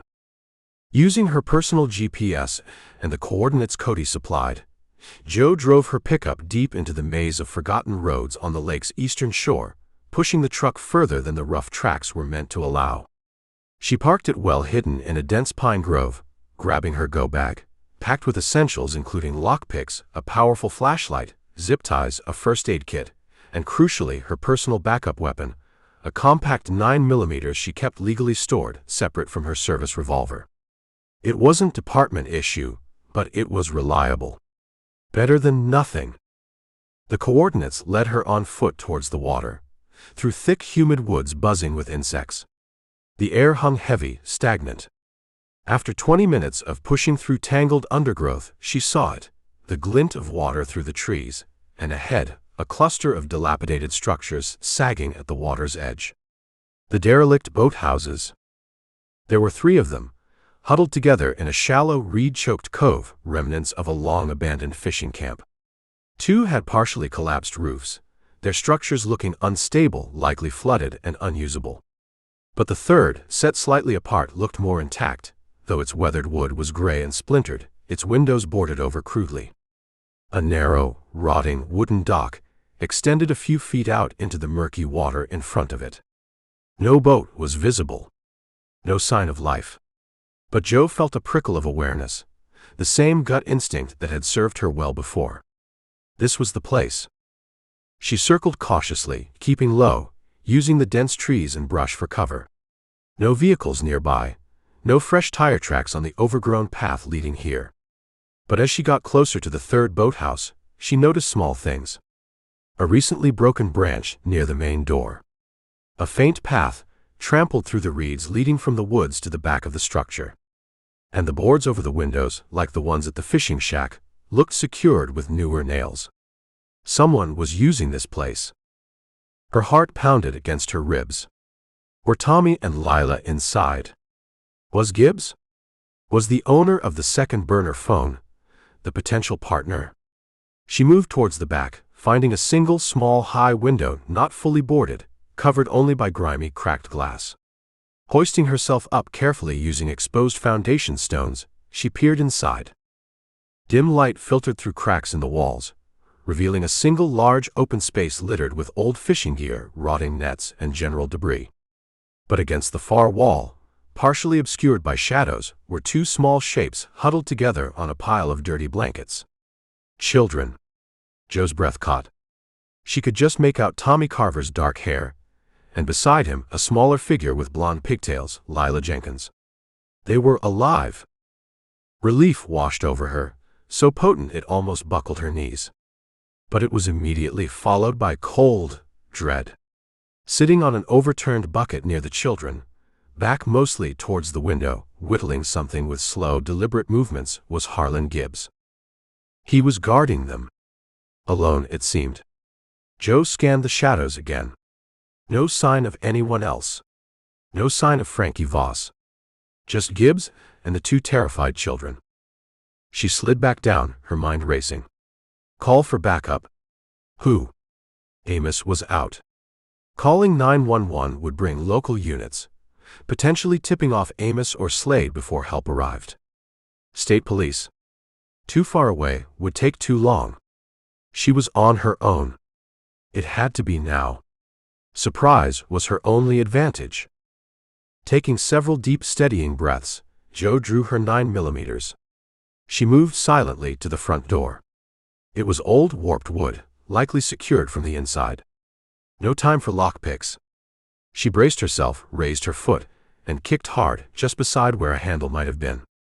The old wood splintered inwards with a crash, the door flying open.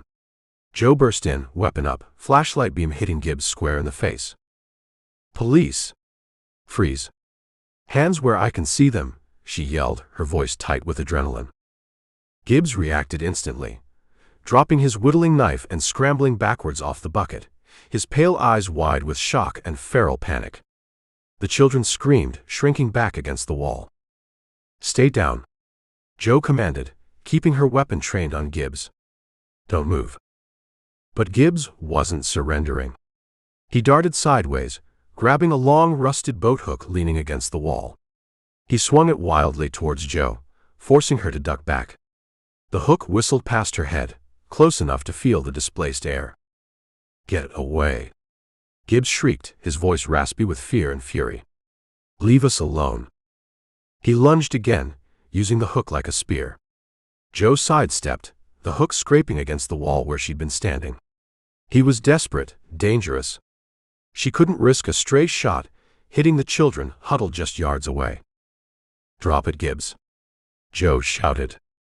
He ignored her, pulling the hook back for another thrust. Jo saw her opening. As he lunged, she dropped low, sweeping his legs out from under him with a powerful kick. Gibbs yelped, crashing heavily onto the debris-strewn floor, the boat hook flying from his grasp. Jo was on him in an instant, trying to pin him, get the zip ties from her pocket. But he fought back with surprising strength, wiry and desperate, flailing, kicking, scratching. He landed a blow to her already aching head, making stars explode behind her eyes again. She grunted, momentarily stunned.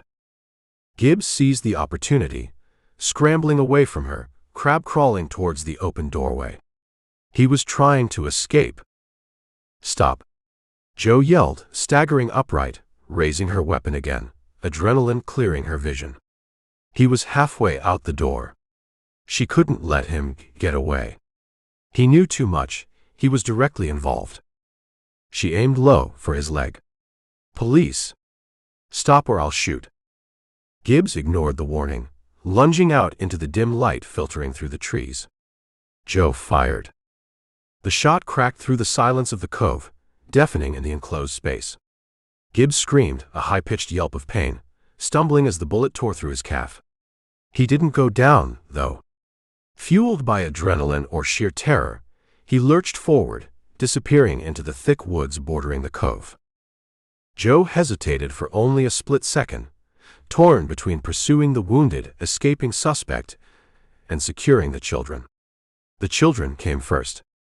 Always.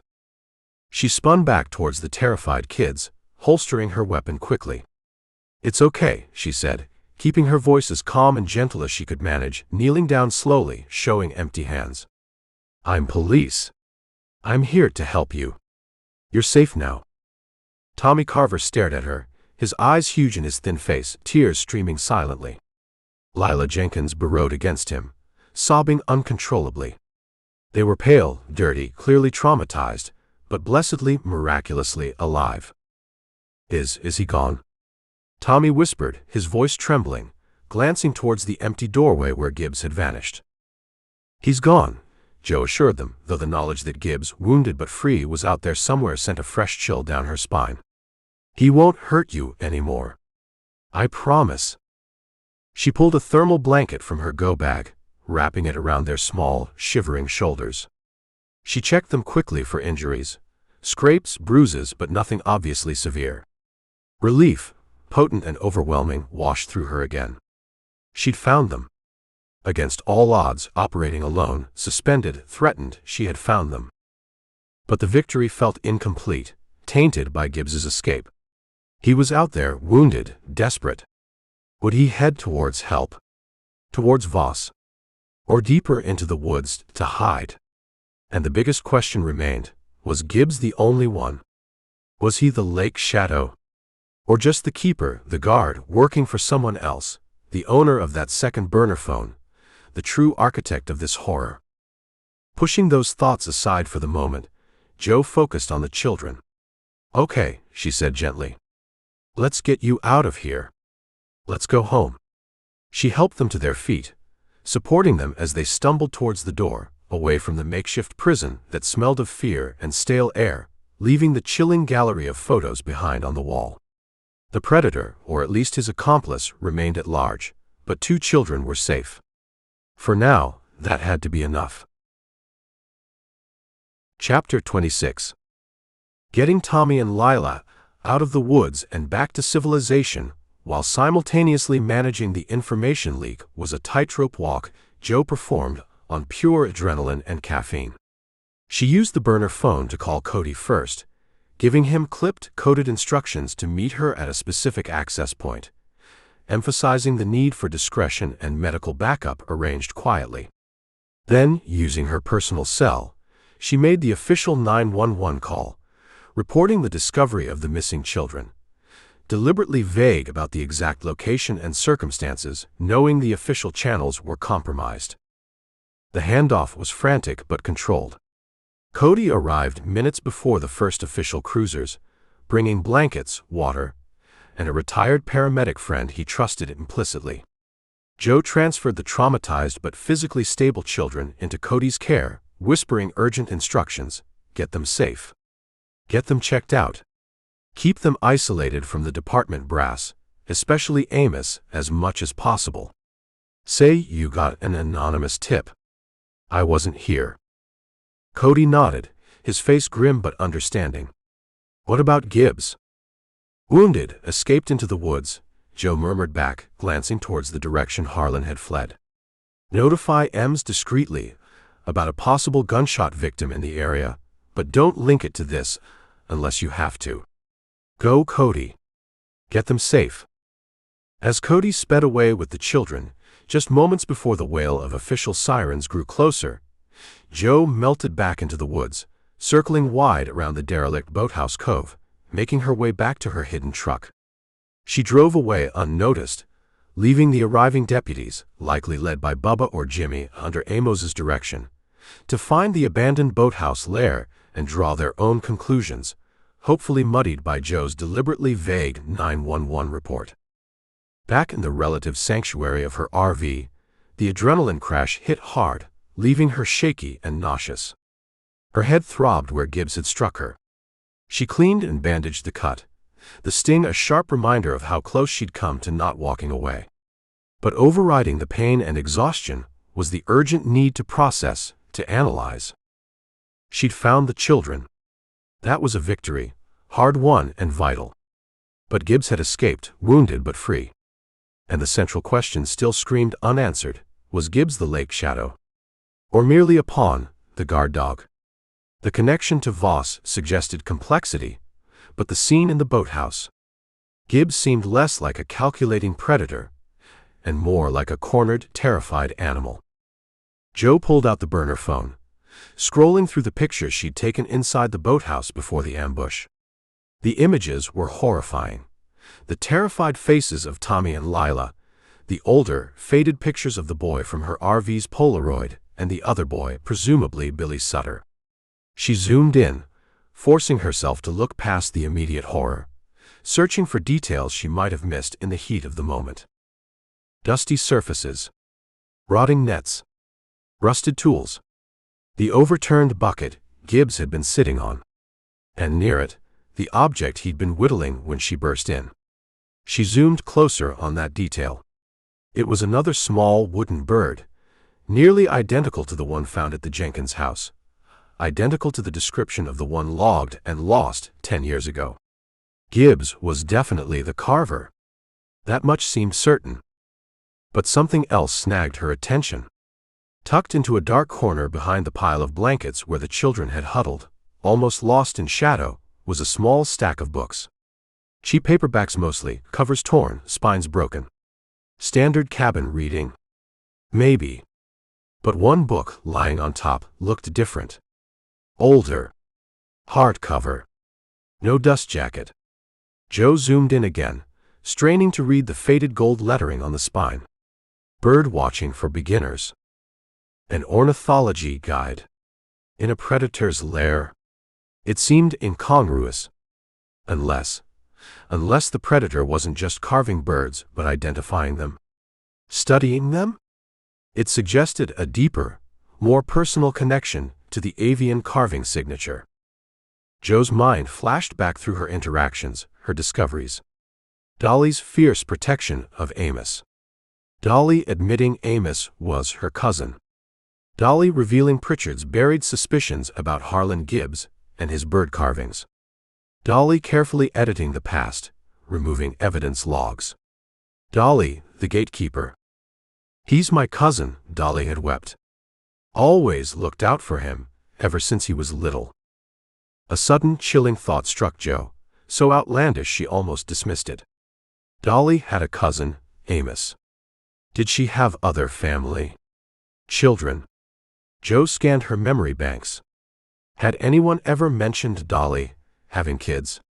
The receptionist presented herself as a formidable spinster, married only to the sheriff's office. But single-wide thrived on gossip layered over secrets.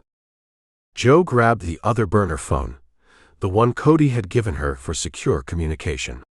She sent him a quick encrypted text, "Need info. Dolly Hicks. Any children? Specifically, a son. Name. Current status, whereabouts. Urgent." While she waited, Joe pulled out the scrap of Pritchard's journal Dolly had given her. Gibbs, seen near Miller's Point, flimsy alibi, whittling small figures, birds. Pritchard had suspected Gibbs, but focused on Boone. Why? Was Gibbs just a convenient red herring offered up by Dolly now, a way to deflect from the real truth? The burner buzzed. A reply from Cody. Working on it. Records are spotty. Stand by. Joe paced the cramped RV, restless energy thrumming through her. She thought about the photos again. Tommy, Lila, the Polaroid boy, Billy Sutter. What connected them? Location, yes. The lake. But what else? Another buzz. Cody again. Got something. Took digging. Dolly had one son. Ronnie Hicks. Records show he was maybe 18 to 20 around time of Lake Shadow case. Quiet kid, loner type. No current address listed. Ronnie Hicks. Dolly's son. Joe's blood ran cold again. A quiet loner kid, the right age, 10 years ago. Another text immediately followed. Wait. Found something else. Old school record cross-reference. Ronnie Hicks, listed as member of high school birdwatching club. President, senior year. Birdwatching club. Birdwatching for beginners. The carving. The signature. The pieces slammed together with sickening clarity.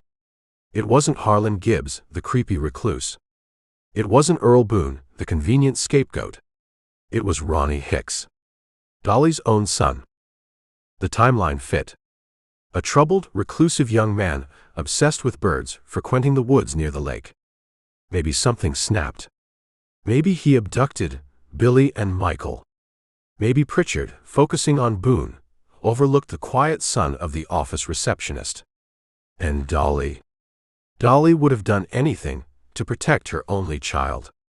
Hide evidence? Absolutely. Remove logs? Without question. Let Boone take the blame.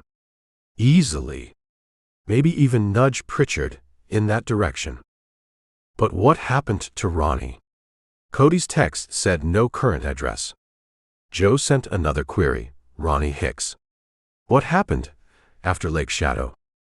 The reply came quickly. Hard to find, official record.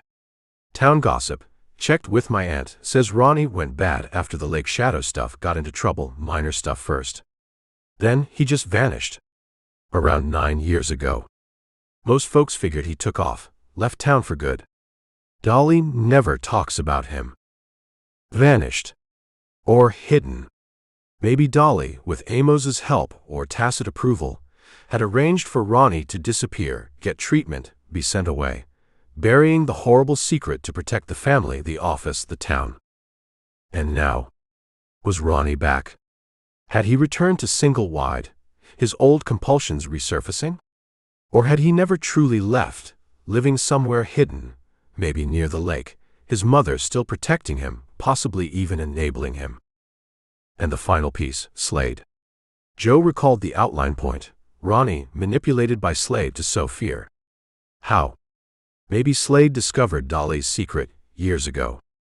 Maybe he used it, holding it over Dolly and Amos, ensuring their loyalty, their silence about his own operations. And maybe now, with Joe digging around, stirring things up, Slade had decided to unleash Ronnie again, or perhaps Ronnie had resurfaced on his own, drawn back to his hunting grounds, and Slade simply allowed it, benefiting from the renewed wave of fear distracting from his illicit business. It was a terrifying, complex web, but it felt right. Ronnie Hicks, Dolly's reclusive bird-watching son, was the lake shadow predator. Not Boone. Not Gibbs, who was likely just another pawn, maybe hired by Voss to guard the children.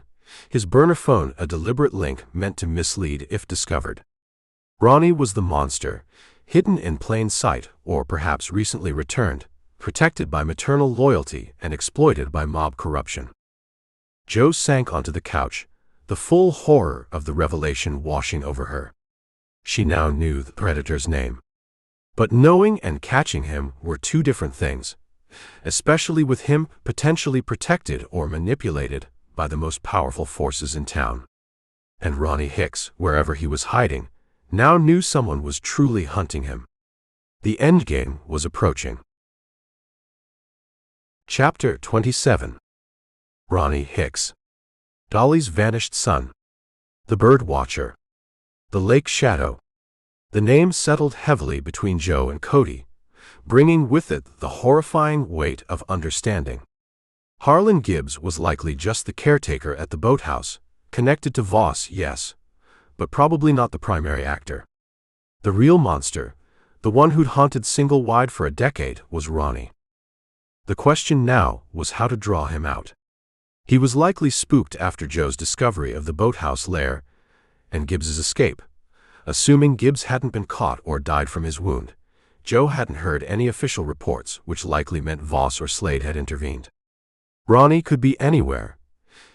Hidden deep in the woods, already fled the county, or perhaps even sheltered by his own mother, Dolly, whose capacity for protective deception Joe now fully appreciated. They needed bait. Something personal. Something connected to the lake, his hunting ground. Something connected to the disruption he likely blamed for exposing his sanctuary, Joe herself. The RV, Joe said, the idea forming as she spoke it, meeting Cody's gaze across the dusty interior of the sawmill. My RV. It's isolated, right on the lake shore. Near Miller's Point, where Tommy was taken. Where Ronnie likely operated 10 years ago. Cody frowned. You want to lure him to you? Joe, after the ambush at the boathouse. He thinks I'm suspended, powerless, Joe argued, cutting him off. He might see me as unfinished business. An easy target. Especially if he thinks I'm alone out there. It's risky, yeah. But it might be the only way to draw him into the open. How do we even let him know you're there, make him take the bait? Cody asked, clearly uneasy with the plan but seeing the grim logic. We don't have to, Joe said, thinking back. Dolly knew I was staying there. Amos knew. Slade probably knows. If Ronnie is connected to Slade, or even just hiding locally where Dolly might subtly help him, he likely already knows where I am. The attack at the boathouse proves someone is watching me, knows my movements. She shuddered, remembering the feeling of unseen eyes near the RV. He might come on his own. And we just wait. Cody looked skeptical. We make it look inviting, Joe said, formulating the plan. We make it look like I'm alone, maybe broken, licking my wounds after the suspension. Lights on low, maybe make it look like I'm packing up to leave town. Vulnerable. If he's watching, if he feels cheated of his chance to finish me at the boathouse, he might not be able to resist. It was a dangerous gamble, using herself as bait for a serial predator, but it felt like their only move. They spent the rest of the day preparing, Cody procuring extra supplies, heavy-duty zip ties, another burner phone, medical gear, while Joe returned to the RV, trying to act naturally, setting the stage. As night fell, a thick fog rolled in off the lake, blanketing the shore in an eerie, sound-muffling shroud. Perfect conditions for an ambush, either Joe's or Ronnie's. Cody took up a hidden position in the dense woods overlooking the RV and the short stretch of shoreline, armed with his service weapon and a hunting rifle brought from home, communicating with Joe via coded clicks on the burner phones. Inside the RV, Joe kept the lights low, moving occasionally past the windows, making it seem like she was packing boxes half-heartedly. Every creak of the old structure, every rustle in the fog-drenched reeds outside, sent jolts of adrenaline through her. She wore her backup 9mm in a shoulder holster, easily accessible. The waiting was agonizing, stretching her nerves taut. Hours passed. The fog thickened, visibility dropping to near zero beyond the RV's windows. Only the faint lap of water against the shore broke the oppressive silence. Then, a flicker of movement near the edge of the woods, caught in the periphery of the RV's weak porch light. Joe froze, hand hovering near her weapon. A figure emerged slowly from the fog, indistinct at first, then resolving into a tall, thin man wearing dark clothing, a hood pulled low over his face. He moved with an unnerving, almost silent glide, heading not for the RV door, but towards the shoreline, near where Joe had found the child's sneaker days earlier. Joe signaled Cody with 2 clicks on the burner. Target sighted. She watched through a gap in the blinds as the figure crouched by the water's edge, seemingly examining something in the reeds. Was he looking for the shoe? Or leaving another memento? After a moment, he straightened up and turned slowly towards the RV, his hooded face still obscured by shadow and fog. He took a few steps closer, then stopped, tilting his head as if listening. Joe clicked the burner once. Engage. She burst out the RV door, weapon up, flashlight beam cutting through the fog, hitting the figure square on. Ronnie Hicks. Stay where you are. The figure froze, momentarily blinded by the light. He didn't look surprised, more resigned. He slowly raised his hands, not in surrender, but in a gesture of weary acceptance. As Joe cautiously approached, Cody emerging silently from the woods to flank her, the man pushed back his hood. It was Ronnie Hicks. Older than Joe had pictured from Cody's brief description, maybe late 30s now, but unmistakably Dolly's son. His face was gaunt, pale, haunted by deep-set eyes that burned with a disturbing mixture of intelligence, pain, and something chillingly vacant. He looked like a man who hadn't seen sunlight, or sanity, in a long time. Knew you'd figure it out eventually, Ronnie said, his voice soft, raspy, unnervingly calm. The new deputy. Smart. Determined. Not like the others. Why, Ronnie? Joe demanded, keeping her weapon trained on him, Cody covering the approach from the woods. Why the children? Billy and Michael. Tommy and Lila. A faint, disturbing smile touched Ronnie's lips. They were special. Pure. Untouched by the town's rot. He gestured vaguely towards the lights of Single Wide, barely visible through the fog. This place, it's poison. Corrupt. Full of lies. His eyes took on a fervent gleam. I wanted to save them. Keep them safe. Away from all this. Safe. Joe echoed, incredulous. By terrifying them. By keeping them prisoner in that filthy shack. Ronnie's smile faded, replaced by confusion, then anger. I took care of them. They were mine. Mine to protect.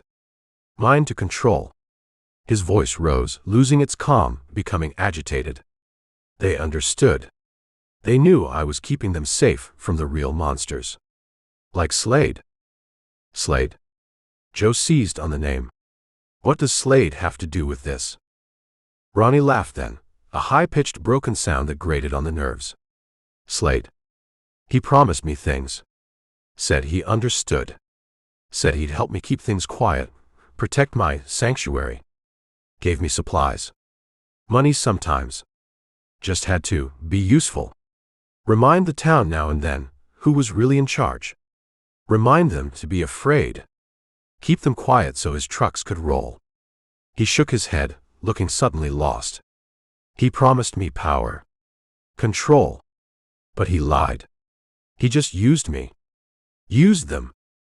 His confession poured out, fragmented, disturbing, a mix of messianic delusion, twisted control, and resentment at being manipulated. He admitted to taking all 4 children over the years, driven by a warped desire to save them from the town's perceived corruption, a delusion likely fed and exploited by Slade. Where are the children you took before, Ronnie? Joe pressed, thinking of the Polaroid boy, of Billy Sutter. The ones who never came back. Ronnie's eyes clouded over, looking towards the dark, fog-shrouded lake. The lake keeps them safe now, he whispered. Forever. The chilling finality in his voice confirmed Joe's worst fears about the earlier victims. Enough talk. On the ground, Ronnie, Joe ordered, her voice hard as steel. Hands behind your back. Now.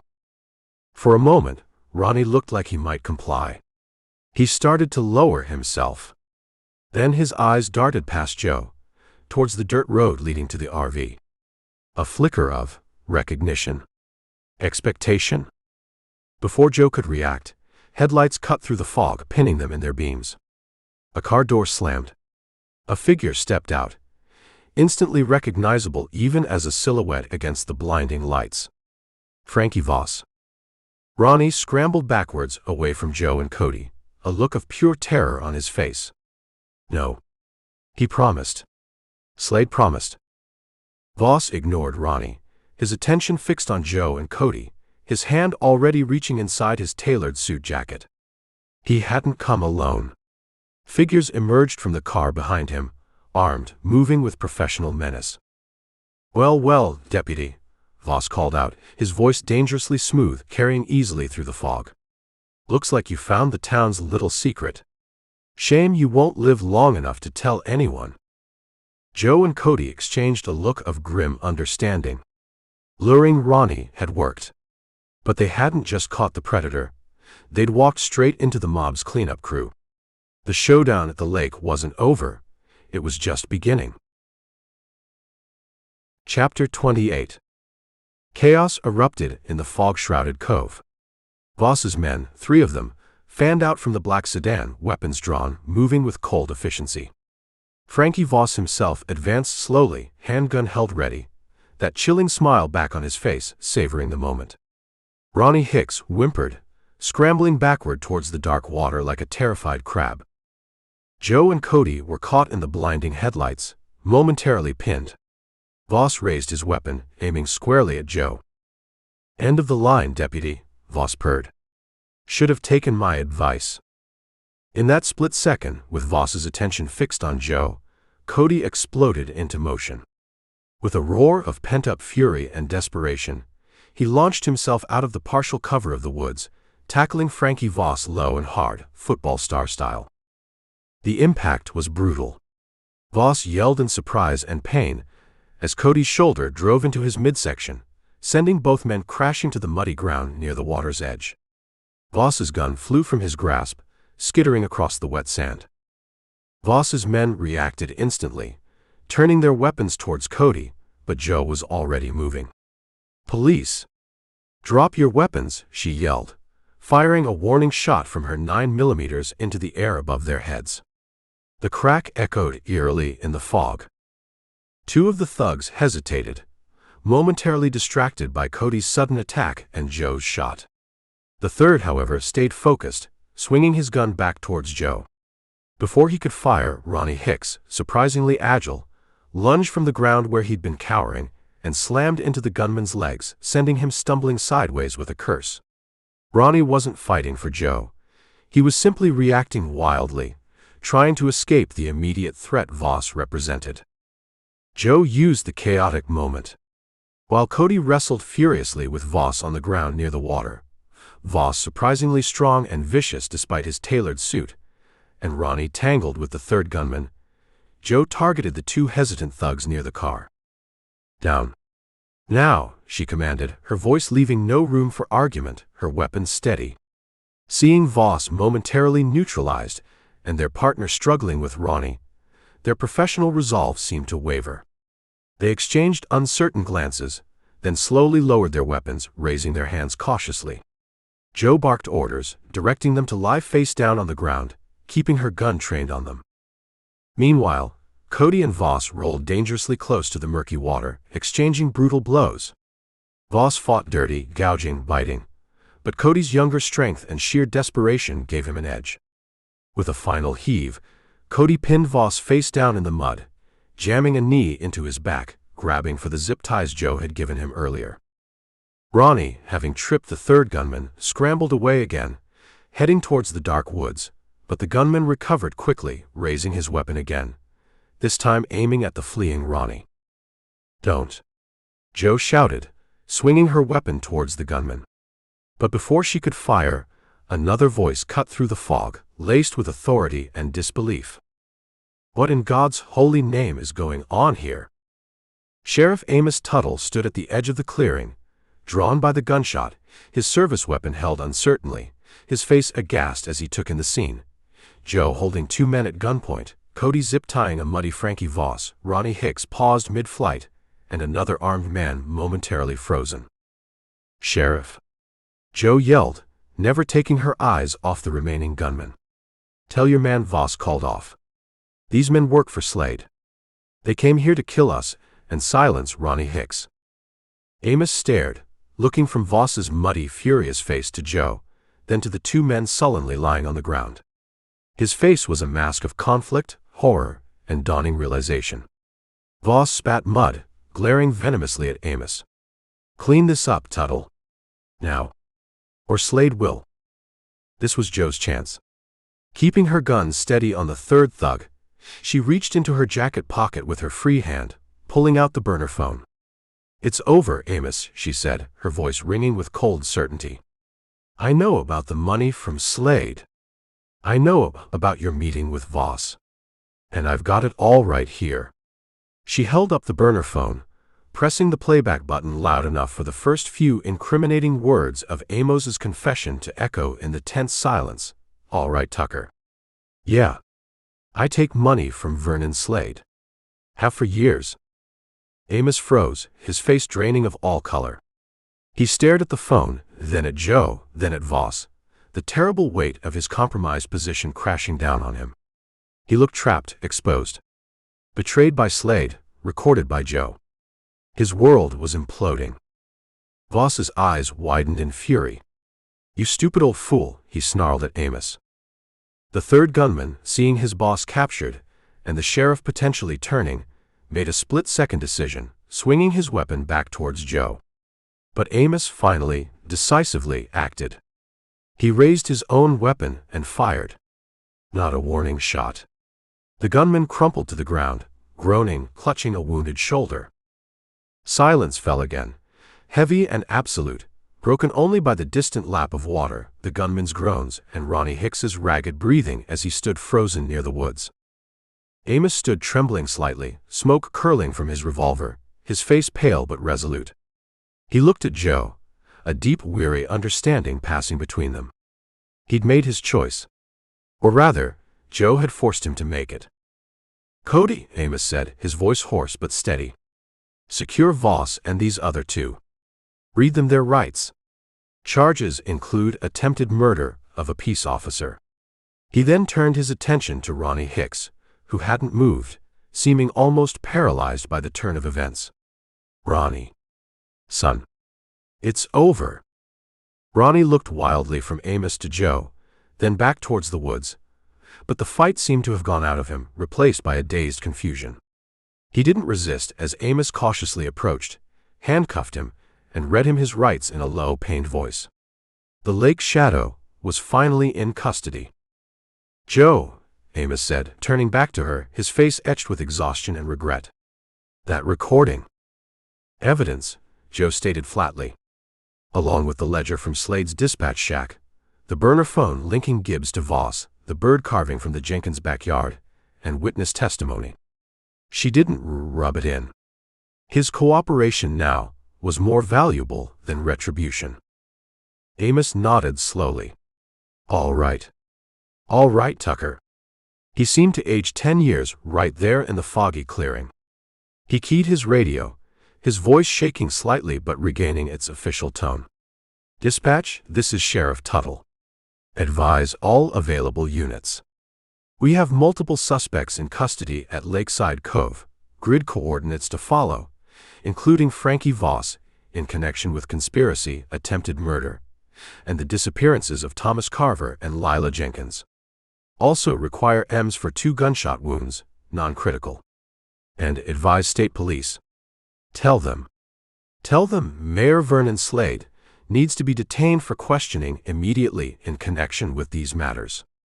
Effective immediately." He clicked off the radio, the transmission sending shockwaves through the county's communication lines. Arresting Voss and calling for Slade's detention. It was seismic. The dam of silence and corruption that had held Single-Wide captive for so long was finally breaking. Cody hauled a muddy, furious Frankie Voss to his feet, shoving him towards the arriving backup units, whose sirens grew louder through the fog. The other 2 captured thugs were secured. Ronnie Hicks stood numbly in handcuffs, staring at the lake, murmuring about birds. Joe watched it all unfold, a sense of weary triumph washing over her. It wasn't completely over. Gibbs was still out there, wounded, and the full extent of Slade's operation needed unraveling. But Voss was caught, Ronnie was caught, and Amos, forced into a corner, had finally acted, turning against the man he'd protected for so long. Sirens screamed closer. Headlights cut through the fog. The carefully constructed empire, built on fear and silence by Vernon Slade, was beginning to crumble, right here, on the haunted shores of Lake Serenity. The town was reeling, whether it knew it yet or not. The fall had begun. Chapter 29. The immediate aftermath of the showdown at the lake was a blur of flashing lights, crackling radios, and grim-faced state police officers swarming single-wide. Mayor Vernon Slade was taken into custody without incident at his sprawling lakefront home, his expression one of bewildered outrage, denying everything. Frankie Voss and his 2 surviving thugs were transported to a secure facility upstate, refusing to talk. Harlan Gibbs, picked up by EMS after collapsing from blood loss near Catfish Road, was under guard at the county hospital, also silent. And Ronnie Hicks, the Lake Shadow, was transferred to a state psychiatric facility for evaluation, his connection to the decades of terror sending ripples of shock and disbelief through the stunned community.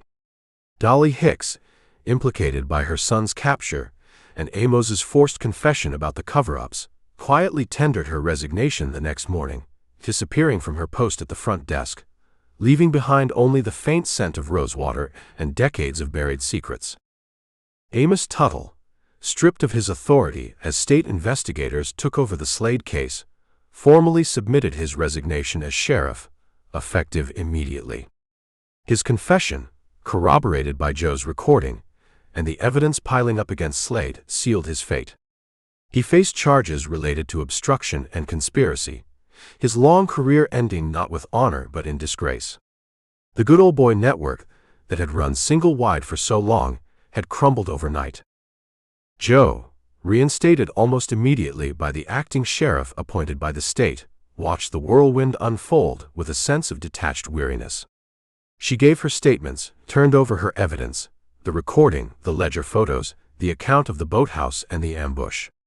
She deflected questions about her suspension, sticking to the facts of the investigation.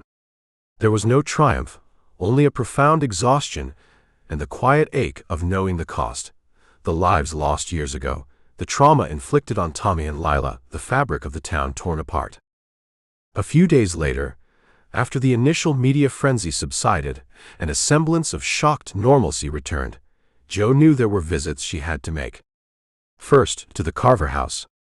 Martha Carver met her at the door, her face still etched with pain, but the raw agony replaced by a fragile relief. Tommy, though subdued and needing therapy, was physically safe, back in his own room, surrounded by family. "We owe you everything, Deputy Tucker," Martha whispered, tears welling again, but this time carrying a different weight. "Thank you for not giving up on him." Joe simply nodded, unable to find adequate words. Seeing Tommy safe, seeing the gratitude in his mother's eyes, eased a small fraction of the guilt Joe carried, but it couldn't erase the ghosts. The ghost of the boy from the Polaroid, likely Tommy Lee Pratt's son, lost years ago. The ghost of Billy Sutter, whose body was never found. The ghost of Michael Rourke. And the ghost of the boy from the Dakota basement. Redemption felt like too large a word for simply doing her job, especially when the cost had been so high for so many. Her next stop was the Jenkins house. Mr. Jenkins gripped her hand, his voice thick with emotion as he described Lila slowly starting to talk again, drawing pictures, asking for her puppy. "She's resilient," he said, managing a watery smile. "But she'll need time. We all will. Knowing that that monster is locked away, it helps." "Thank you, Deputy." Leaving the Jenkins house, Joe drove, not back to the station, but towards the lake, towards the RV park. She needed space, needed the quiet presence of the water, flawed and menacing as it was, to process everything. She parked near her RV, the outsider graffiti still visible, a fading scar she hadn't bothered to scrub off yet, and walked down to the shore. The lake was calm today, sunlight sparkling on its surface. It looked beautiful, serene, belying the darkness it held. She thought about Ronnie Hicks, Dolly's son, twisted by whatever demons drove him, manipulated by Slade's greed. She thought about Amos, whose compromises had cost him everything. She thought about Dolly, whose fierce maternal loyalty had ironically enabled so much pain. And she thought about the Dakotas. The botched sting. The dead child. The weight she'd carried across 6 states. The failure that had defined her for so long. Standing here, on the shore of another troubled body of water, having faced down different monsters, both human and internal, something felt different. She hadn't erased the past, couldn't undo the tragedy. But maybe, just maybe, she didn't have to let it cripple her anymore. She'd faced corruption head-on. She trusted her instincts, even when dismissed and threatened. She'd worked with Cody, forging an unlikely but effective partnership based on mutual respect. She'd found the missing children. She hadn't failed this time.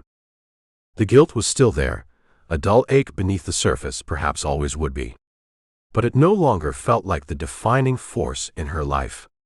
It was part of her story, yes, but not the whole story. Just like Earl Boone wasn't the whole story of the lake shadow. A vehicle crunched on the gravel nearby. Joe turned to see Cody approaching, now wearing the interim sergeant's stripes the acting sheriff had given him. He looked more confident, standing taller, the town's grudging respect settling onto his broad shoulders after his role in bringing down Voss and Slade became known. "Hey," he said, stopping beside her. "Thought I might find you out here." "Just thinking," Joe replied, turning back to the lake. "Lots to think about," Cody agreed. He was quiet for a moment. "Acting sheriff wants to talk to you. About sticking around permanently. Maybe even about Amos's old job." Joe looked at him, surprised. "Me? After everything?" Cody shrugged. State investigators were impressed. "You cracked a case the locals couldn't, or wouldn't for 10 years. Took down a corrupt mayor and his mob buddies in the process. Yeah, you ruffled feathers, broke rules. But you got results. And right now, single-wide needs results. Needs change." He grinned slightly. "Besides, I put in a good word. Told him you were hell on wheels but cleaned up nice." Joe almost smiled. "Thanks, Cody." She looked around, at the shabby RV that had become an unlikely sanctuary, at the sparkling, deceptive lake, at the pine trees standing silent guard. Leaving single wide would be easy. Running again. Starting over somewhere else where the ghosts weren't so loud. But running hadn't worked before. Maybe staying was the answer. Facing the ghosts, hers and the town's. Maybe building something new here, on the wreckage of the old corrupt system, was the real path forward. Working alongside Cody, earning the town's trust not through folksy charm but through hard work and integrity. Maybe single wide, despite its darkness, could be a place for redemption after all. Her redemption. "Tell the acting sheriff I'll think about it," Jo said, a decision solidifying within her. She wasn't running anymore. Cody beamed. "He'll be glad to hear it." They stood in comfortable silence for a while, watching the sunlight dance on the water. The lake still held its secrets, its sorrows. But for the first time since Jo arrived, it didn't feel solely like a place of shadows. It felt like a place where healing might, just possibly, begin. Chapter 30. Summer humidity began to give way to the first hints of autumn crispness in the early mornings, though the Georgia sun still beat down fiercely by midday. Single wide was slowly, cautiously, breathing again.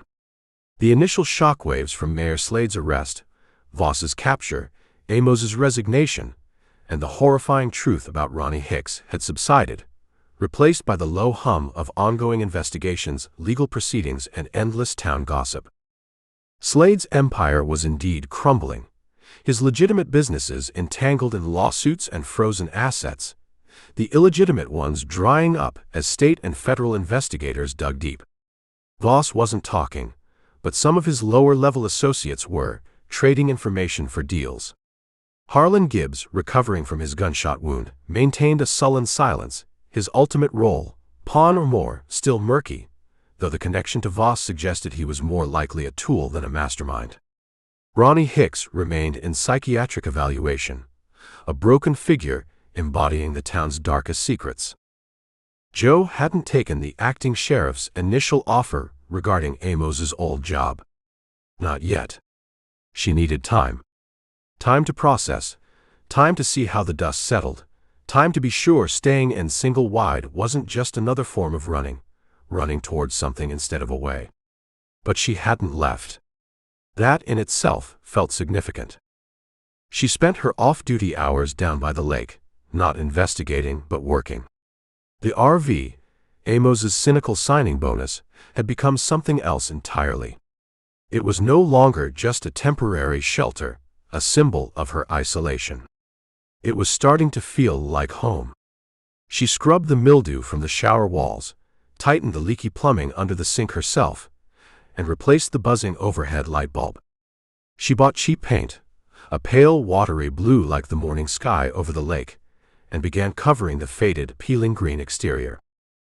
The spray-painted outsider tag on her pickup remained, but Jo found she didn't mind it as much anymore.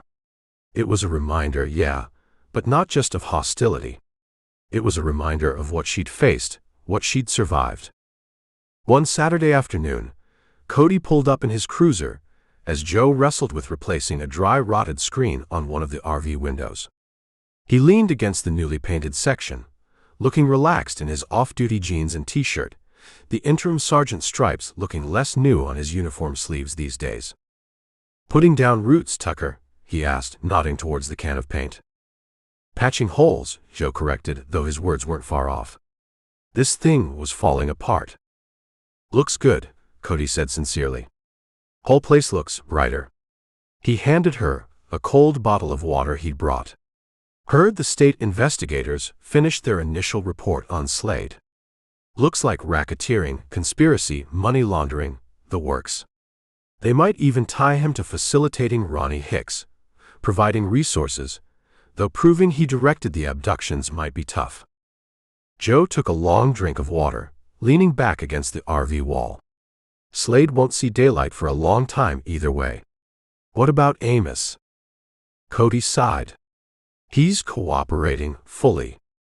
Looks like he'll face obstruction charges, maybe conspiracy related to the financial stuff, but likely avoid the heavier charges by testifying against Slade. Seems genuinely remorseful about, well, everything. Especially how he treated you.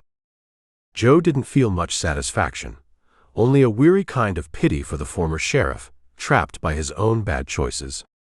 And Dolly moved up near Atlanta to live with her sister, Cody said. Quietly retired, like the outline said. Doubt she'll face charges, given her cooperation and Ronnie's condition. Probably for the best. Let her fade away.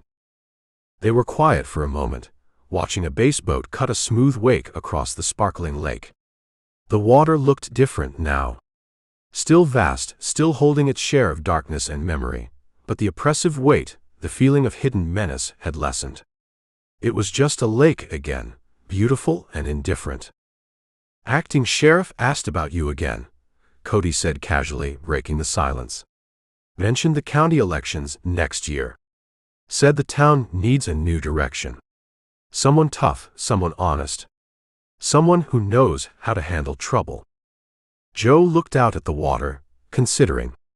Sheriff Joe Ann Tucker. It had a strange ring to it. Running for office, shaking hands, making promises, it wasn't her style. But leading the department, rebuilding it from the ground up, earning the town's trust through action, not just words, that held a certain appeal. A challenge. A purpose.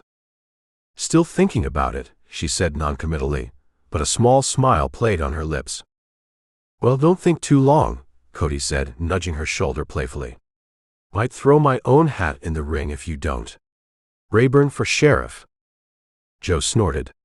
You'd probably win, golden boy. Nah, Cody said, suddenly serious. This town doesn't need another good old boy, however well-intentioned. It needs you, Joe. He met her gaze, his expression open and honest.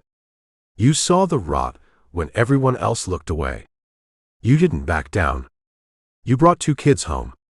That matters here. More than you think. His faith in her, steady and unwavering since that night he'd brought her fried chicken, settled something deep inside her. Maybe she didn't need to erase the past or find complete redemption. Maybe finding peace, finding purpose, was about accepting who she was, flaws, ghosts and all, and choosing to stand your ground to make a difference where you landed. Got a lot of work to do first, Joe said, gesturing around the RV, but her gaze drifted towards the town, towards the brick box of the sheriff's office visible across the water. New plumbing doesn't install itself. Cody grinned, understanding her unspoken decision. Need a hand? Thought you'd never ask, Sergeant. The end. Check out. Lakefront. Cop buys a bar. Cop buys a boat. Or for more thrills. Deep dive. Deception Tide. Miami Mirage. Cuban Crossfire. Weapons Grade. Canvas Code. Weapons Free.